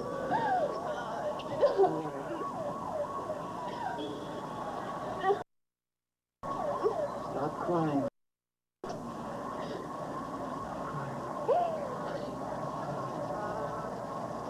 係邊個嚟呢？會唔會係南宋堂呢？當然呢啲係內人嚟㗎嚇，一定係㗎。南宋堂，南宋堂嚟搞我哋有乜好處啊？冇用㗎，佢又霸唔到我哋嘅地盤。咁你邊個派呢隊啊雙花紅棍嚟㗎嚇？屌你阿媽！呢啲唔係雙花紅棍嚟㗎，唔係咩啊？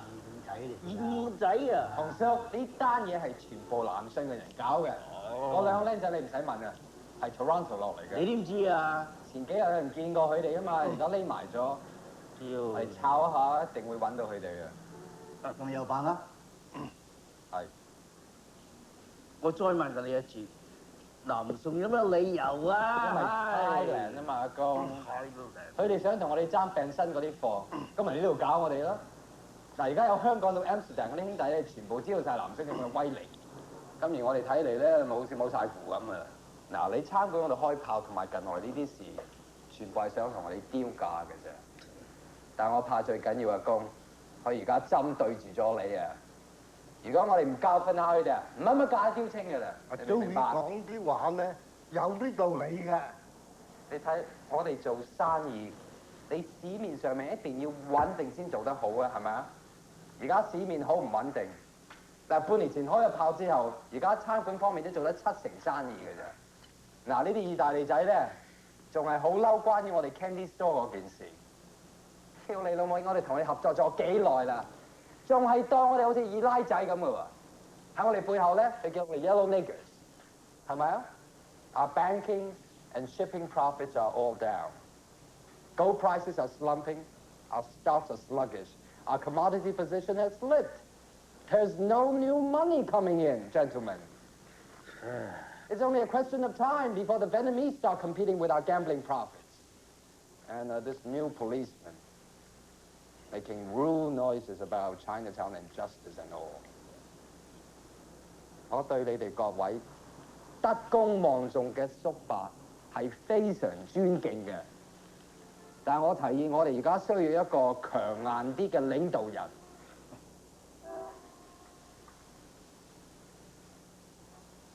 講到我咩？阿陣啦，俾你再講啲啦，俾你哋再傾偈啦。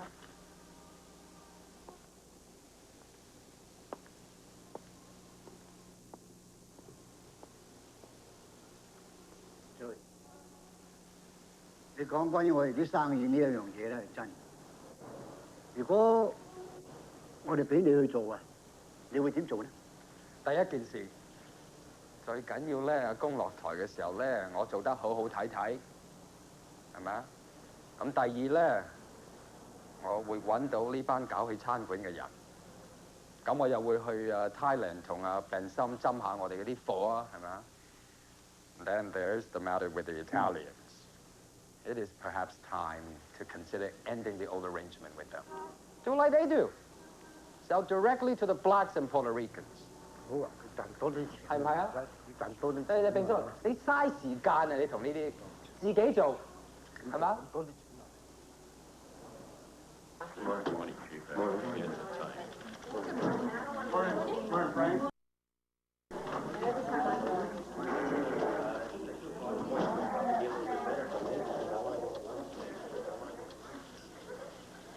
Morning, Commissioner. Morning, Commissioner. Anything to tell me on the Wild West show at the Shanghai Palace last night? Yes, sir. Our information is that it was an East Broadway gang. We're checking on it right now. I wouldn't bet on that information, sir. You know something your commanding officers don't know? No, sir. It's just that our street information in Chinatown hasn't been right so far. We're the last ones to know what's going on there. But the important thing is that both of these punks were hit, and it's going to be hard for them to hide. And if I can get to them, and I will, then I got one hand on their balls. Captain White is speaking for himself, sir. I don't care who he's speaking for. I know this. These punks are whacking out people left and right. Tourists. I just spent the last half hour on the phone getting my ass chewed out by the mayor, who was mighty pissed off. And so am I. What the hell has happened to Chinatown? It was never like this. Causes of this run deep, sir. Be that as it may, I want this crap stopped, and I want it stopped now. Our heads are going to roll. Am I making myself clear to you people? Yes, boss. You want some fast results, Commissioner, no bullshit. Let me have one Chinese undercover cop, and I'll penetrate these fuckers just like we did the Colombians out in Salinas. Stanley, what are you talking about? Are you taking this request to your commanding officer? Yes, sir, and it was ignored. As was my warning that the gutters were going to run red with blood. The request is under consideration, Commissioner. This kid he wants is a trainee. He's already got 6 Chinese cops. I got 6 too many. Commissioner, I got 6 Chinese cops down there no one talks to. They treat him like lepers. This kid, Herbert Kwong, he's from the Kwangtung province in China, and no one knows him down there. And he don't know shit from Shinola. He needs another 100 hours minimum. We don't have another 100 hours.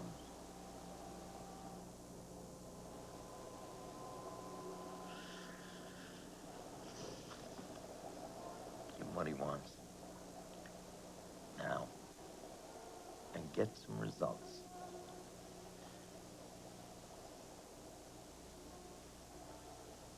That's it.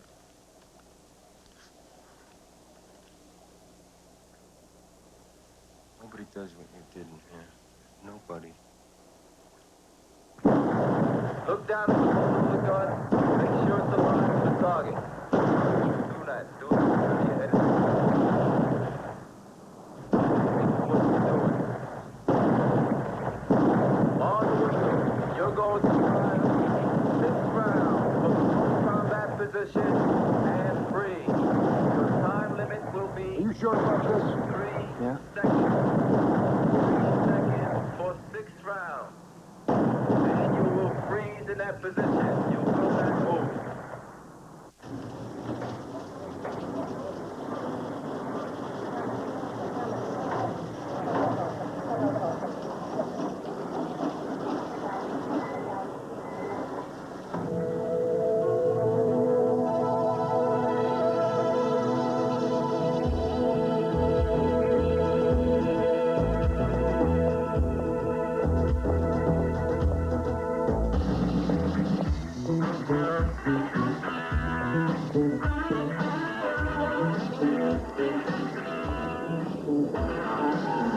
日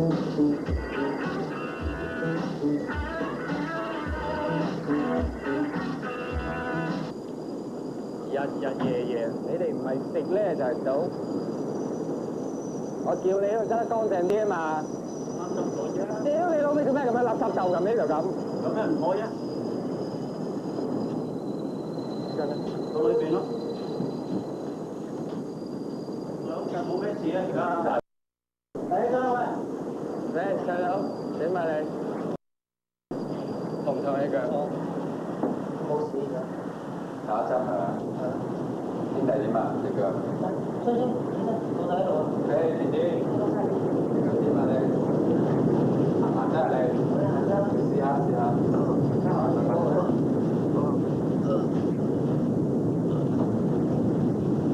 好嘢啊你，有骨氣。好嘢。喂，你哋瞓啲啦嚇。瞓下覺先，搞掂啦。多謝晒。掌好你，拉佢捉，佢哋要等佢跟住我先。嗰個特別料嚟大，特別少咧，嗰個冇咁黐嘅咧，就係嘅。OK，多謝。而家同我搞掂咗佢，緊張啲，同埋咪乾淨啲啊，唔好整得太過乾淨啲。好。該你哋啊，喂，執地方執得乾淨啲啊！呢度臭㗎入邊。Okay, see you.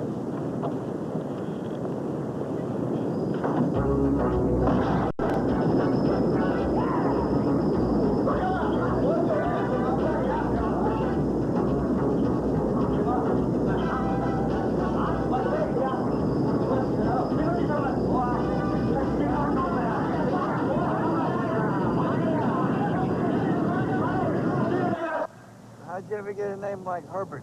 My Chinese name is too complicated. I looked in the phone book. I found Herbert. You know anything about Gojo Itai? Harry Young, Fred Hung, Uncle Milton Ben? No, sir. Well, you're going to. Because you're going to put them to sleep at night. You're going to wake them up in the morning. I want to know where they go, who they see. And when you're not doing that, you're going to monitor a wiretap on these guys. Watch you, will you? You drive worse than you shoot. Told you stay out of the left lane, all right? Yes, sir. What hours am I working? Hours, forget it. You're on 24 hours a day, 7 days a week. What about sleep? Forget sleep. Nothing sleeps in the fifth precinct. But I got a second job. Hey, Herbert, quit. I'm serious. You want to be a cop or you want to fuck? Then what's the point of the exercise? It's not an exercise, Herbert. We're dealing with the Chinese mafia. They eat people like you for breakfast. Jesus, I told you, stay out of the left lane. Did you ever notice this? These Chinese guys are always blocking traffic. They drive like their music, from right to left. Come on, point. Did you ever see a Chinese Grand Prix driver? Huh? No. Goddamn Kev doesn't know how to drive. Come on! Complaining is in the house. Someone's trying to get in your yard window. Central to 27 Adam Boys, that's 2 male in the cellar at 6 Eldridge. And that's the description of the suspects in the Shanghai Palace shooting. All right, that's us. You're out. Out of the car. You're undercover now.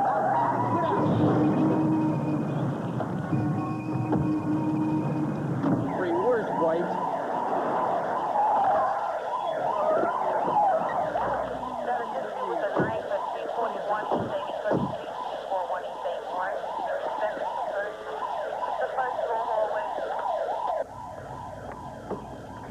Alan Perez, Captain. Nobody, of course, saw nothing. Most of these people are illegal. They're sweating a bus. The building and the farm are registered to one Tan Wan Lo. He lives in Hong Kong. We're checking it out, but if you ask me, he's probably been dead for 10 years. Building ownership down here makes the Chinese fire drill look organized. Where are they? Tony, get out here!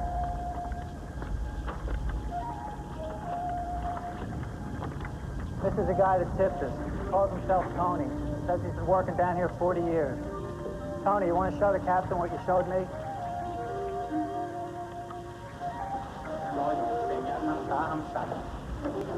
Oh, I said something rất nhiều. Lại đó. Ngầu khai trái.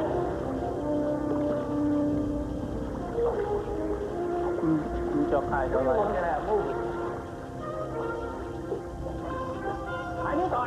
Kaya?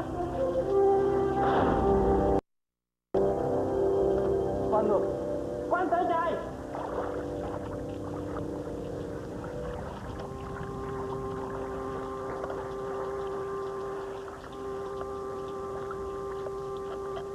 You're a good man, Tony. Not so many of you left. I know. You don't have to tell me. I know. All good men gone. Long time. Everything changed. Young people, no respect. Still shoot, kill like white man. Chinese man is not afraid to work hard. I worked 40 years here. I put every dollar in Chase Man Bank. Young people have no respect no more. Old men afraid. Not me. Not me. A long time. I've seen many things. I see things a lot of people don't even think I see. Tony, there should be more men like you. Bullshit! 不過我哋但係冇錢，我嘅丈夫唯一願望係想我女大學。不過我哋一家俾佢做嘢都揾唔到工嘅，所以你真係錢唔讀大學。我明白你嘅情況，阿嬸你唔好再擔心啦。我同Tina預備好晒，咁喺秋天方面。你話我一啲點？我明白你唔好再擔心，我幫你預備好晒，咁啊Tina咪秋天到加倫比亞大學度，咁你唔好再擔心啦，好嘛？多謝。嗱Tina係好唔容易㗎，你阿媽咁呢度同我咁樣講。嗱，你讀書時候咧，你要讀得勤力啲。咁你讀好咗之後咧，你可以幫阿媽啦嘛，咁阿媽唔使做得咁辛苦，唔知啊？ Some say an act of revenge linked to the restaurant massacre, but no one knows. And in this once quiet, tourist-oriented community, the tourists are beginning to stay away, and the people here are beginning to ask their dismaying questions. What is happening to Chinatown? You're running late. This is Tracy Boo, Elder Street, Chinatown. Now she's really going to be pissed. Curious, let's get a Where's that headshot. place? Captain White, Captain White, can you give us any idea who and what's behind this wave of violence? Who? What? 1,000 years of civilization, that's who. That's what. You ought to know that. Now get that goddamn thing out of my face. What's the matter with you? You don't know, you don't know. You're acting like there's something between us.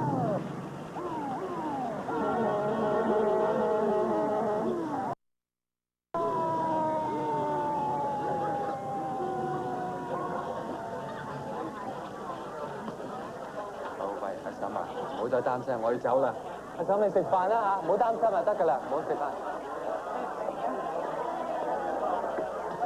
Mr. White, I'm so glad you came. Joey, congratulations. I hear Harry Young's out and you're in. Stuart, everything all right? Joey, did you meet my favorite lady, Connie? This is Joey Tai. He owns the place. This is my wife.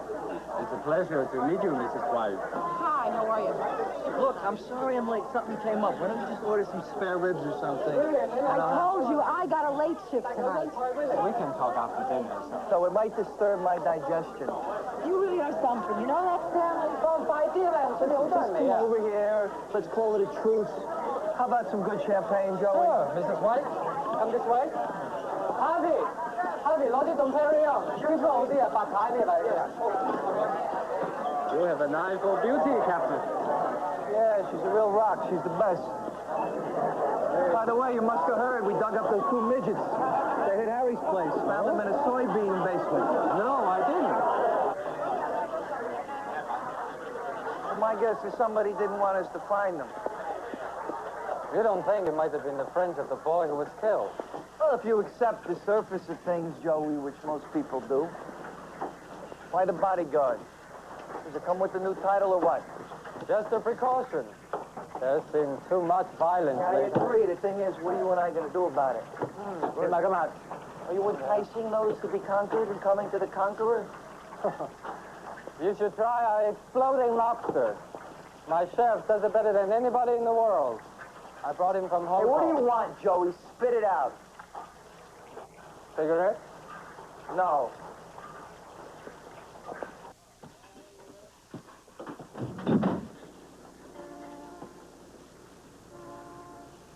This is not the Bronx or Brooklyn. not even New York. Chinatown, White. It can be very easy or it can be very hard. Well, why don't you make it easy? I'll help you get some of these renegade youths, witnesses, evidence, everything you need. You'll get headlines, your superiors will relax, and everybody happy. And then you can stay in Chinatown, no transfer, and we can do business. You understand what I'm saying to you, Mr. White? Yeah. I get the punks. What do you want in return? Nothing. Just work with us. Chinese people come here to prosper, not to change things. You know, this cross-eyed conversation we're having, Joey, gets me confused. See, I'm a stupid Polak, a peasant. You gotta make things real clear to me. Sure. How clear do I make it? Oh, I don't know. I'm thinking. Would a contract with us for security work after you retire be what you need? We got some late night club you could keep an eye on. Could mean 100,000 a year. And we could put it anywhere in the world. Yeah, I don't think 100,000 is gonna be enough.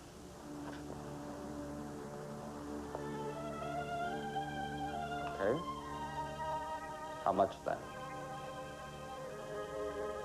I'll take the same amount that you're gonna make off your next 50 keys of heroin.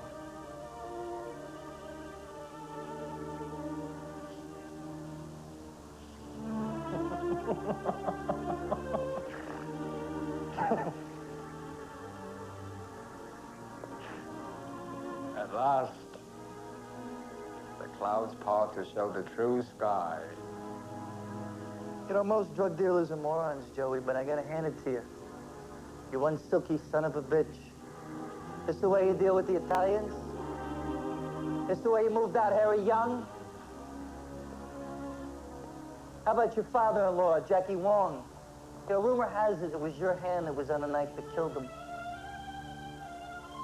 You're a smart guy, though, Joey. But you made one mistake. I'm not Italian. I'm a Polak.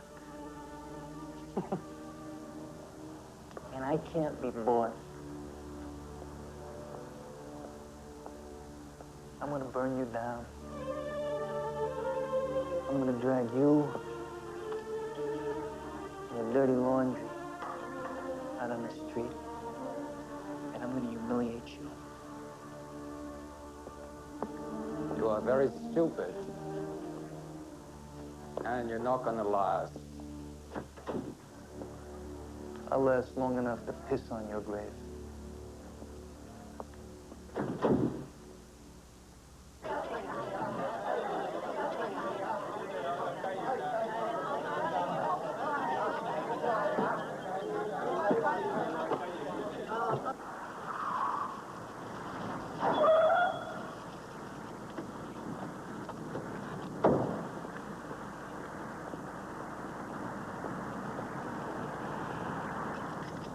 Tony, what's wrong with you? I was only 20 minutes late.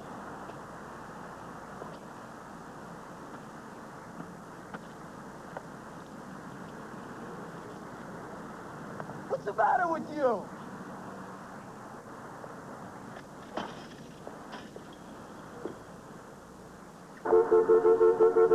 Hey, look, you're right. I thought it over.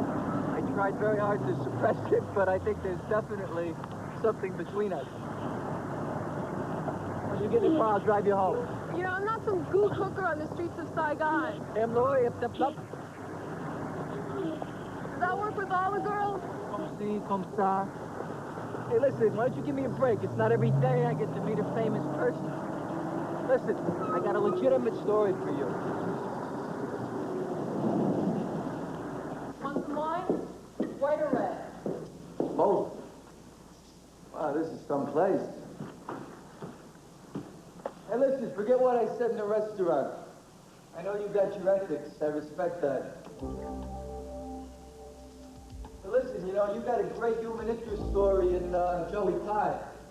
Kid from the slums of Kowloon comes over here. works his way up, marries the boss's daughter, maybe knocks off the boss, becomes the boss. And that's the American dream. Why don't you shine a light on this son of a bitch? What if he's involved in nothing? What if he's just a successful businessman like my father? Yeah, the Chinese are always involved in something, never involved in nothing. Remember that. You're really cracked, you know that? The first time I saw you, I knew you were cracked. And a racist, too. Were you in Vietnam? Yeah, why? I knew it. It ruined you. First time I saw you, I hated your guts. I think I even hated you before I ever met you. I hated you on TV. I hated you in Vietnam. You want to know what's destroying this country? It's not booze. It's not drugs. It's TV. It's media. It's people like you, vampires. I hate the way that you make your living sticking microphones in people's faces. I hate the way you lie every night at 6 o'clock. I hate the way you kill real feelings. I hate everything that you stand for. Most of all, I hate rich kids. And I hate this place. So why do I want to fuck you so bad? Maybe you're right. Maybe I got no ethics. I can't. Stop it. You mean you can't? I just spent all afternoon here, making love with my boyfriend. I can't.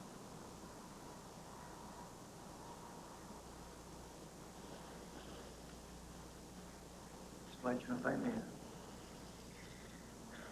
What year are you living in? We're not in the back seat of some car to drive in. You don't have to get your money's worth. Well, so who is he? What's his name? What is he, rich? You want to know if he's Chinese, right? That's what you want to know. So ask it. Yeah, that's the question, so why don't you answer it? He's white, all right. He went to Princeton. His name's Roger. And he's a lawyer. Well, I hate lawyers. And I wouldn't want to make love to a woman who just got done screwing a lawyer anyway. What's he got, money? Yes. Roger Pumpernickel III? And he's not a crackpot racist. He's a gentleman. Oh, yeah. What does he do? He plays tennis and golf and goes out sailing on a yacht? What's with all these machines here? What are you, at AT&T? What, you got everybody in town jumping in and out of your bed? You're acting like a child. Well, a great man is one who in manhood still keeps the heart of a child. Why don't you go home? I could see this was a big mistake. Yeah, it was a mistake. It was a giant mistake. It was a giant mistake. I'm gonna go home to a woman who at least acts like a woman. This Roger's so great. How come he didn't marry you? What's the matter?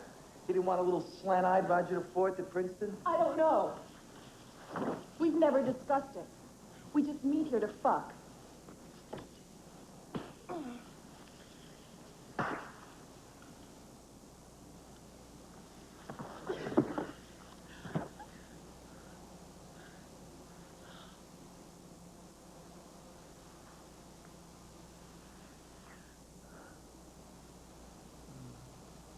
I want to arrest the gang members for loitering, spitting in the gutter, anything. What about the civil rights? Fuck the civil rights. I want the honchos around here to go apeshit. I want to disrupt the entire commerce of Chinatown. Do you understand me? I want chaos. You know, you people, you're starting to look like the Chicago Cubs. I'm not kidding. You look like you already lost. The world has fucked you over. So now you don't give a shit. know. I've been there. I've been in the job 15 years. I know all the stories. My heart has been broken 100 times. I've got scar tissue on my soul. Let me tell you something. I give a shit. I'm gonna make you people give a shit. I don't care what you think of me. You guys are gonna go through the numbers on this one. Now that's it. Get out of here. Whoa! One last thing. The next cop that I hear about who's taking money in this precinct, I'm gonna personally bust them out. Are there any questions? What if it's a woman? She better bend over.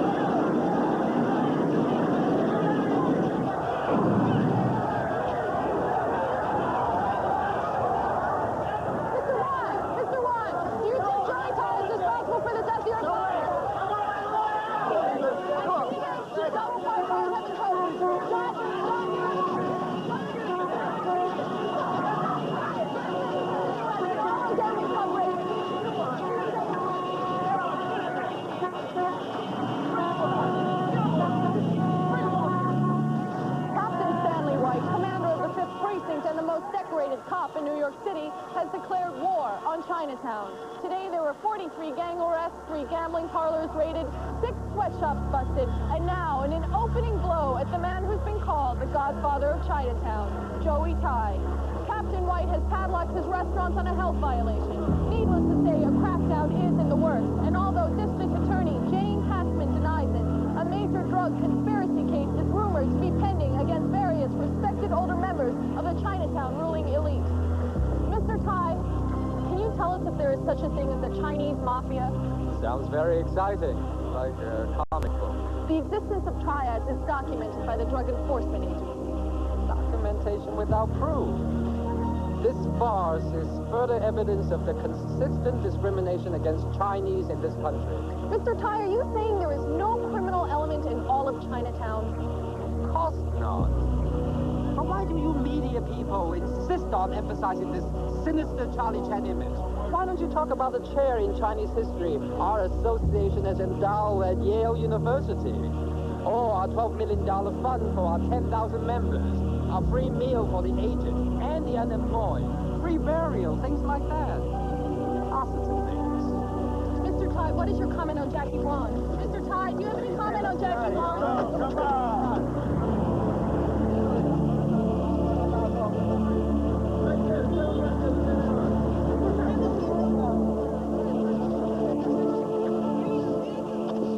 You're happy. I'm really happy you're okay. My doctor would kill me if he knew I was ill. They just took my forge box out. They keep taking things out. I have nothing left, Fred, but my brain. My brain says I'd rather do business with a smart thief than an honest man who is stupid. A stupid man is dangerous, like a defective time bomb. You never know when it's gonna go off on you. But a thief, you can control what he steals. I think, Teddy, you're going to find Joey a very smart young man. Not cautious as Jackie or Harry, but aggressive. He wants power. All young men want power. That's what it means to be young, Fred. I want to see his face, his eyes. I want to know if he's reckless. One look in his eyes, I will know. Bring him in, but leave the nigger outside.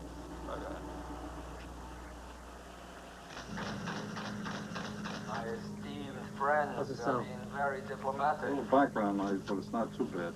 The point, Mr. Tedesco, is that we are happy to let you continue the distribution of our software.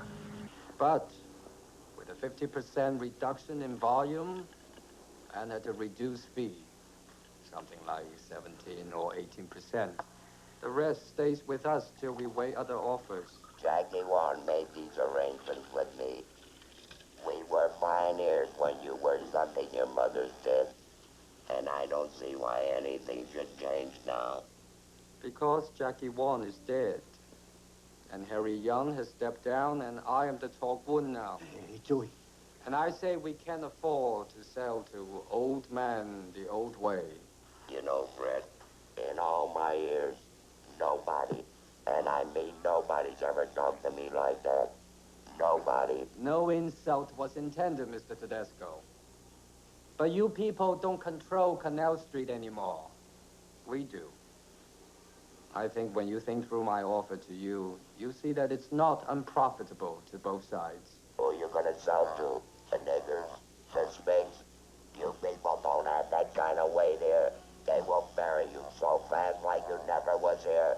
And if they don't, I will. You're flying too high, kid.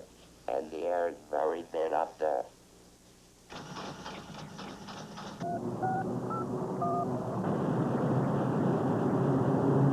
Wait, 对，注意，對，我想揾明星啊，打個兄弟，我知道，你唔好講啦，你聽我講。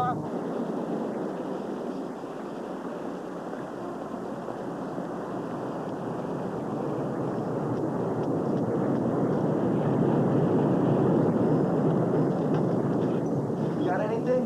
It seems to be mostly financial talk, Captain. There's mention of some problem in Thailand. A man in Bangkok is saying something about... I'm not quite sure about what. But he's very angry about a group from Toronto that calls itself the Namsung. Sister, you gotta be more precise. That's going to be very difficult, Captain. It's been many years since we've heard the Hakka dialect spoken. They're talking around things, not about them. Damn it, sister, that's the point. They're not gonna spell it out for you. This is drug talk. You gotta use your imagination. Listen. You look like you don't eat enough to keep a bird alive. Why don't you have some real food? Captain White, I've managed to live 75 years without your help, eating precisely what I'm eating now. My body fat is 12%. My blood pressure is 120/80. My lymphocyte count is 22%. And if you want to compare white blood cells and red blood cells, I might even outlast you, Captain. Red meat eater that you obviously are.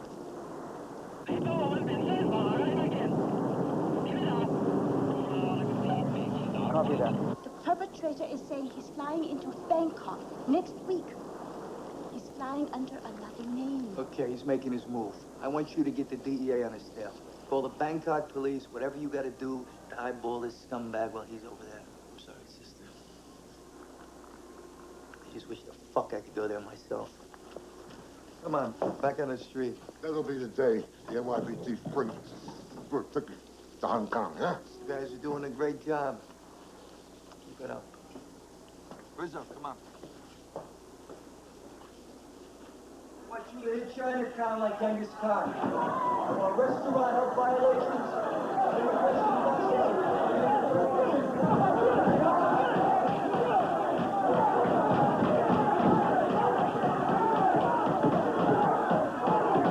You're only meant to shake up the gang kids, not turn the whole goddamn city upside down. Let me make this real clear to you, White, here and now.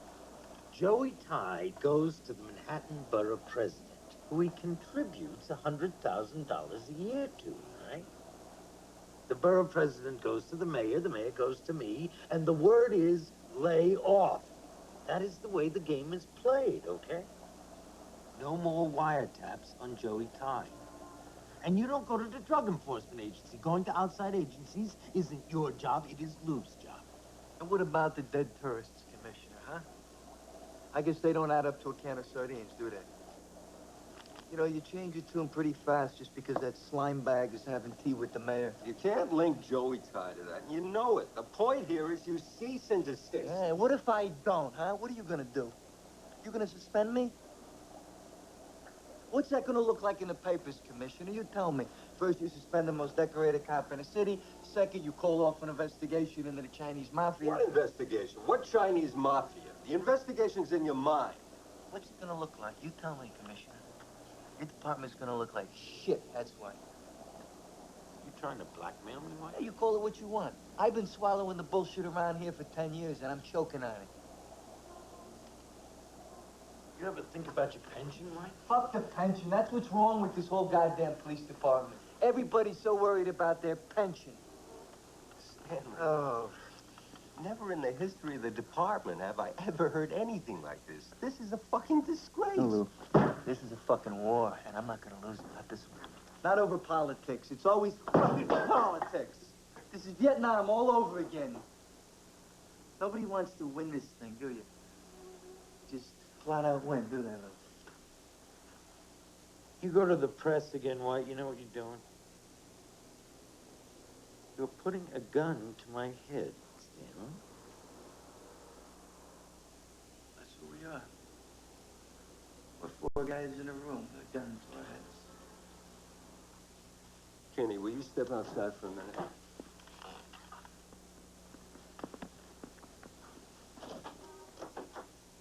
I can't listen to this crap no more, Stanley. I can't watch a good man piss his career down the drain like this. You never had any respect for anything, did you? First you throw away your loving wife. Shut up, Lou. You don't know what you're talking And now about. you're turning on us because you got delusions of grandeur or something, sucking up to this chink reporter to get your face all over the tube. What is it with you? You gonna chink on us? You do it sideways or something? Take it back, Lou. Don't tell me to take it back. You got no shame. Connie was the best thing you ever had in your life. That wasn't between cops. That was between 2 guys from the old neighborhood.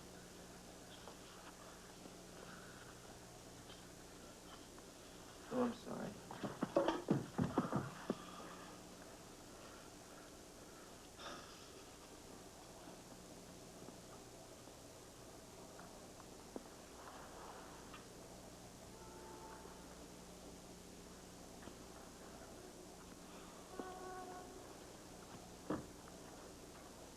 Look, I don't know why we're fighting. I love you. I love Connie. When things aren't working at home, you start overreacting to things on the street. We all had flings when we were young. I'm not a prude. Why don't you at least sit down with Connie and try to straighten this out, huh? Even if you walk away friends. Because no one's gonna care when you're lying in your grave but Connie and me. Well, what are you gonna do, Stanley? I don't know. All I know is that when I give up,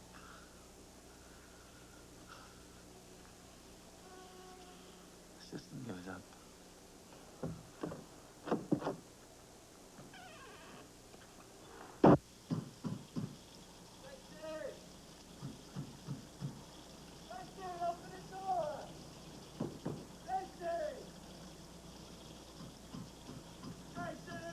I'm coming!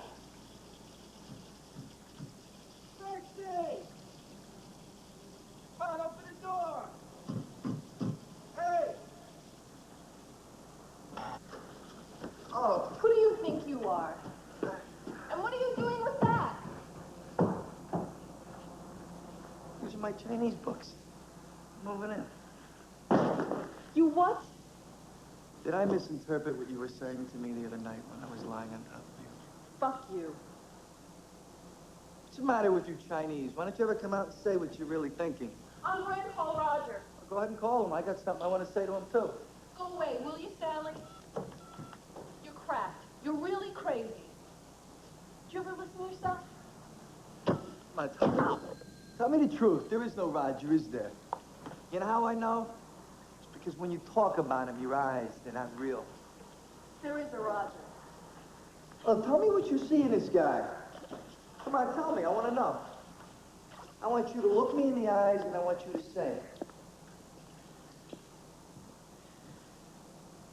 what do I have to do to get you out of here? Holy God. nothing. Hopeless. Surrender.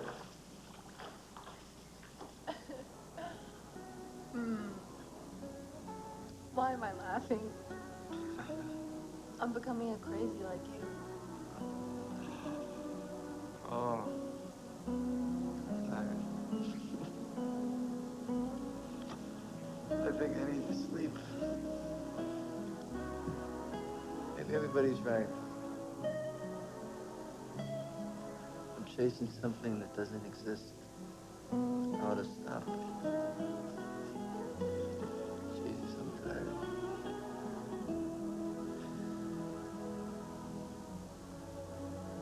It's the same thing as in Nam. We lost because you were smarter than us. And you couldn't even have a decent parade. A fucking Chinese parade to come at you in 15 different directions. Fucking joke.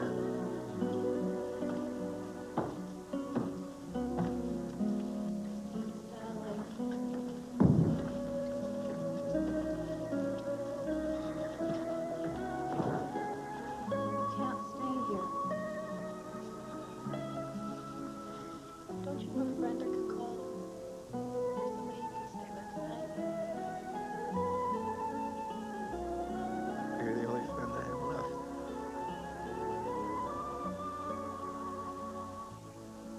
I just want to be with somebody tonight. I don't know anybody else.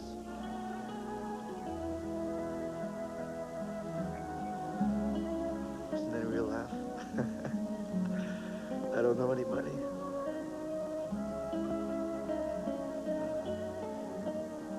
I feel like such an asshole.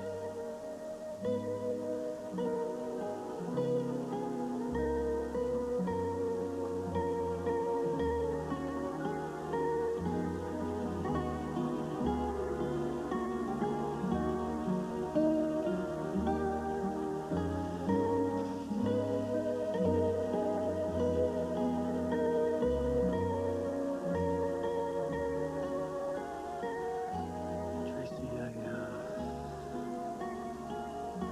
I love you.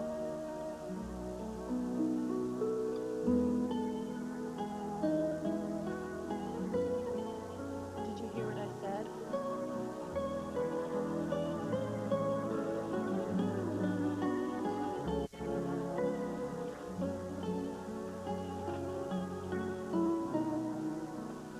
there was no Chinese word for love. I'm serious. I know you are.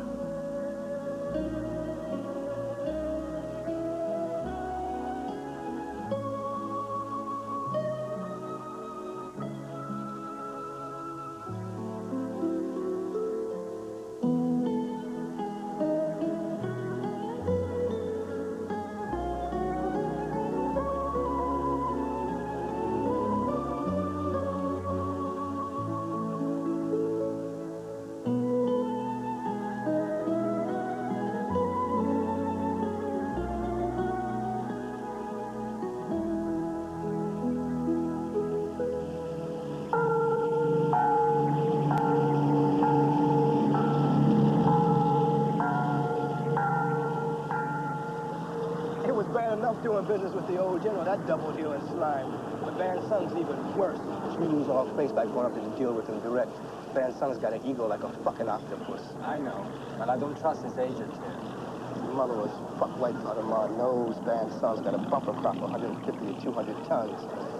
Ma offered him 6,000 a key plus a shipment of Kalashnikov assault rifles. Hey! Hey, Marcel! Hey, 你好，你好。见了你好开心呐！哎，真高兴。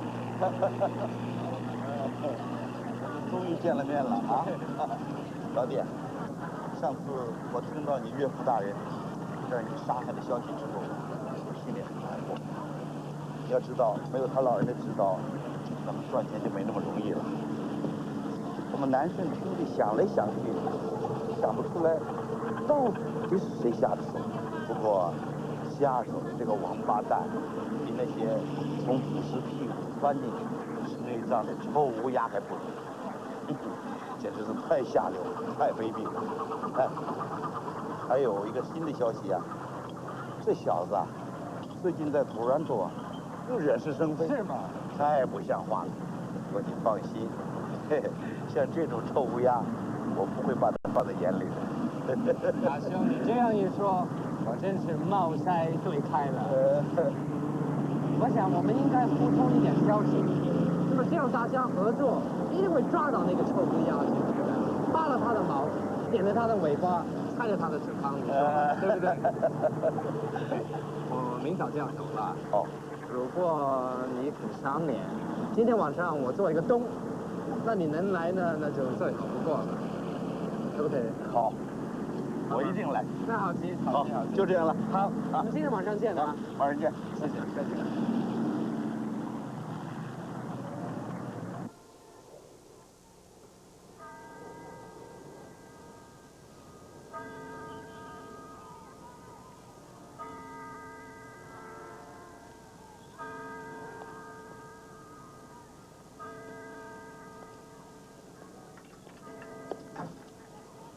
Dzień dobry, stan. Dzień dobry.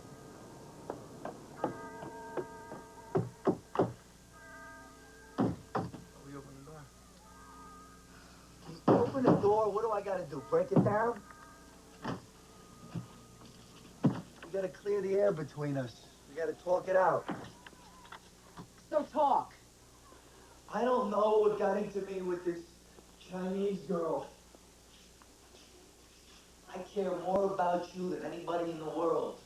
I mean, if you don't know that, Connie, then... So what do you want me to say? Do you want me to forgive you, Stanley? Is that what you want? The truth is, I don't know what I want. You want to marry her? You want to have babies with her? Look, I didn't plan for things to happen this way. It just happened. How do you think that makes me feel?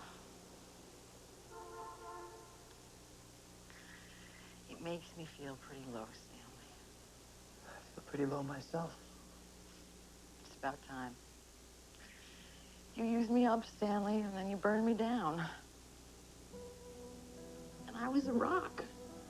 I carried the cross with you in Brooklyn and in Queens. I lived in a fucking war zone with you. And now, you're gonna go off and have babies with a woman 10 years younger than me.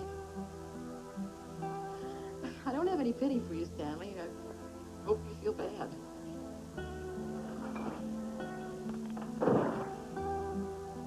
Look, why don't we just let things ride for a while? Just let some time pass. I don't have any time. I just need some time to think. I'm out of time. I'm 35, sliding into 40. So what do you want me to do? You want me to just walk away just like that? Is that what you want? It's over, Stanley. Don't you get it? We're not playing from the same sheet music anymore. Now, will you get out of here before I start to cry? And I don't want to do that. Not in front of you. I got my pride.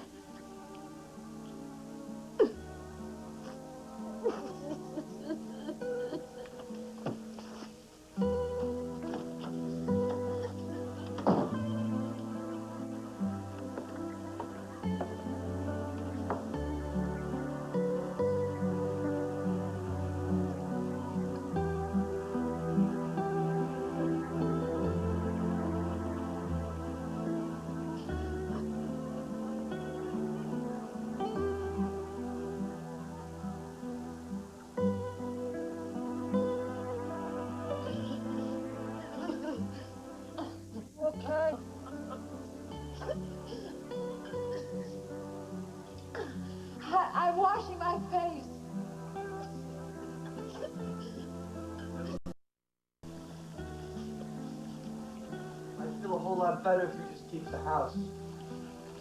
The bank accounts. I mean, whatever's mine is yours. I don't want the house anyway.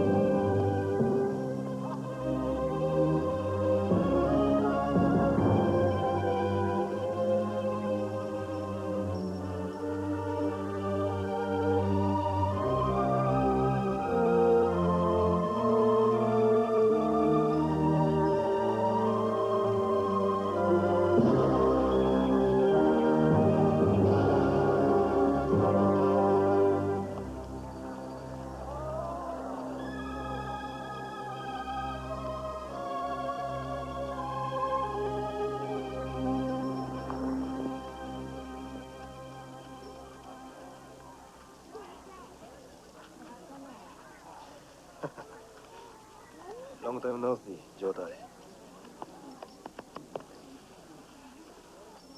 It's an honor and a pleasure to see you again, General. Time looks like it's been good to you. And to you too, honorable cousin. The last time, as I remember, both of us were taking orders. Now we give them. How is the health of our old friend, the great Samuguan, who paved the golden road of our success together? Truly, he's one of the great ones. He'll be happy to see you, Gojo. I think so. Come. I think we'll surprise him.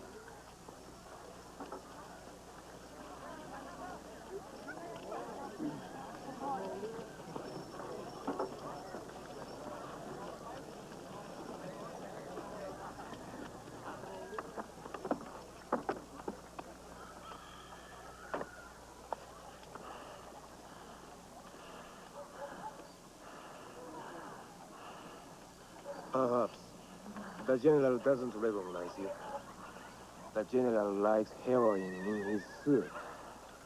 Keeps him happy. Thank all gods. He feels no pain. Come. Go, Joy.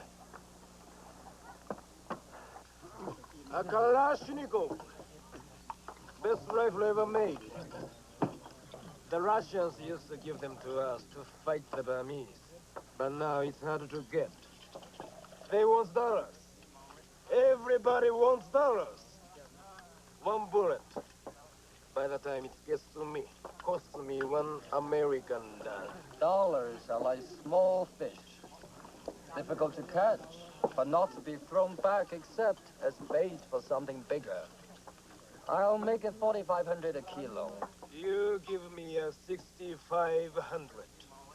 And I'll refine it to number 4 right here myself. No. You'll have 200 keys in Bangkok in 2 weeks. Dago line. You know, we can't control the quality unless we refine it to stage 4 ourselves. We've always bought stage 3 from you. You don't think my Dragon Pearl is good? I have the best chemist in the world. Maybe. Better than your people in Hong Kong. Kinshin-sa. But then we would be forced to unemploy our chemists. Go, Joy. I offer you the chance of putting an old friend out of his misery. He was going to betray us to the Americans. Hold him!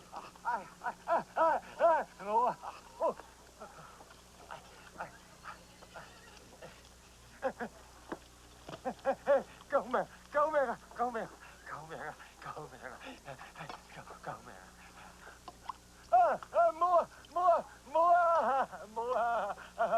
Phong vô rồi đó. You don't have the bullet to spare. Each bullet can kill one Burmese soldier. Then you don't have to use a gun. I'll buy him from you. $5,000. Buy? US dollars, cash. Now. Why? Why not? If you think this shit-faced old worm is worth $5,000, you can have him. Good! The food's been great, and your hospitality has left an impression, General. But time is pressing. I must be in Hong Kong before the banks close on Friday. My final offer. I'll make it 4,900 a key for your number 3 Dragon Pearl. I'll take 200 kilos deliverable in Bangkok in early next week. Another 800 kilos for the next 3 months. Beyond that, I'm not prepared to go. White powder mass offer makes you as insignificant. Piss on him. Namsun tried is like dog shit, littering the streets. They'll be extinct in 2 years.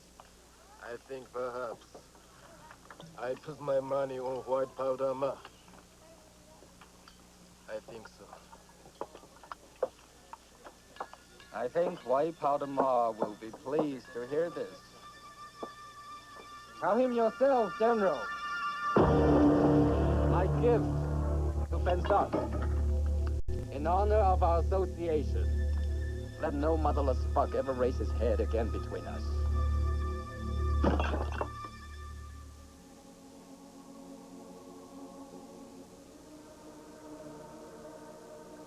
Niech będzie pochwalony Jezus Chrystus, na wieki wieków. Amen. W imię Ojca i Syna i Ducha Świętego. Amen. Ojciec miłosierdzia i Bóg wszelkiej pociechy, niech będzie z wami wszystkimi. Bracia i siostry, zgromadziliśmy się, aby pożegnać naszą siostrę Kasię. Jej śmierć napełniła ból jej męża, rodziny, przyjaciół i wielu z nas. Wszyscy bierzemy udział w ich cierpieniu i wyrażamy im nasze współczucie. Ufamy, że spotkamy się znowu. Dzielimy się słowami psalmu. Daje odkupienie. Bóg miłosierny daje ciężkiej dla nich chwili.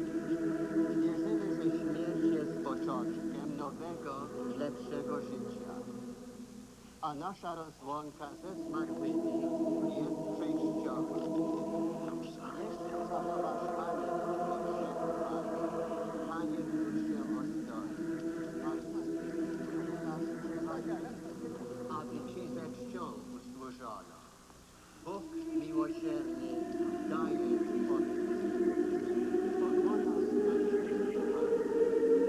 Dusza moja pokłada nadzieję w Jego słowie. Dusza moja oczekuje Pana. Bardziej niż strażnicy poranka, niech Izrael wygląda Pan. Bóg miłosierny daje odkupienie. U Pana jest bowiem łaska. U Niego obfite oczy. Ono kupi złego ze wszystkich wiernych.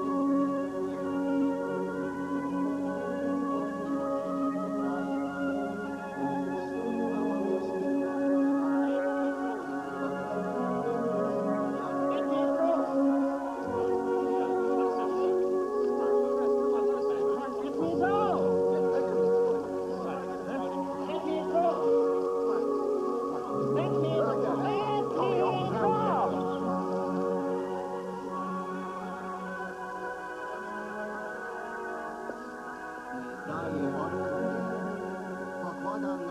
My deepest condolences to you, Mr. White. Dusza moja oczekuje Pana, bardziej niż strażnicy poranka, niech Izrael.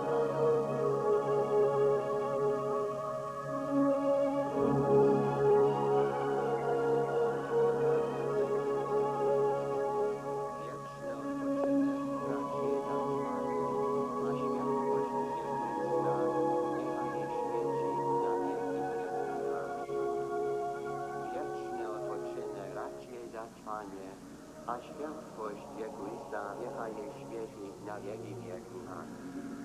Wieczny odpoczynek raczej dać Panie, wieczny a światłość Chrysta niechaj jej świeci na wieki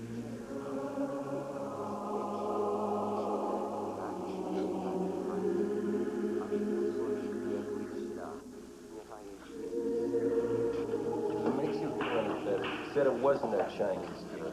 Connie was a bigger person than that. She knew, Stanley. She knew what was going to happen. You should have listened to her once in a while. You were talking to Connie behind my back, Lou? Yeah, I was talking to Connie behind your back. I know Connie even longer than you. Why shouldn't I talk to her if I want to? You know, you and I don't agree on anything anymore. That's your problem, Stanley. You're fighting the whole world all the time. I'm sick and tired of Vietnam as an excuse for everything you guys do. You act like everybody in World War II and Korea came home to a picnic. Well, it wasn't. We lost 50,000 men in Korea, too. We came back and nobody gave a shit either, but we fitted in. Why can't you fit in? What is it that's so different? I don't know what you're talking about anymore, Lou. You know what I'm talking about. I know you're not one of them belly-aching professional Vietnam veterans who's making a career out of pissing and groaning about the war. You made something out of yourself.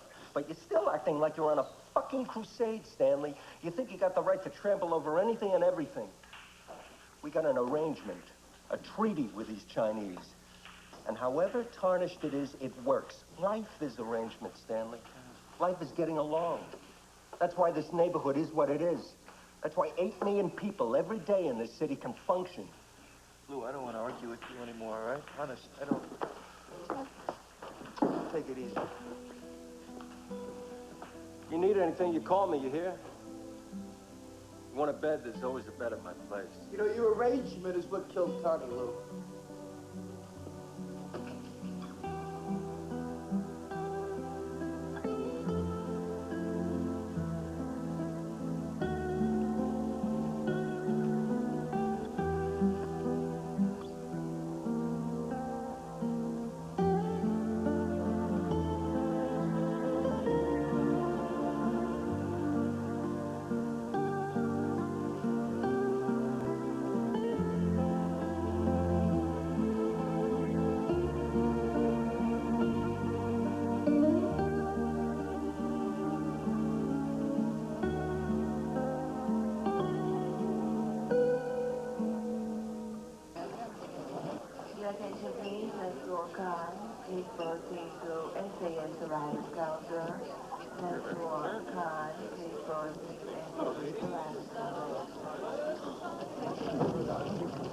Mr. Tai, Mr. Tai, people in Chinatown are saying Ronnie Chang was your protege, and his involvement in the murder of Captain White's wife implicates you. Do you have any comment? Of course, there was a terrible tragedy, but I hardly knew Ronnie Chang.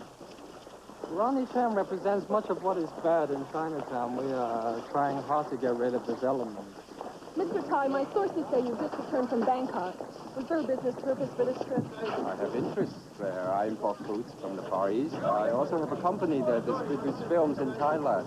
Why do you ask? And would this business take you into the jungle 500 miles north of Bangkok to meet with a reputed drug lord by the name of Van Song? You know there are ethical boundaries, Miss Sue, even for the press. Then does the name White Powder Ma ring a bell? All right, cut it. I know your sources, Miss Sue, and I'm going to raise the issue with the legal department.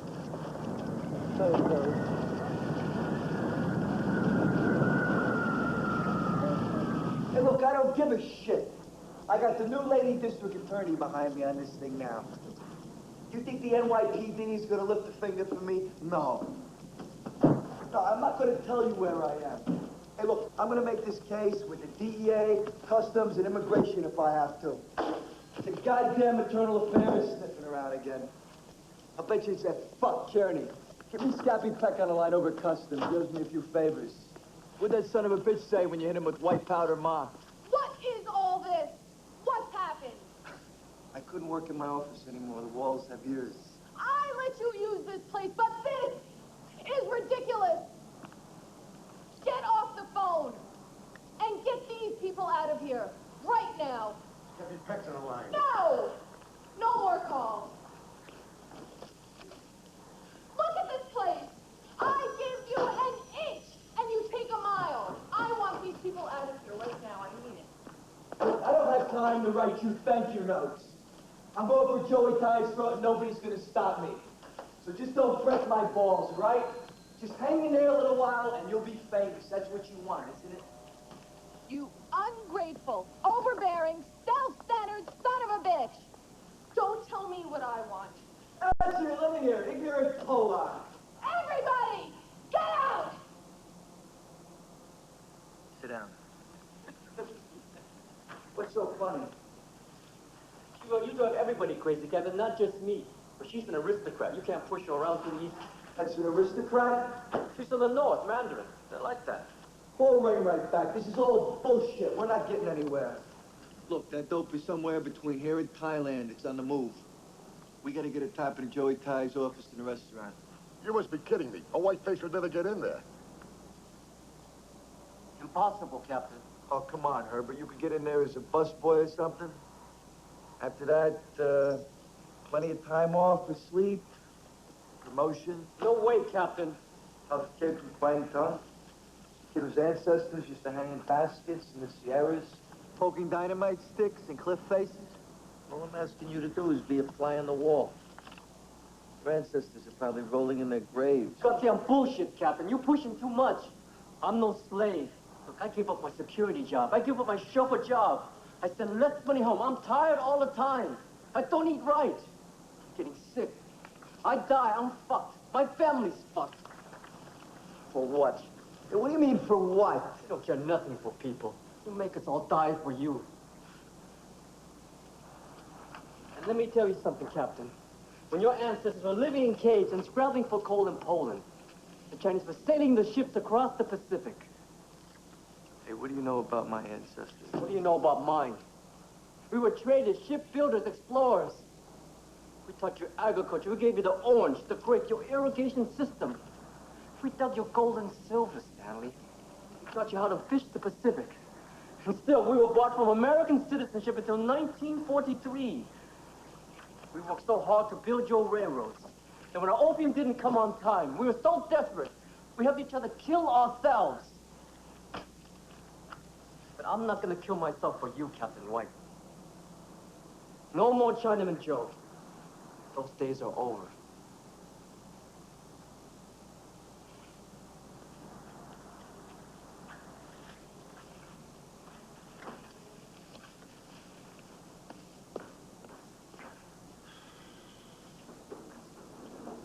be back. He loves me. Look, Stan, kid's pushing it to the limit. I don't know. Maybe we should take him off the case. I mean, he's never been undercover that lasted more than a month in Chinatown. Hey, let me tell you something. That kid is tough as nails. And I'm gonna make it up to him.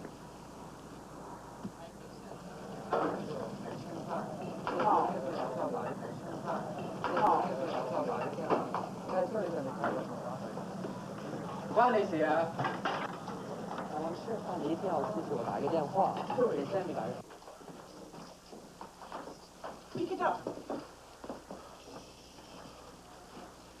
呢個消息好唔妥。對我哋好不利。嗱，跟住會點咧？係唔係我哋啲相片啊會喺報紙出現呢？呢個新聞記者呢，點知道呢泰國嘅事情呢？呢個係好嚴重嘅問題，令到我好擔心，令到啊南宋堂啊對白粉話非常滿意，好唔滿意。仲有啊，我哋嗰班老朋友，嗰啲意大利人而家好嬲。喂，同你講嘛，你思想真嘅厲害啦！咁大膽喎佢自己出去打死個綠衣頭都咪有打唔死咧！你用邊個腦想你個屎忽喎？喂，你呢個細佬啊，覺得佢南國嗰啲事啊，不如緊要。我哋自己啲嘢咧，冚唪唥都唔理。你唔入府要你點攞到府士啊，哥？你成晚呃嚟呃去，我唔知噏乜嘢，你講咁乜太大啊！你講説話規矩啲。阿叔，你聽我講 ，Toronto 呢班人係小事嚟。啊，小事，好容易就搞掂㗎啦。嗱，你哋 Italian 咧係另外一件事，就同我哋合作㗎啦。嗱，而家啲報紙上面咁樣講，由佢講啫嘛，冇所謂啊。呢條綠衣好似一粒烏蠅喺大便度，屎忽咬一啖，唔使理佢啊，我搞掂㗎啦。哎呀，俾你搞掂啦。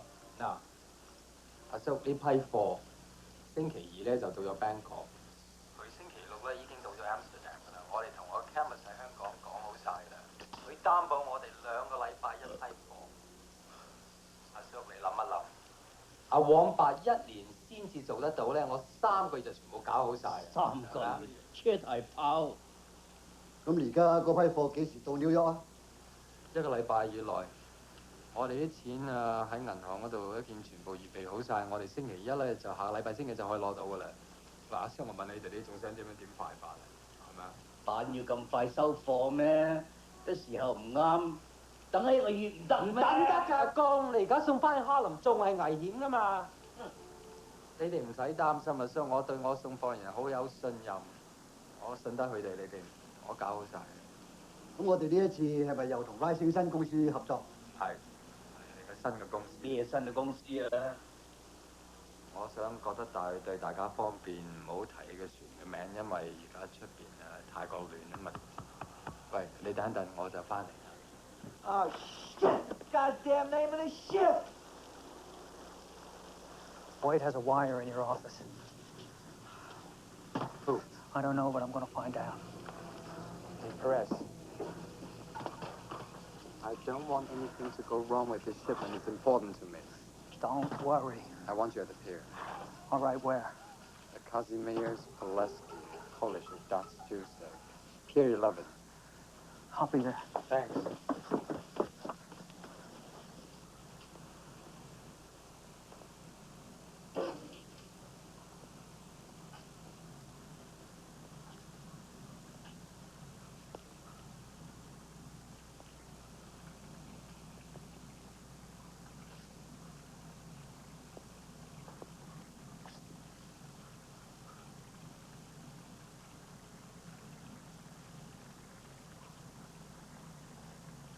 好啦，大家翻去做。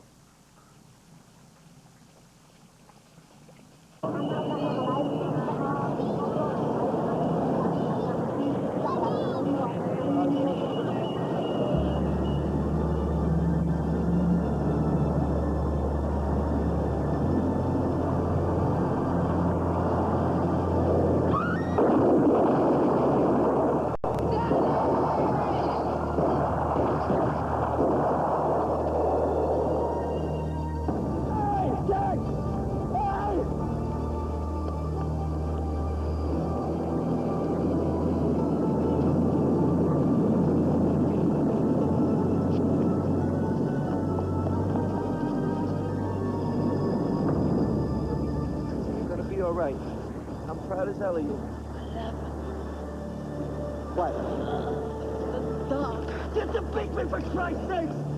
What was the name of the ship? Herbert, what was the name of the ship?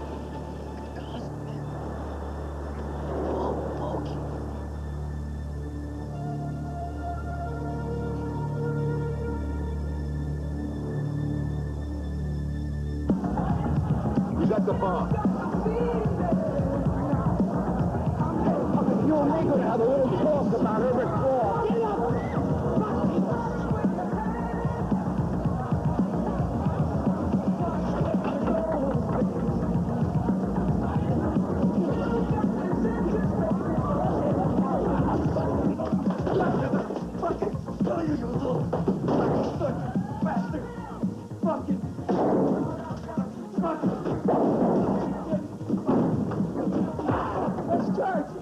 Begging you. Come on, Joey.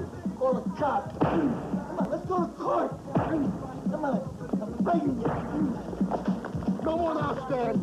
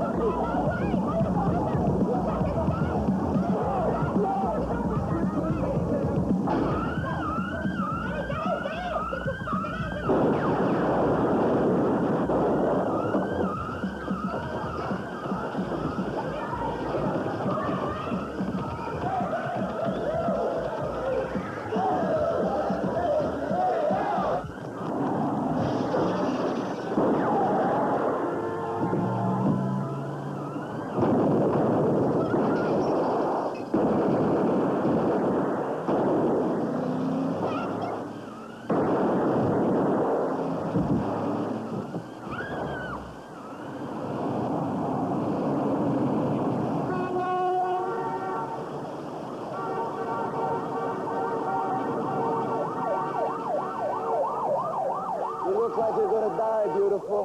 Oh, yeah? Don't count on it. You are. You're not gonna make it. Is it worth it? You got anything you want to tell me before you go, sweetheart?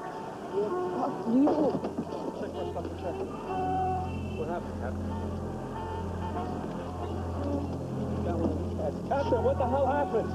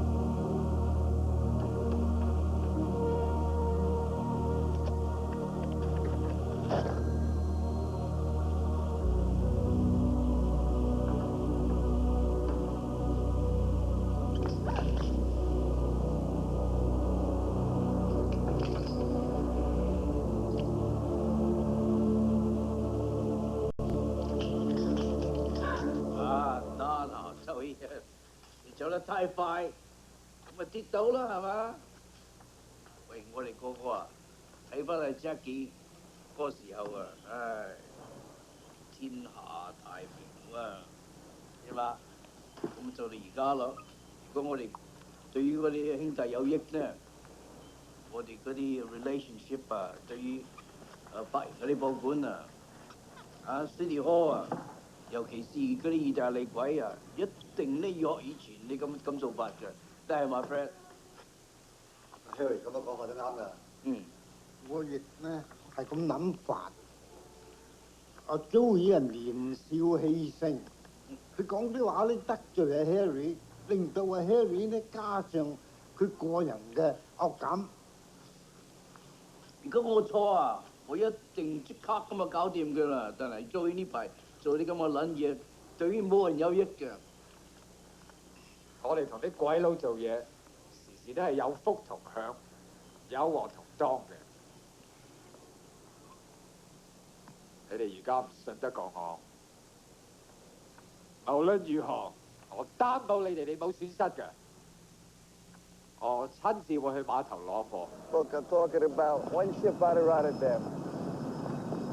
The Kazimierz Pulaski. What the hell's the problem? You know how big that ship is, Stanley? We can't go running around ripping up floor plates, cutting boilers open, poking through 10,000 denim cheeses, or drilling in a shipment of Danish furniture on yours, say so, Stanley? There's a lot of money involved. We got passengers, we got waiting time. Besides, it's the flagship of a foreign government. Hey, look, all I'm asking you to do is go through one ship. I got a deathbed confession. A cop died for this. You're pissing against the wind, Ace. Get alive, informant.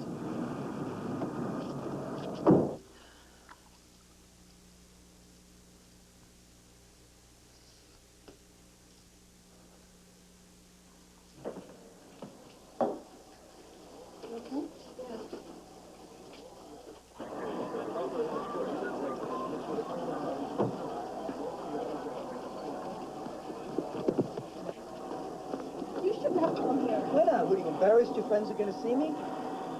Tonight's the night, honey. Get your crew to Pier 11 in Red Hook. We're going to watch the rice boil over in Chinatown. I have to talk to you. Well, what? What is it? What is it? You going to weasel out on me? What? Spit it out. I can't go there. I've been told not to do any more stories on this. What do you mean you've been told? By who? By the network, then. Feeding me this crap for. There's a war going on down in Chinatown. You're not going to cover it? Look, I don't think this is the time or the place. Why don't you tell me the time and the place, and we'll go to that place and we'll discuss it. Would you just quit? There's times you have to know when to quit. Oh, yeah? Did her ever quit? What's wrong with you? He's dead. Connie's dead. I'm putting my whole goddamn life on the line, and you're sitting here acting like some phony white bread cunt. You're not even white. You're Chinese. Those are your people down there. I mean, are you a reporter? Are you a whore? What? You're a son of a bitch, Stanley. Yeah, well, the day you put your ass on the line, that's the day you'll be a real reporter. My ass on the line. God damn you, Stanley. I was almost killed for you. I was raped, and I'm not gonna die for you. I'm not gonna be pushed like Connie and Herbert. They're dead because you pushed them until they were dead. You're like poison, Stanley. Who did this to you? Who? Rape is rape. Who? Who raped you? 3 boys. Who? 3 boys. Who raped you? 3 Chinese boys, Stanley. You went too far this time with that fucking Joey. It didn't happen to you. It happened to me. You don't give a shit about me, do you? I'm gonna kill him. Leave, Stanley. Go away and leave me alone. You should take a look at yourself, Stanley. You're selfish. You're callous. You're indifferent to suffering. Your wife was right. And you still don't get the message. How many more people are you gonna kill before you do?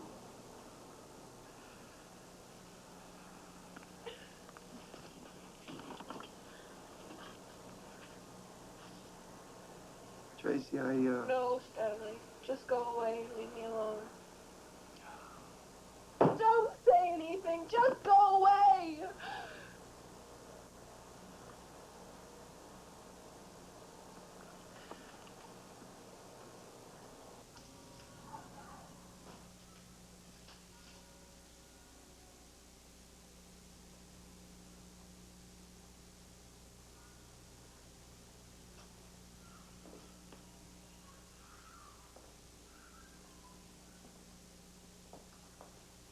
Stanley. You weren't in your office. Hello, Lou. Francis, I'm disappointed. You didn't show for Connor's funeral. You were warned about Joey Ty. You clean your desk, you're going back to Brooklyn. You've been properly served. Sorry, Stan. You told to lay off. If you think that I'm gonna stand for that, you got another thing coming. You don't like it, resign. You're through anyway. It's all over for you, White. Your balls will be cut off Friday. You're not cops, you're lies, both of you. You don't bend, you break, Stanley. I'll break. You care too much, Stanley. How can anybody care too much?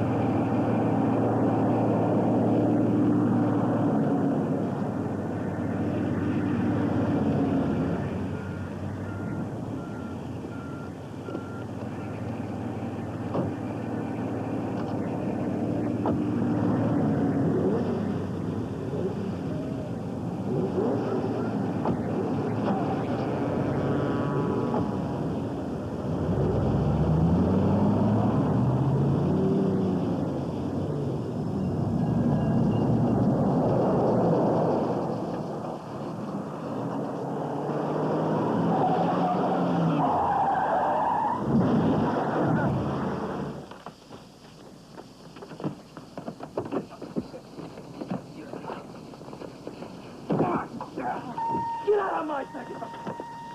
Hey, what is this? What do you tell me where the heroin is on the ship, and you walk out of here with a head start.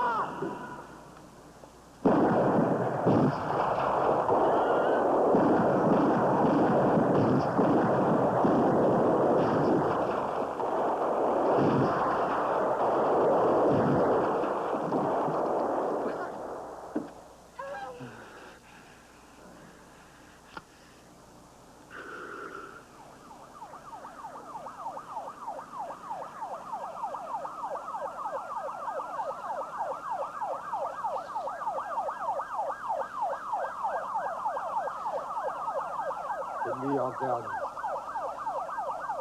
What did he say, please? Tell me where it is. Mercedes. Please.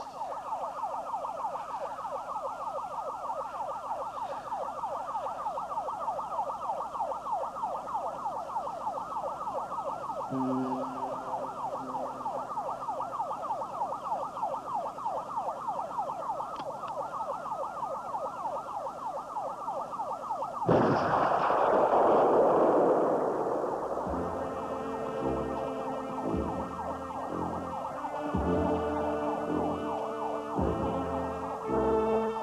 are those who liken Chinatown to a skating pond. On the surface, we see a lovely picture postcard landscape of snowflakes and skaters. But underneath, the cannibal fish, the gangs, the sharks, those who control the gangs, and the whales, the big bosses, all move in deadly swarms. These bosses, some people are beginning to say, are tied into an international crime network with its headquarters in Hong Kong. Everyone denies it. But in the wake of the shootings of Joey Tai and Ronnie Chang, questions are mushrooming left and right.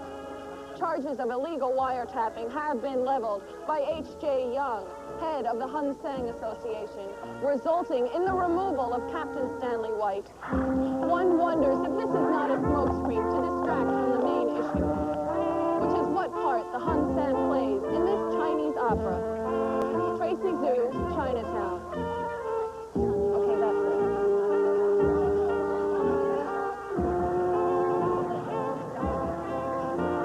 Stanley! John, Stanley! Where is he going? He's a great cop, but he won't stop. He won't stop. White, goddammit, White, what the hell is going on? I'm arresting these people. You want to do something you're going to remember in Chinatown? Buckle, be a cop again.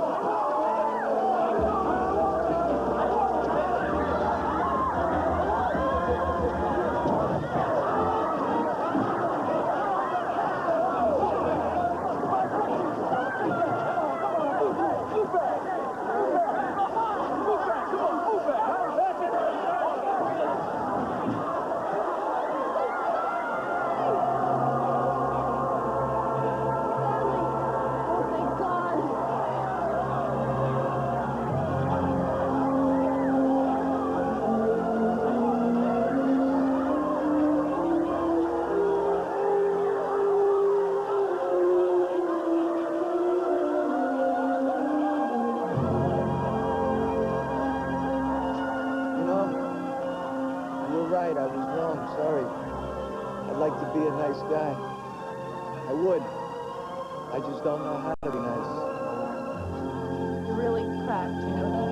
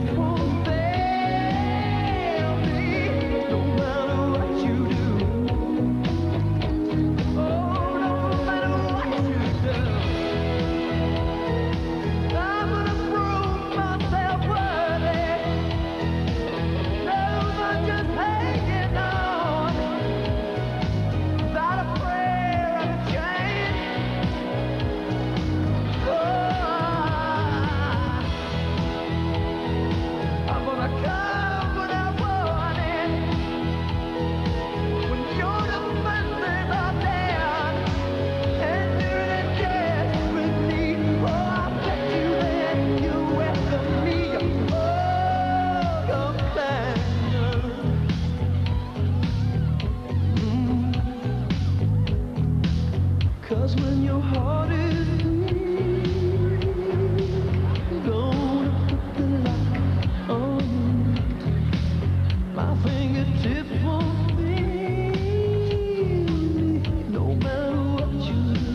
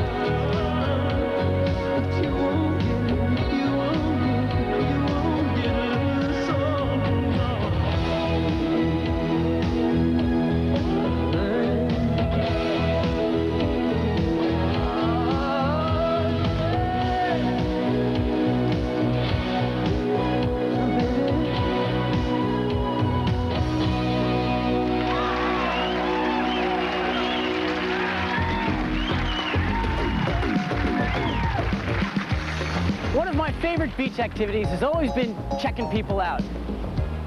Or being checked out yourself. Well, whether you're the checker or the checky, you should always look your best. Now, here are the action dancers to show you how to do it right.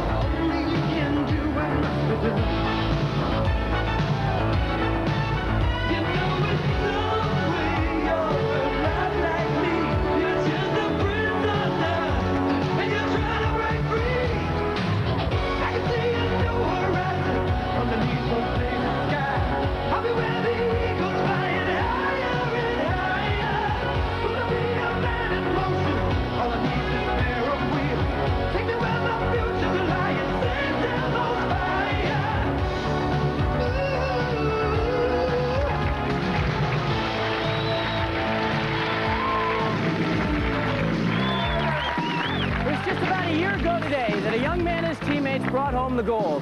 He personally won 1 gold, 1 silver, and 2 bronze medals for the USA, and his teammates got just about all the others.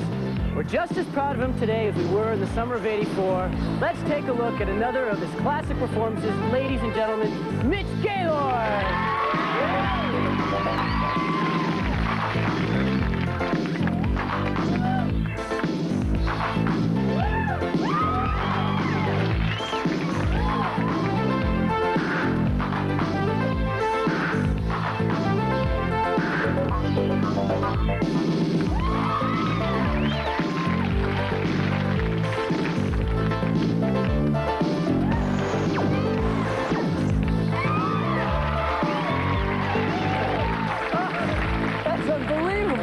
Look, is there anything you can teach me without me breaking some of my frail little bones? Sure, no problem. You think so? We'll just go for the basics first, Chris, all right? Yeah. We'll get into some advanced moves.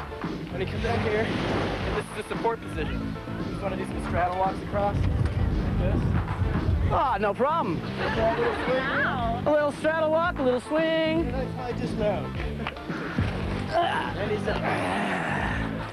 Now was this a straddle walk? Straddle walk, you got it. Hands in front. So what do we... Now lean forward. Straighten up your arms. And let's see if you can swing. And on 3 in the backswing. Now which way am I going? Heels up as high as you can and jump up to this side. Come on, guys. Come on. Yeah!